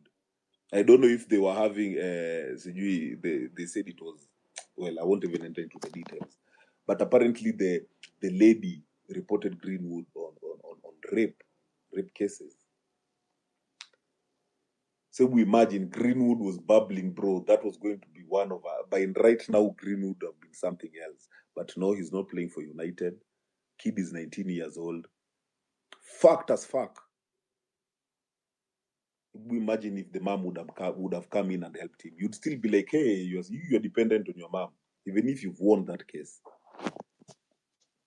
So here the solutions should be, now, hey, you've won this one. Next, Giami Ivi, because now that you've put your mom on the map, even on your business, so now you are having more enemies. In fact, include your mom on the enemy list. But here, he made a bad mistake. Let a nigga win. Keep laggard. Yo, morning, guys. Yeah. It's almost afternoon. This story of Hakimi and all this, I support Miriam somehow, and somehow I don't. But the case is a matter of trust, you know. Whom do you trust most? I think Hakimi trusted her mother because I think her mother raised him while the father was not there. And he developed that kind of trust to the mother. And that's why even he ended up marrying an older woman to get the security of being like having a mother in his life. So I think at the end of the day, bottom line, Hakimi is a mama's boy, and he went out there looking for an older woman to get the same love that his mother could assure. So at the end of the day, we will crucify the mother, or we will crucify the wife, but the problem is that boy. And the problem is not entirely with him. The problem is entirely with him not having a father figure in his life. Because it's very important to have a father in your life, because a father will always develop the other part of you that a woman doesn't. You know, a woman will always make you feel like you will always be vulnerable, but a father will always tighten up your nuts. You will always look up for your father. You will always be there. Like, you will always be there to check up on you, like in another way that a woman cannot. So I think that is what he lacked. He lacked a father figure, a masculine, a voice of reason. So, and that is why he ended up being confused to who to trust. And then these women are very treacherous nowadays. Because if, for instance, in your family, if you have sisters, for example, women hate each other. If you have sisters, even you bring your wife today, your sister will start maybe throwing shades, saying, "Oh, you didn't marry a beautiful wife. Oh, she gave birth to ugly children." Oh, women are like that. They are always looking out for something. It's like they are very wary of themselves. So they know exactly what they want in people's life.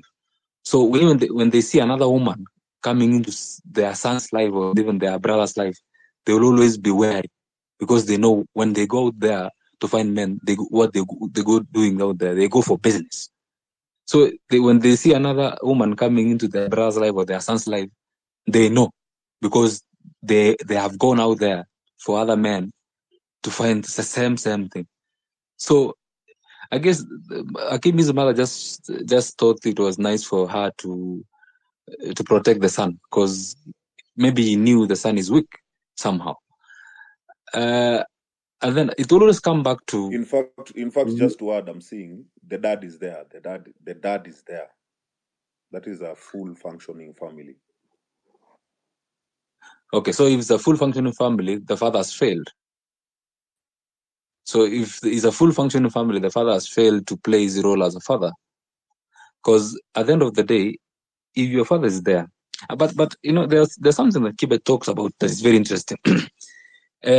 Especially in our families nowadays, we find ourselves like the women are the one who runs the show.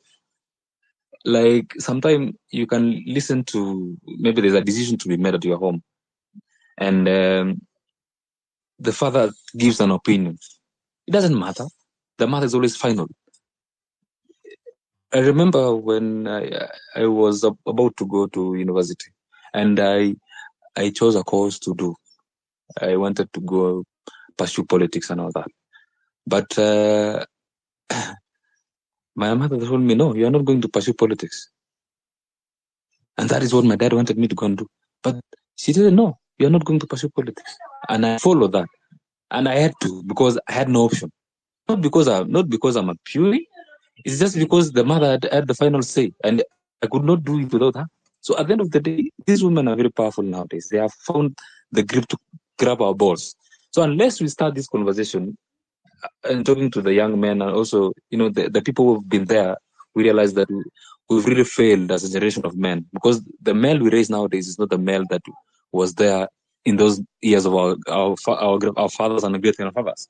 Nowadays we are weak. We tend to lean more on the help of women more than our own concerns as men, because men we think clearly, women think with emotions. So I even think that model lady of Hakimi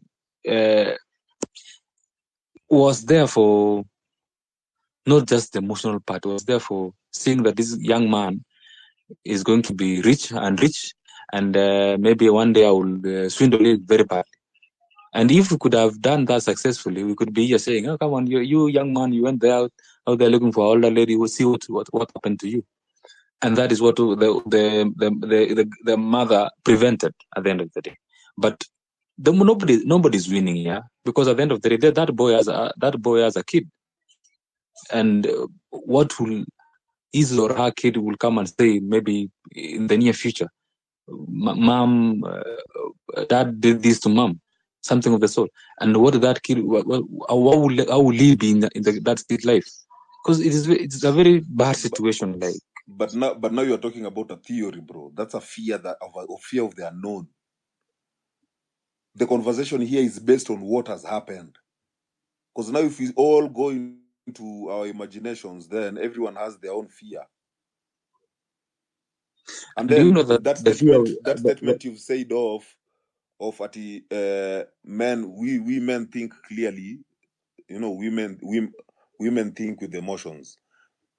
Again, right now, that statement is starting to be debatable. When have we thought clearly? As it is, it seems the women are thinking clearly. It's the women who have been occurring us.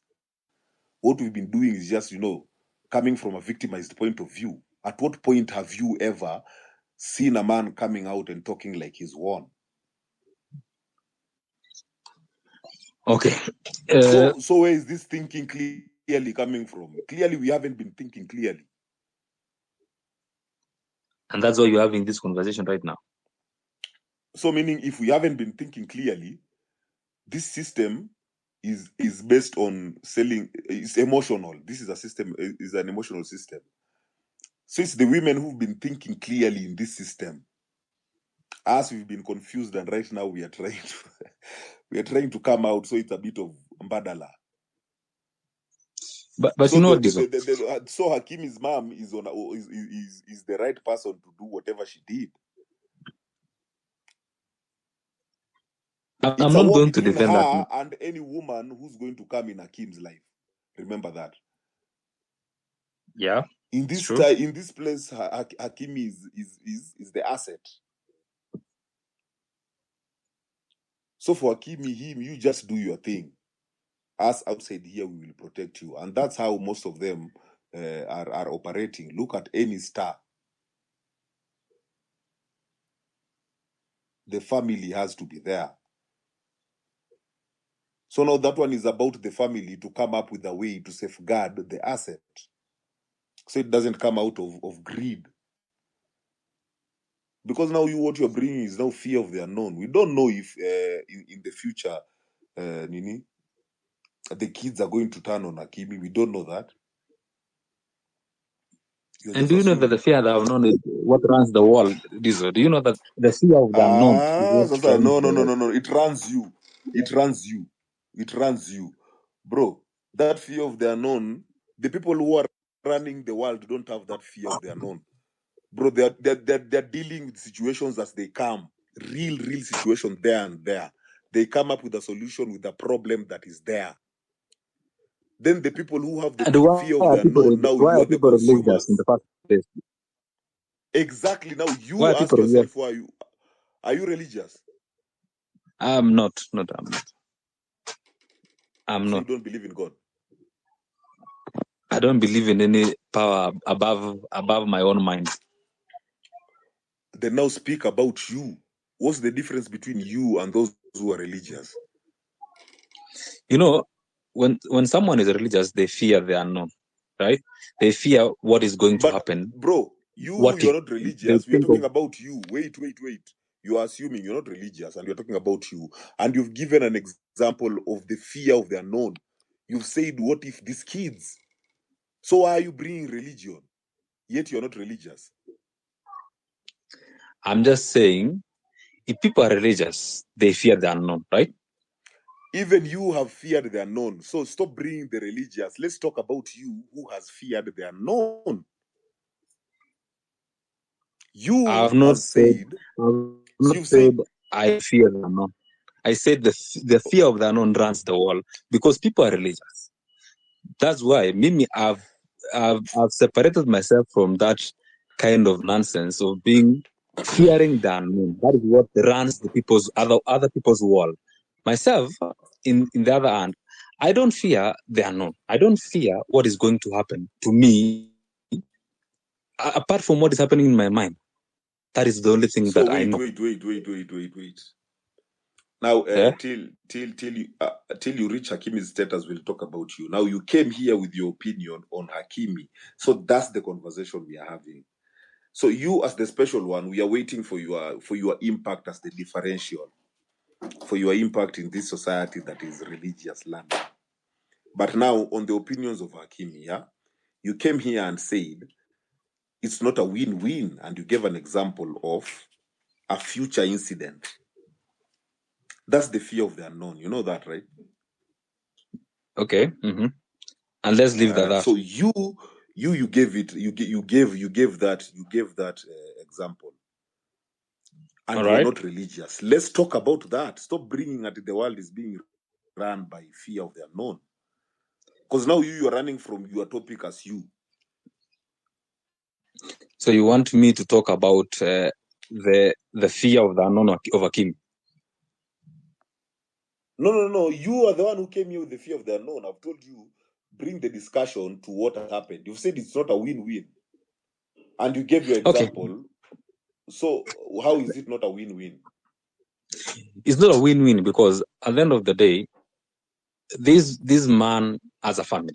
He had a family per se, and he went out there looking for a woman who looks like who befits a mother, and it didn't work out. We don't know the whole story. Maybe the woman was controlling. Maybe the mother came in. Maybe the family. I don't know. There are so many theories that could befit the whole situation. But what we know is that at the end of the day, the mother came through, or the mother played a chess game that he didn't. The queen always wins. So the queen in this situation won. The woman, that is the mother, and Hakimi is the victim here. The two women won in so many ways, but the victim is this young man. This young man hasn't won anything. The mother won. This young man will always remain with a broken family at the end of the day, right? He won't. Why are you laughing? It's true. This young man.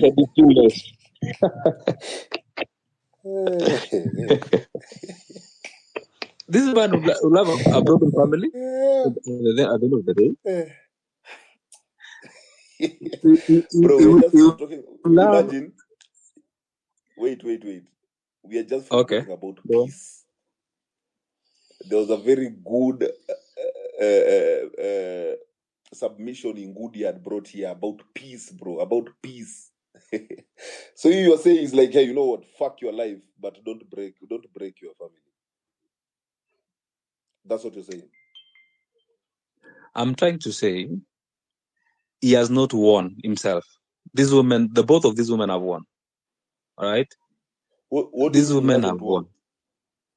What has he? According to you, what has he won? Is he, even if he has peace of mind? As a man, what do you have in this world to offer than having a good family and everything? Now you see, you've being gone a provider, being the head of a family, being a head. What do you have to offer in this world other than being that? Bro, you think if you want to be the head of the family, you would go for a 36-year-old woman and you're 19? As in, there are people who have different demands in marriages.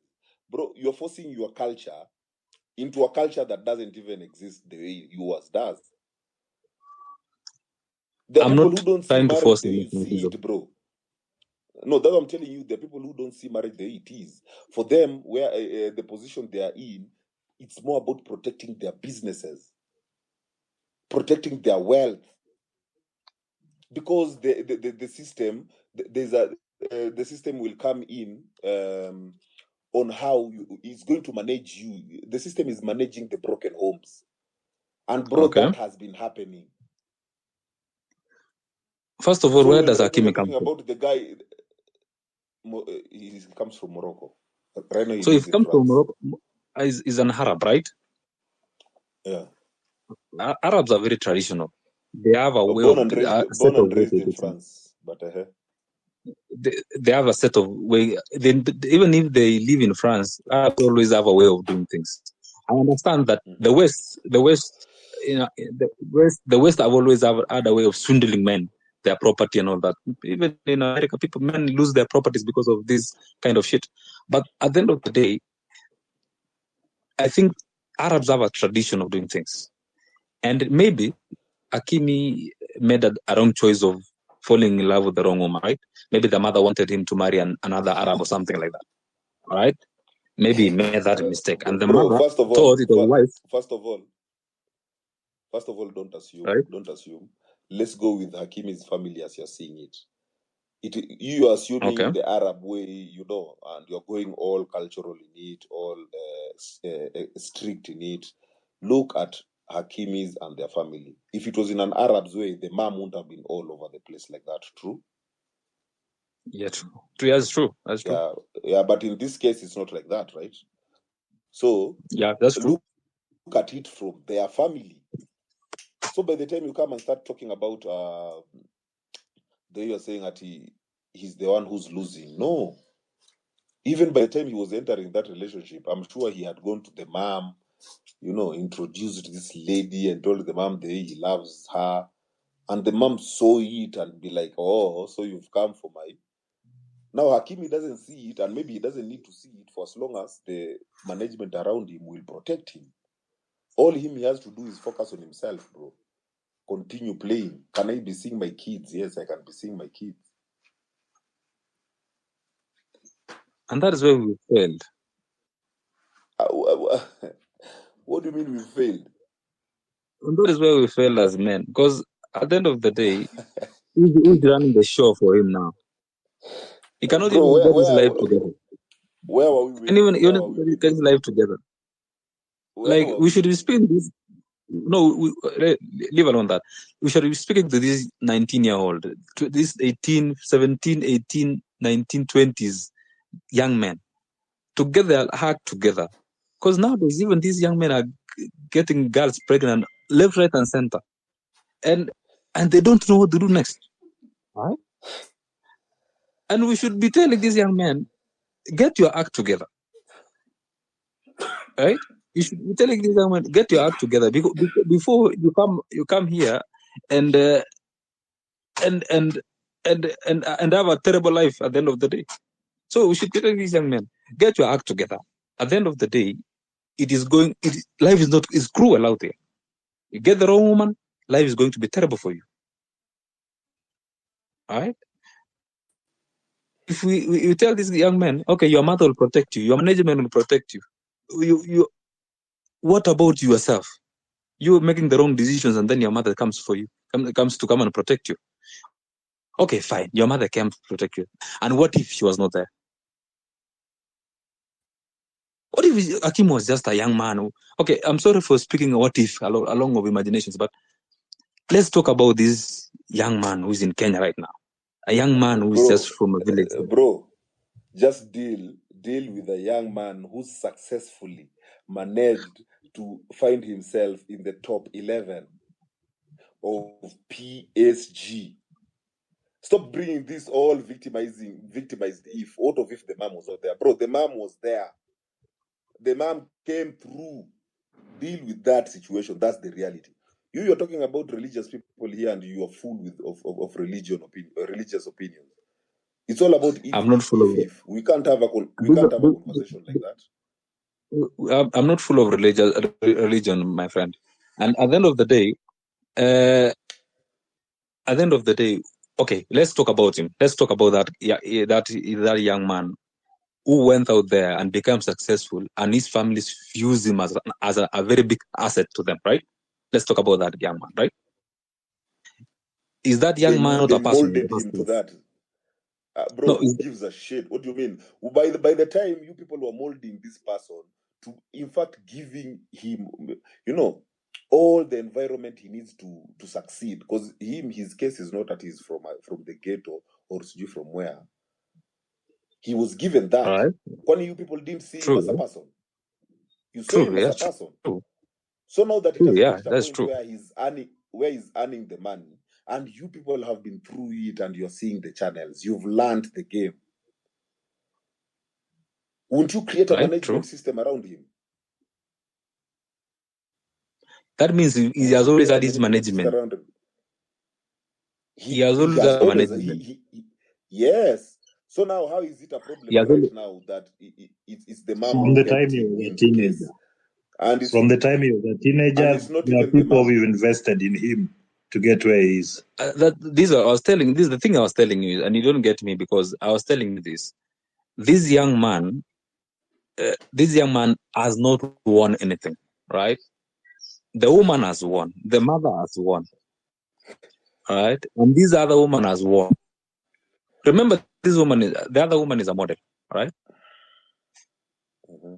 So at the end of the day, this Hakimi has not won anything.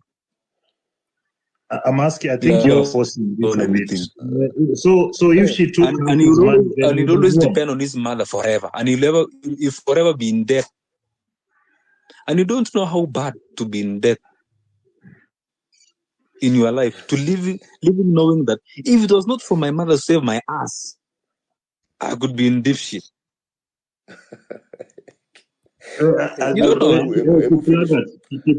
me ask you a question. Has your mother ever saved your ass anytime? Okay, so let me give my summation of this. Just a question. Has your mother ever saved your ass? No, I can't. She has never saved you anywhere. No, he can't hear you. Oh, I can't hear. He can't hear you. No. He was asking has your mother? Yeah, me can hear you, but he can't hear you. Yeah, okay, I'll just ask if your mother ever saved him, and if by her action that meant that he's never been independent. I can't hear Albo. Oh, Paul, I don't know. Let him go off, then he'll come back.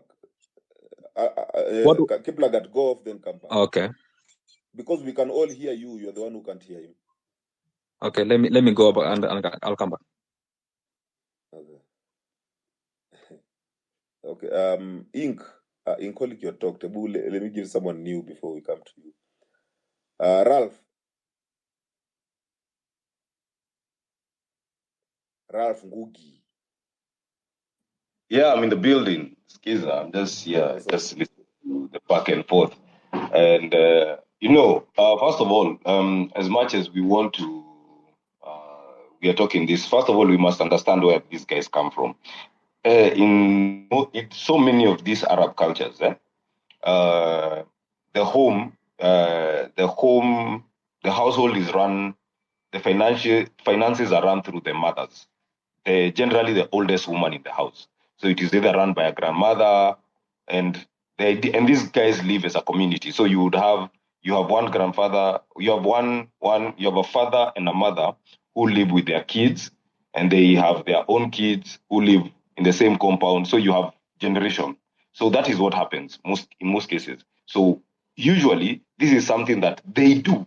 So when we start saying that he's a mama's boy, you can feel that the women are not able to argue much. They will say something, then just keep quiet. You can feel that how much deflated they are, that this guy is not being dragged through the court system and losing all his money. You can feel that. But that is what happens in these cultures, and these are cultures, especially in Asia or influenced by Islam. We have friends who, for example, I have a friend who is a pilot, was a pilot rather, and his parents, his father told him you can only be a pilot for 2 years. After after the 2 years were over, his father went for him and told him, "Yo, 2 years are over. Now the guy is at their milling. They make maize. They are millers. They are maize millers." So his father now dragged him back to the family business, and that's how they run. So this thing is not something new. So what they know is that the family. You see, the problem is that us, we are not used to having family members who take care of us. Everybody is trying to, your brother, your sister, you've all been taught you've not been taught how to love each other. You've just been taught how to tolerate each other. You only go to go to your relatives when you're burying them, or there's a wedding, or they're sick. But there's hardly a connection. Like if you wanted to go to the coast on holiday, you would not call your brother and then you decide your brother, your kids. It is something that is not encouraged. It is there in some communities, but it's really not encouraged. People want to do things on their own because they need that freedom, they need that privacy. And what is happening is that you're also suffering in private, when while you should have not been suffering that much. So whether people look at it about Hakimi, the problem with us saying Hakimi lost, his wife gained, I don't know, his mother gained, and back and forth. What you're looking at is you're looking from a Kenyan culture. From their culture, their family won.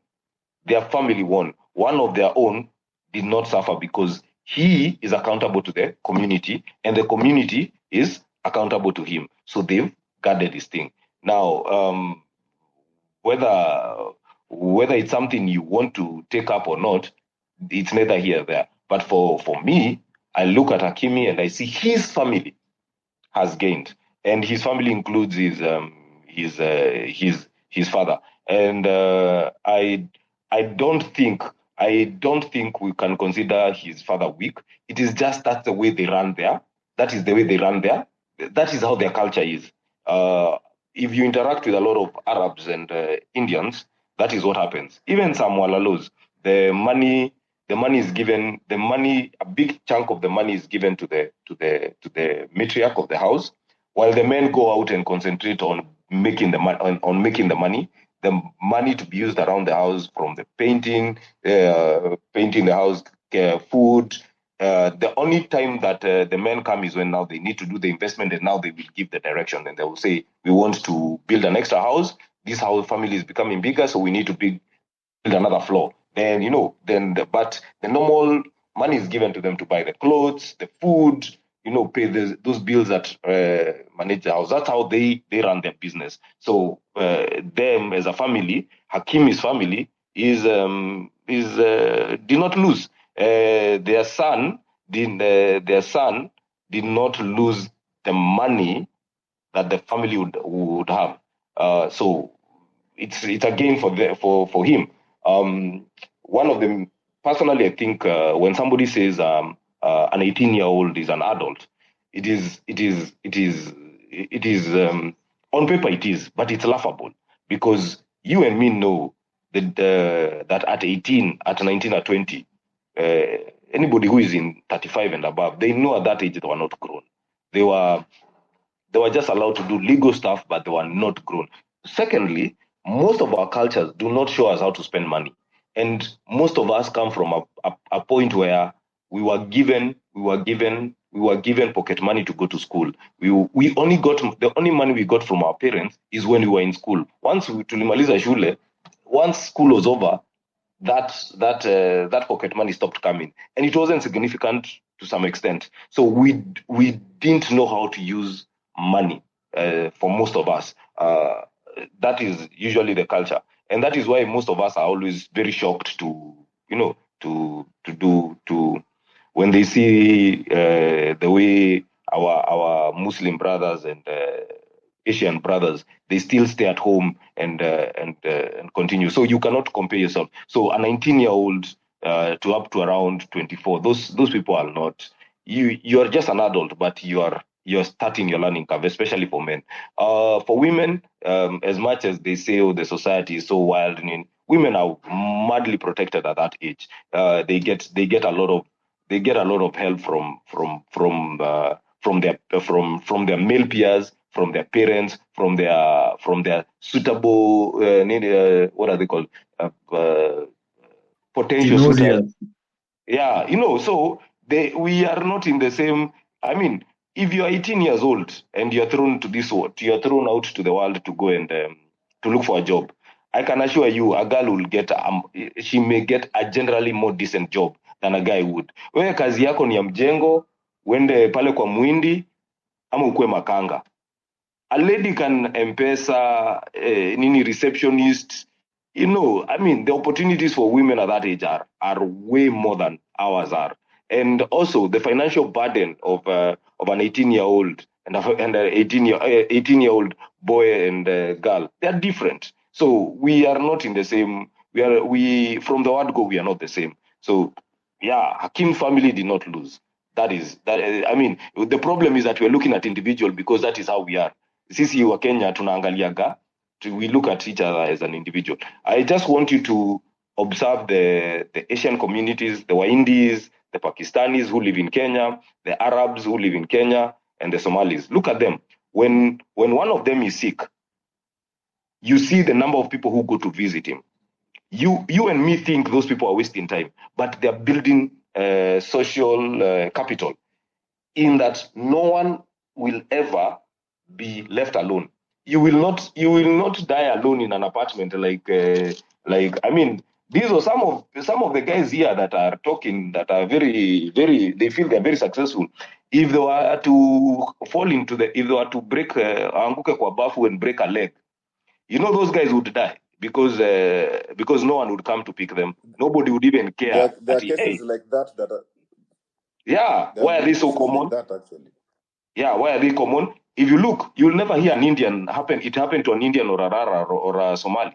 It will never, because those people, ukikaa 6 hours ujiongea na mtu ama watu, nobody knows about you. People will come looking for you. They will think something is wrong. So yeah, Hakimi did not lose because the family did not lose. Thank you. Thank you, Ral. I had a question for Kiplagat. He's 24. Before you go on, he's 24, not 19. Okay, I'll go on. Yeah, but no, the reason I'm saying the reason I brought the 18-year-old thing is because some Miriam had brought it up earlier and said since the guy is 18, he was, he could ejaculate. I mean, we could ejaculate, I think, since we were like 13 and 12. That doesn't make us men. We could make people pregnant since that age. That doesn't make us adults or mature people. That was my even at 24. Even at 24, those decisions are. I mean, I can look back at the decisions I used to make when I was 24, when I was 30. You can see there should be a progress. They should not be the same. So they can't even mention. They can't say that he was just. And then even in our army, Ralph, I had a question. Unaendelea kuongeza, unaongeza. I have a question. Kiplagat, Yes. you had talked about that since the mother's done this for him, then he owes her for life or something. Now something like that. My question was more straightforward: is that you're acting like your mother has never gotten you out of any situation. Do you then mean that you will stop living an independent life, that you will never make decisions independent of her for as long as you live? Because you said forever and ever you'll always be like, I see this changing even in the next 5 years. I mean, and then you've been told, actually, if you look at culturally, it's a very different thing. I mentioned that very much earlier. I think there is a concerted effort on your part to want to vilify the mother for whatever reason, and then you say the wife won. Won how? She didn't get the money. How did she win? So it just feels contrived. It's like you're forcing it to be. No, he lost. No, his mother. No, he lost. Like, that's not logical. Okay, so can I answer you? So it's this way. This is my way of thinking, and you must agree that there's a big cultural disparity, as that Rafa guy said. There's a big cultural disparity between us as Kenyans and them as Arabs and all that. We should agree that there is a very big cultural disparity, because when you said we think as individuals, them they think as a family, and that I agree with them. The issue you asked me about. So how is he my lost? mother? I was lost at the point you said he lost, and the mother and the ex-wife won. I'm going there. I'm building steam for it. Come on now. Just do it. Do it already. It's not necessary to spin tales around it. I'm not spinning tales around it. I'm just saying. Come on. This is what I'm saying. I'm trying to say. Talking about my mother and maybe how she had come through for me. Yeah, I speaking from experience. There are so many instances that she has come through for me, and she will forever remind me. She will forever remind me that, this day happened. You did this, and I did this for you. You remember? And I will never forget. But why should you remind me? Why should you want me to always be indebted to that? And that's what I'm saying. From that point of view, from my own point of view, from my own point of experience, you will forever be indebted to his mother. You'll forever be there. The mother will always remind him. And then the part of saying you will forever be indebted to your mother. You speak for you, because you cannot transport your same experience to a multi-millionaire who has just asked hundreds me of about my dependents. mother. Come on now. No, I was asking about him and how he lost, because you said he lost and the wife and the mother won. That's the answer I'm looking for, because it didn't make sense to me. Okay. Albert asked me about my mother, and I was answering on that. So I was going to where I said he lost and the mother won, right? The mother won in such a way that she kept her family property, or her family's asset, in check. The boy is the family asset, and she won by keeping our family's wealth. By keeping her family's wealth, that is what she won. And the boy, he's out there with his feelings. He went out there with his feelings, married a model, thinking that that girl will become his mother, or will be something like his mother. And at the end of the day, he lost. That woman left him because that woman was seeing a kid in front of. I know. My assumption is maybe that woman was just seeing a young man, a boy who was trying to be a little crybaby in his life, in her life. So at the end of the day, that boy did not How win did anything. she win? But the woman won. You've not said how the ex-wife won, because I would bring it back to you. He got 2 kids out of her, and she didn't take half his wealth. That feels like a win to me for him. At the end of the day, remember the profession that this lady is in. She's a model, and she's an actress, actress, model, whatever, So. Yeah. So with Hakimi or not with Hakimi, let's just go. Maybe if we can divert this to maybe Kim Kardashian and Kanye West, for example. What is happening? I think we do have a pretty good case study here. Let's go on with it. My question is still not answered. How she won by keeping the property the son is making, that's the mother, at PSG, $1 million a month. That's the way there are communities. There are many people behind him who built him, who invested in him to get the place, got him to PSG and other clubs. My point is, he seems to have won. You keep saying he lost. I'm looking to where he lost. And he has 2 kids now. Yes, he shouldn't have married an old gold digger, whatnot, but he didn't lose half his wealth despite his big mistake. So how did he lose? I don't get it. First of all, it was not his wealth. It is her mother's wealth. Okay, let's cut the bullshit. Let's cut the bullshit. It's his wealth. Go on. Okay, fine. As you say, so I was saying from the part that I am saying that the woman won is because that woman. Did you even know about that woman until today? Until the day that she broke up with Hakim? How did she win? Just answer people like that. My God. She won because she's in the business of showbiz. She won by being famous and all that. She's in the business of showbiz. She's a showbiz lady. So, and in the West, the way women are feminist, the way there's feminism in the West, they will always, pity the woman. Oh, she was just from a divorce. Oh, she didn't get anything, stuff, guys. Yeah, and at the end of the day, she get half his earned money. Half his earned money. You see, I think this is the problem I've had with your argument, because it's very biased in such a way that you want something to be true so bad that you have to make all kinds of contrived arguments for it. It's very simple. Even for the feminist movement. Even for the feminist movement. He's lost. Yeah, but he made a mistake by marrying a gold digger, an old one, to add on to that. I'll give you that. What happened next is that the team around him insulated him from the fallout of that.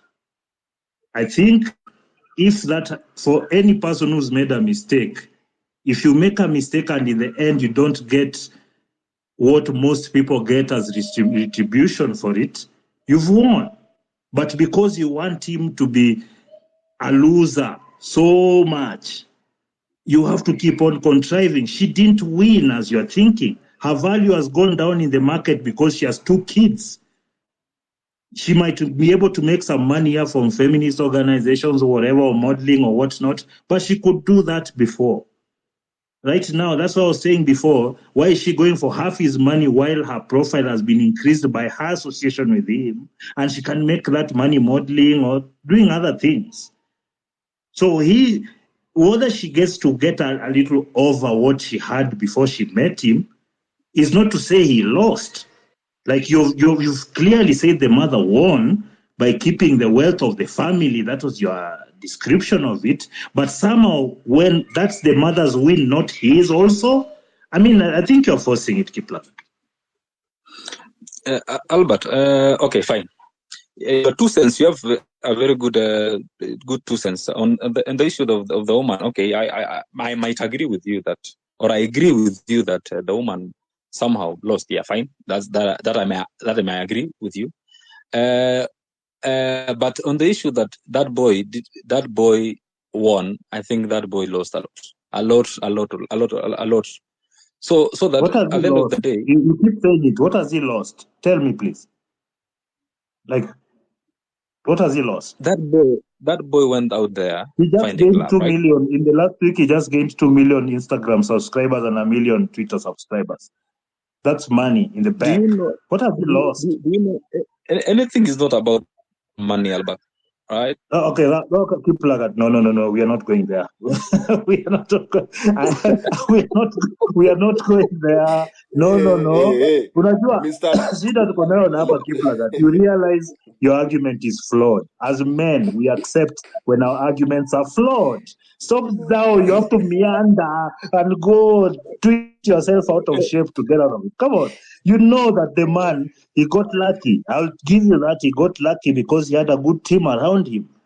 But he didn't pay for the mistake he made, as you'd want him to say. He's 24. He has at least 10 years to go in the professional ranks. And he started at the top, earning big bucks at PSG. His next move to Bayern or Arsenal or Chelsea is going to be another big bucks move. And this time, she's not around to try and take half. Do you not see how lucky this man is? How much he has won? Don't you see it, Kiplagat? Wacha kuforce bwana. I accept when I have a full argument, and when in a debate that I don't win, I accept it, because that really I was thinking from a point of view that I was not even open-minded to it. Anyway, I agree that the way I was thinking was not I was trying to think like a feminist somehow. But anyway, the thing is that young man was lucky. He was lucky Wait. Yo, bro, don't muddy your water. Yeah, that I give you. He was very lucky. Just mute. Is he had a mischievous mother? Again, Albo. Albo, let's give someone else. Okay. Kiplagat, bro, you even you are lucky. You are pushing it. You really pushed a conversation that doesn't make sense. I was delusional. I was delusional. You, Mr. Feminist. Mr. Feminist. Anyway, let's go to K Santino. Hey, what's up, Diesel? Oh my God, we got a mama's boy's face today. Got him. Is all excited. I've been hearing this. Man, I want to go rewind also back to that guy, Dark Noise. He was talking about some women. We were calling him a con artist, but do you maybe I think that when the lady asked to see his mother, it was actually a mama's boy's test. She was like, "Take me to your leader. Take me to your leader." And then I think it didn't work out or at some level. But I'm just hearing we've been talking about this Achraf case. You know, I'm hearing people, even I heard earlier somebody's daughter, Cynthia, was trying to sell us snake oil and attempting to convince us that we should be delegating our money to our mother. That's a good solution. But I think what happened is like with the fact that his older wife did not get the older ex-wife on the way, did not get the money. This is a happy coincidence. We have to kind of understand that being a mama's boy is a very unhealthy relationship, because a man is supposed to lead. God damn it, you know, it's just like the bird is supposed to leave the nest, kind of thing. The man is supposed to lead.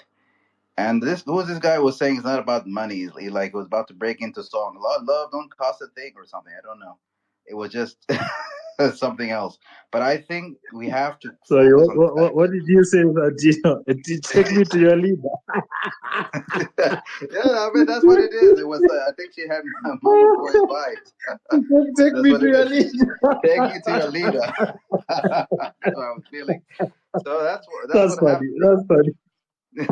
Because if the woman thinks that, for me, it happens all the time. The women will come up to you. I want to meet your mother. I want to see your mother. Like, what is the connection? You want to know me or you want to know my mother, sort of thing. And then also I wanted to ask the guy, how did she call your mother? Did they exchange contacts when?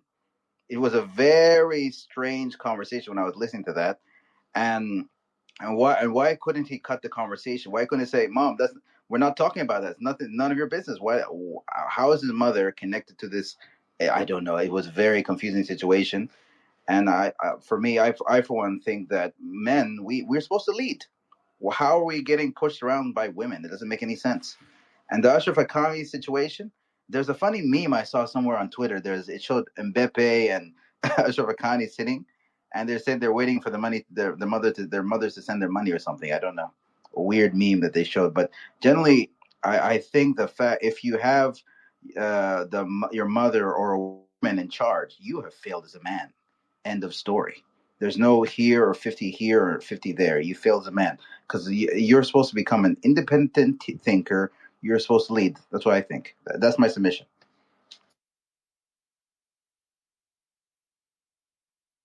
Was I supposed to speak longer? Back to you, Diesel. Thank you, Sir Santino. Bro, me in this case, I just want to see. I'm talking on the win. I'm not going there now and internalizing what their relationship is. I know nothing about those people. I don't even know whether the man is managing that house or not. All I just know is this is a young guy who's managed to come out of it sane. Diesel, sorry to interrupt you. There's another weird thing I've been looking. I don't get. Now, this woman, I've been researching the wife. She's an actress. She speaks multiple languages, yada yada, and she has money. How does somebody? It reminds me of the Kim and Kanye West situation. How, if you have so much money, how do you have the right to ask for child support? I mean, not child support. Ask for millions, which is beyond the parameters of child support. How does that even make sense? If you have a lot of money, do you even need? I mean, do you even need someone to pay? Someone to pay child support? Yeah. It's the law. It's the law, bro. It's the law. All right. You have to follow the law, man. Plus, Diesel, there's no such thing as so much money for women.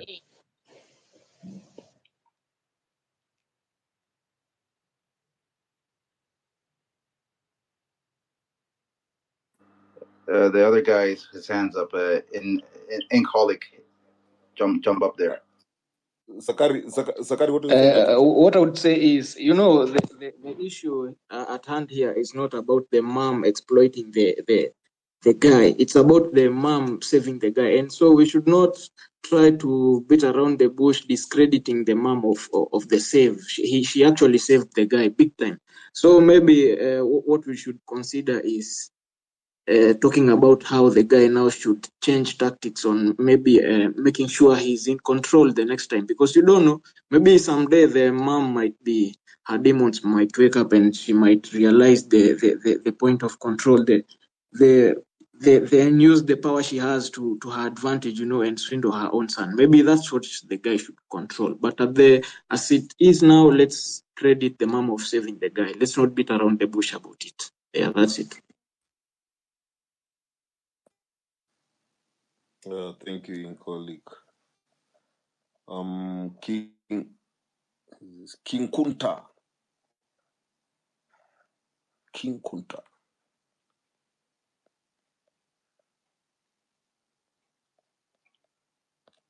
I think we've even exhausted that topic. We should start winding it up. King Kunta.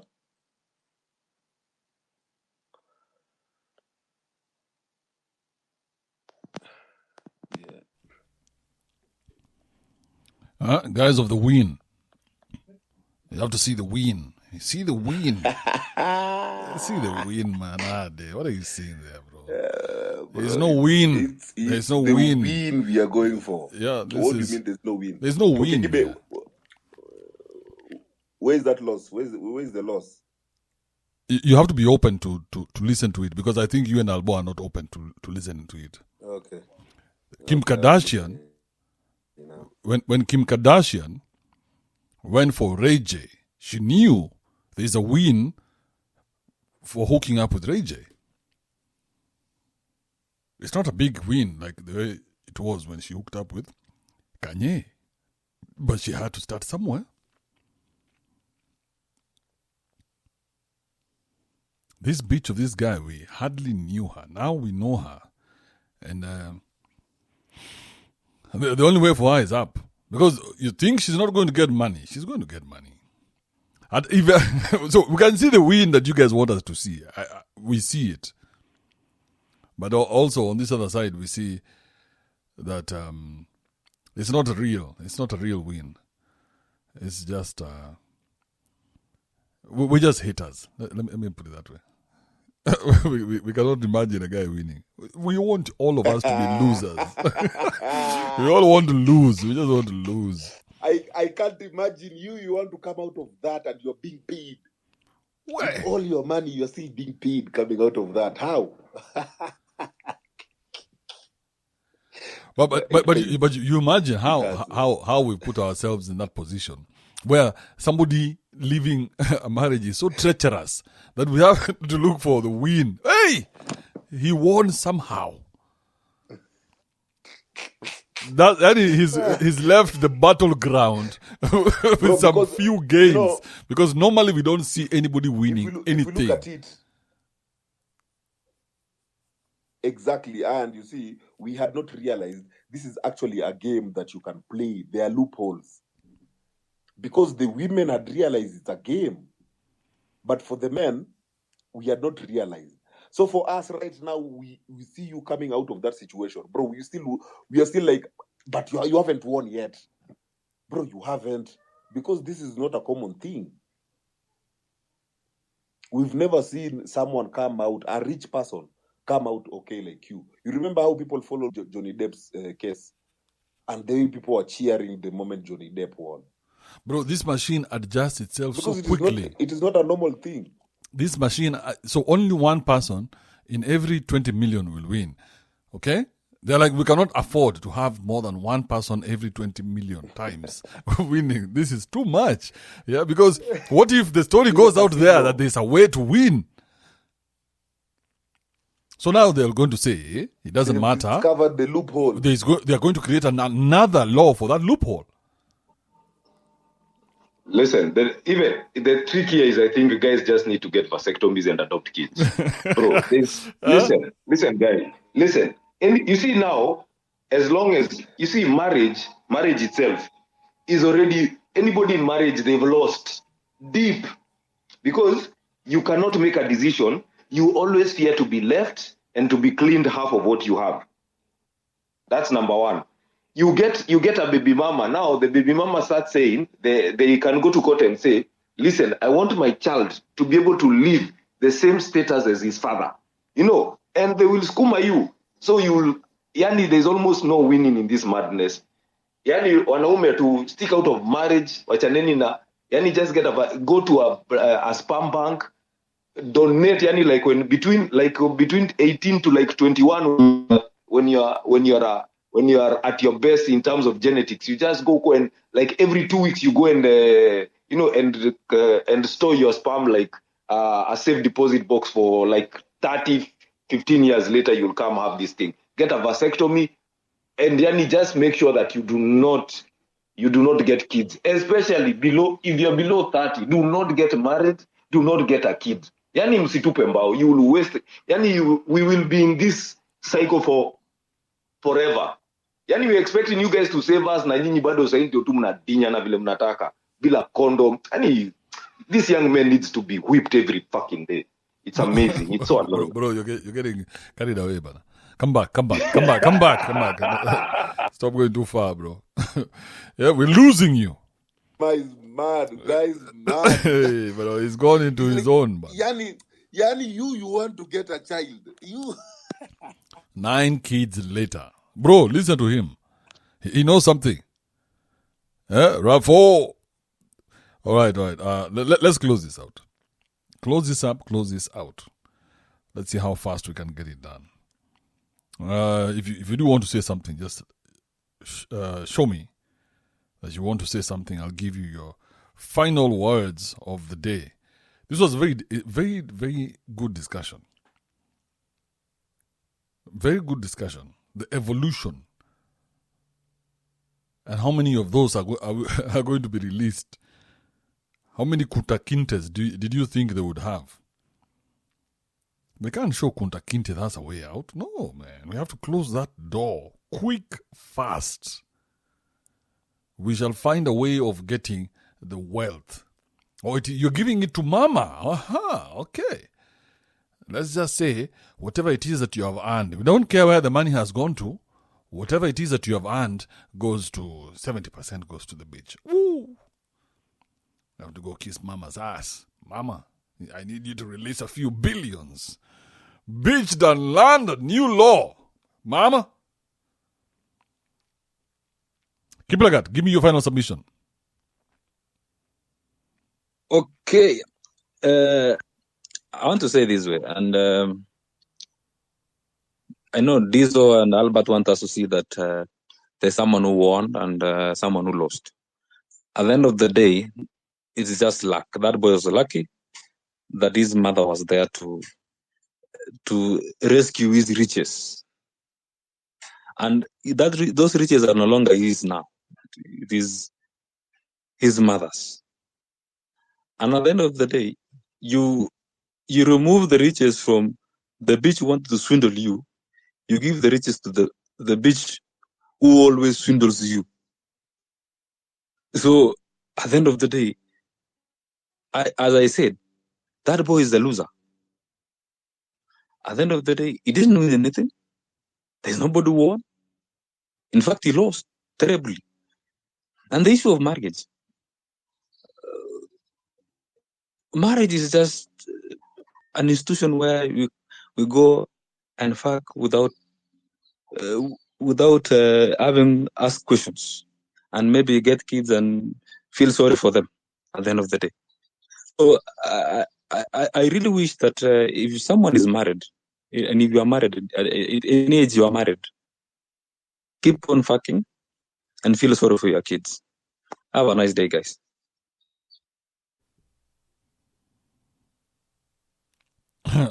Somebody check on this guy, bro. Somebody check on Kiplagat. God damn. This guy is sounding suicidal. Kiplagat, are you okay, bro? God damn. I'm really okay, man. Hey, bro, man. Why are you sounding so dark, bro? It's just a discussion. Hey, this guy's gone into the darkness. I was like, shit, I'm not going there with you. You guy, I was also a bit. I was like, you're buying. We're not that annoyed, bro. We're not that annoyed. It's not that serious. Hey, you guys are recruiting us into a movement here. We're about to join the Illuminati. I was telling someone things that hurts. Kiplagat, those thoughts of yours, bro. Don't listen to all of them. No, I'm just saying, you know, when you're in marriage, it's very hard to think outside the box. You know, like you are driven by your dick somehow, and then somehow your thoughts come through. Somehow your kids are there. Somehow, you know, everything is going very fast. You're a guy who went there because the sex was good, and then at the end of the day you find yourself in a contract. Are you talking about yourself here? Kuna fulani alimuingia. Are you talking about yourself, bro? Ebu wait, Albo. Jama, do you have a family? I do, yeah. I do, yeah, I do, but I don't live with them. So this is what happened to you. I want to ask what happened, like, yeah. Okay, I don't mind sharing the story. It's not a sad story. Come on. No, it is just that. Bro, you went hard. So we're asking, is this your story? This is my story. Come on, this is my story. I don't fear saying it. How bad were you, Okotwad? You guys sound like there's some healing that is needed. Might need to do a prayer for you, bro. Come on, I'll keep it. Anyway, I was Okotwad this week. How bad was it? Tell us in 30 seconds or less. Okay, let me tell you this way. This lady, I went there. I was a very young boy. I was back in the day when I was in campus. And then, she was my first girlfriend. We dated, and yeah, shit happened very fast. The next thing I know, I have a kid. And then, going back home telling people you have a kid. People say, no, you're going to marry that guy. You're not going to leave that guy. First things forward, 6 years later, I am there. I'm still there. The kid is growing very fast. She wants school fees. I'm paying school fees there. I am no longer happy. The sex that I went there for, it is not there anymore. The lady has grown to become a beast. She sees you like a pettier motherfucker. You're no longer that sweet guy who used to, you're no longer that campus sweet darling, And I had to get out of that because it was becoming too much. And then I realized that there are so many beautiful women out here, and there are so many sweet pussies out here, man. So I don't have to, bring my mind to such foolishness. At the end of the day, there's happiness out here. There's happiness out here. So I chose to become happy. And hey, bro, yeah, thank you. You've chosen happiness. Good for you. Good for you, keep like that. Hey, bro. Yeah, I've heard that speech from Mama so many times. I chose me. Chose to be happy, bro. He chose to be happy. Do not make fun of him. He chose happiness. Thank you, Kiplagat. Thank you for coming through. Thank you, Andre. And let's see you tomorrow. All right, see you tomorrow, man. Who else wants to say anything? This is your moment to shine. Yeah. If not, I'll just go straight to... Anybody? Anyone? I guess not. I guess all of you are content. You've had a good day. Diesel, you want to close it up?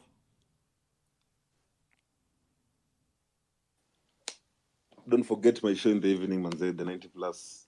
Today is local football. Yeah, let's go get carried away there, man. Our venting pod. Bro, are we even talking about football anymore? What happened? Did football lose its steam? It's local football. Huh? It's Of course, after the Hakimi thing, I mean, what else can we talk about? Vent there, how bad management, bro. It's just that it's exciting venting. But football is liked a lot by married men. You know that? Eh? Because that's where they go to hide. By all these funny names you learn, Hakimi plays for who? Hiding. Let me ask you. Philanderous motherfuckers. Why that doesn't make sense? Most people start liking football in high school. Others as early as primary, depending if your family was into sports. So you grow into it. It's not something at the end. You know what? Till when you're married is when now you search for it as a distraction. No. Let me tell you the guys who like football a lot. People agree with do you want to hear that? The character you have to be to like football. Number one, you must be an employee. Number two, you must be married. Those are the characteristics of people who like football, who like to watch. They know all the stats. They have fantasy football because this is an escape for the married man. The single man doesn't need to do shit. So you married men have to fix reasons to run away from your wives, even if it is just for 90 minutes. I have 90 minutes that I can use for myself. Saying I'm watching Chelsea and Man U. You run away for 90 minutes. Do not disturb me for 90 minutes. I'm taking back my manhood on Sunday at 7 o'clock.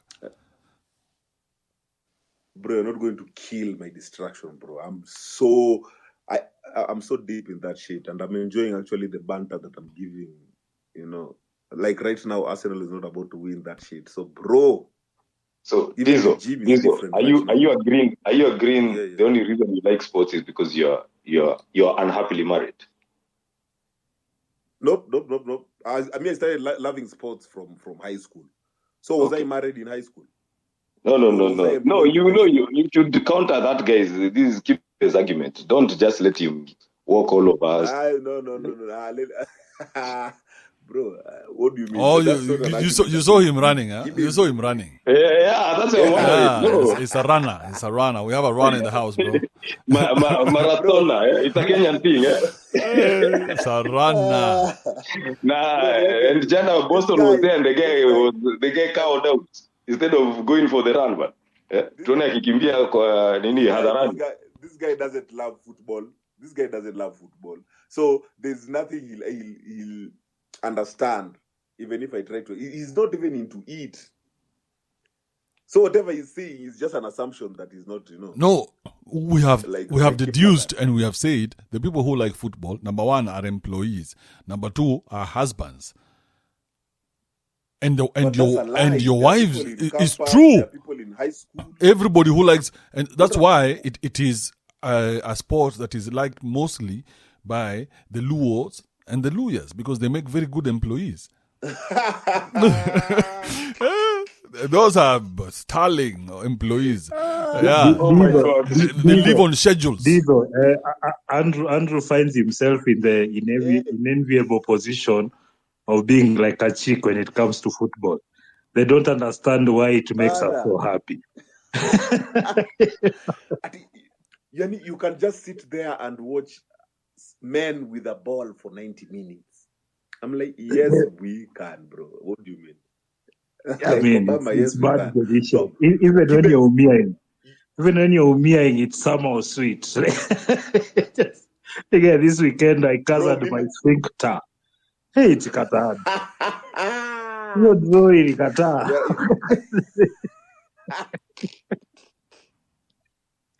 You are a fan of? Mimi ni Gunners, bana. Was like the last two games I've given me him on it. Kibe, now imagine someone like Albo winning the league. Bro, this nigga will even come here and shut down the space. Hey. This big voice of his.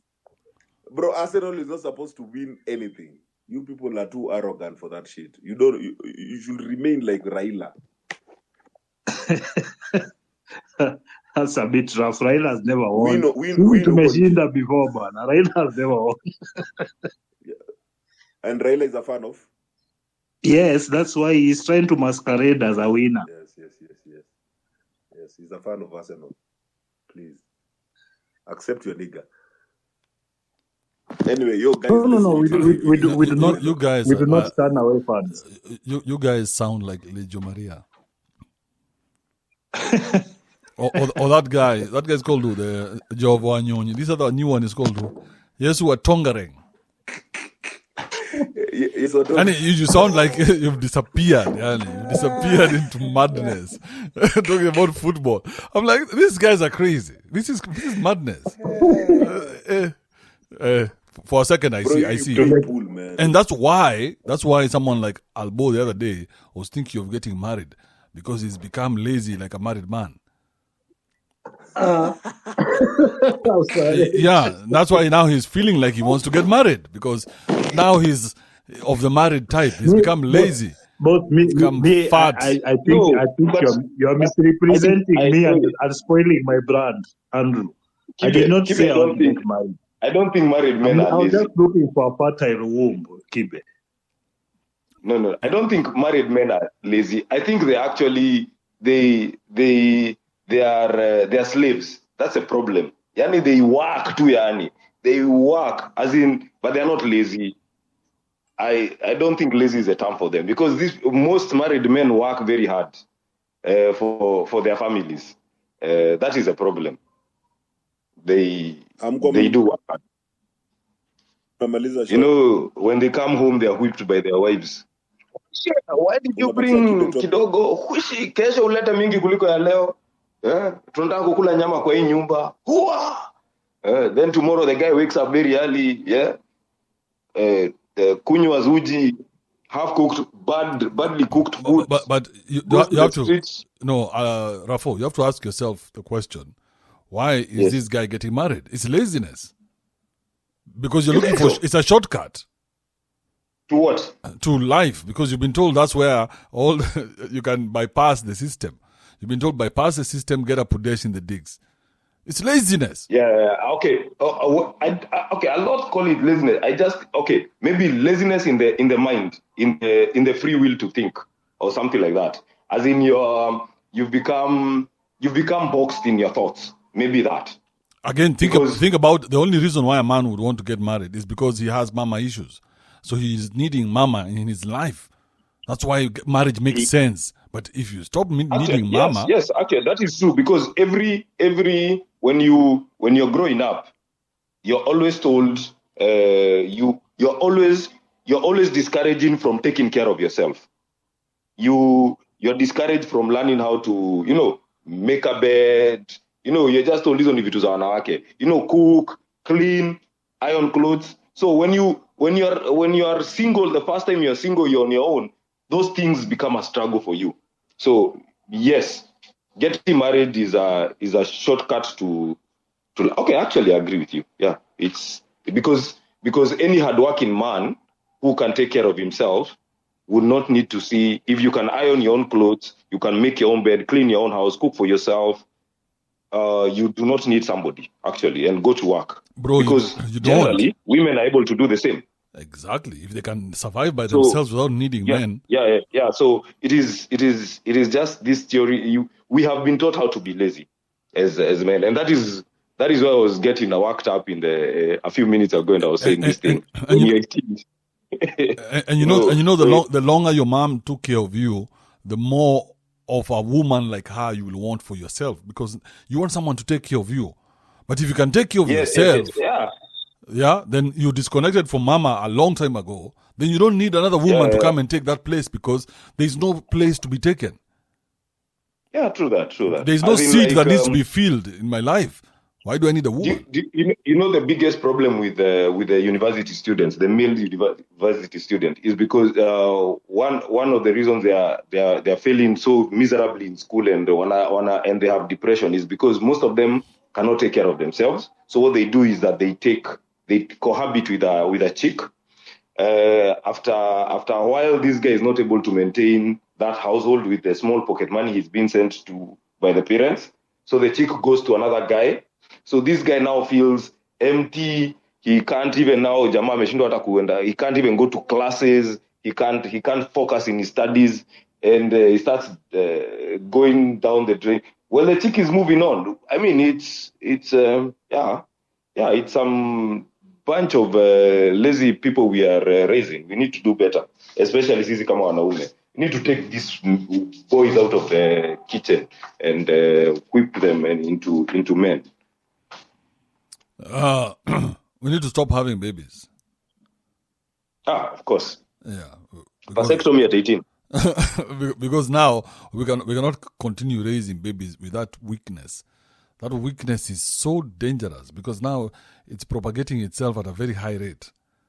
The weakest are the ones who are coming together to gang up and destroy that one person they deem strong. It's very weird and very demonic. Demonic. If you were to go back to church, you guys saw one of our female leaders at the pulpit praying. And I'm like, shit. You guys will give the government to prayers. Who wants to pray? Let's close it up. Join Dizo. Dizo, what time are guys meeting you? From 8. From 8 p.m. 8 p.m. Yeah, from 8 p.m. up over radio na the Twitter spaces. Nice. Mr. 90 plus. Yes, join this guy and all his banter crew on that nonsense that you guys ran away from. You married puny man. Puny married man. Puny philandras married man. God damn. That's football for you. I will see you guys tomorrow, same time, same place. Also, remember you can catch my shows on patreon.com/KibeAndrew. Again, another record month. We'll also be on YouTube this evening from 10 p.m. Let's do that. Let's see how that works out. Do have yourself a wonderful day. I will see you here, same time, same place.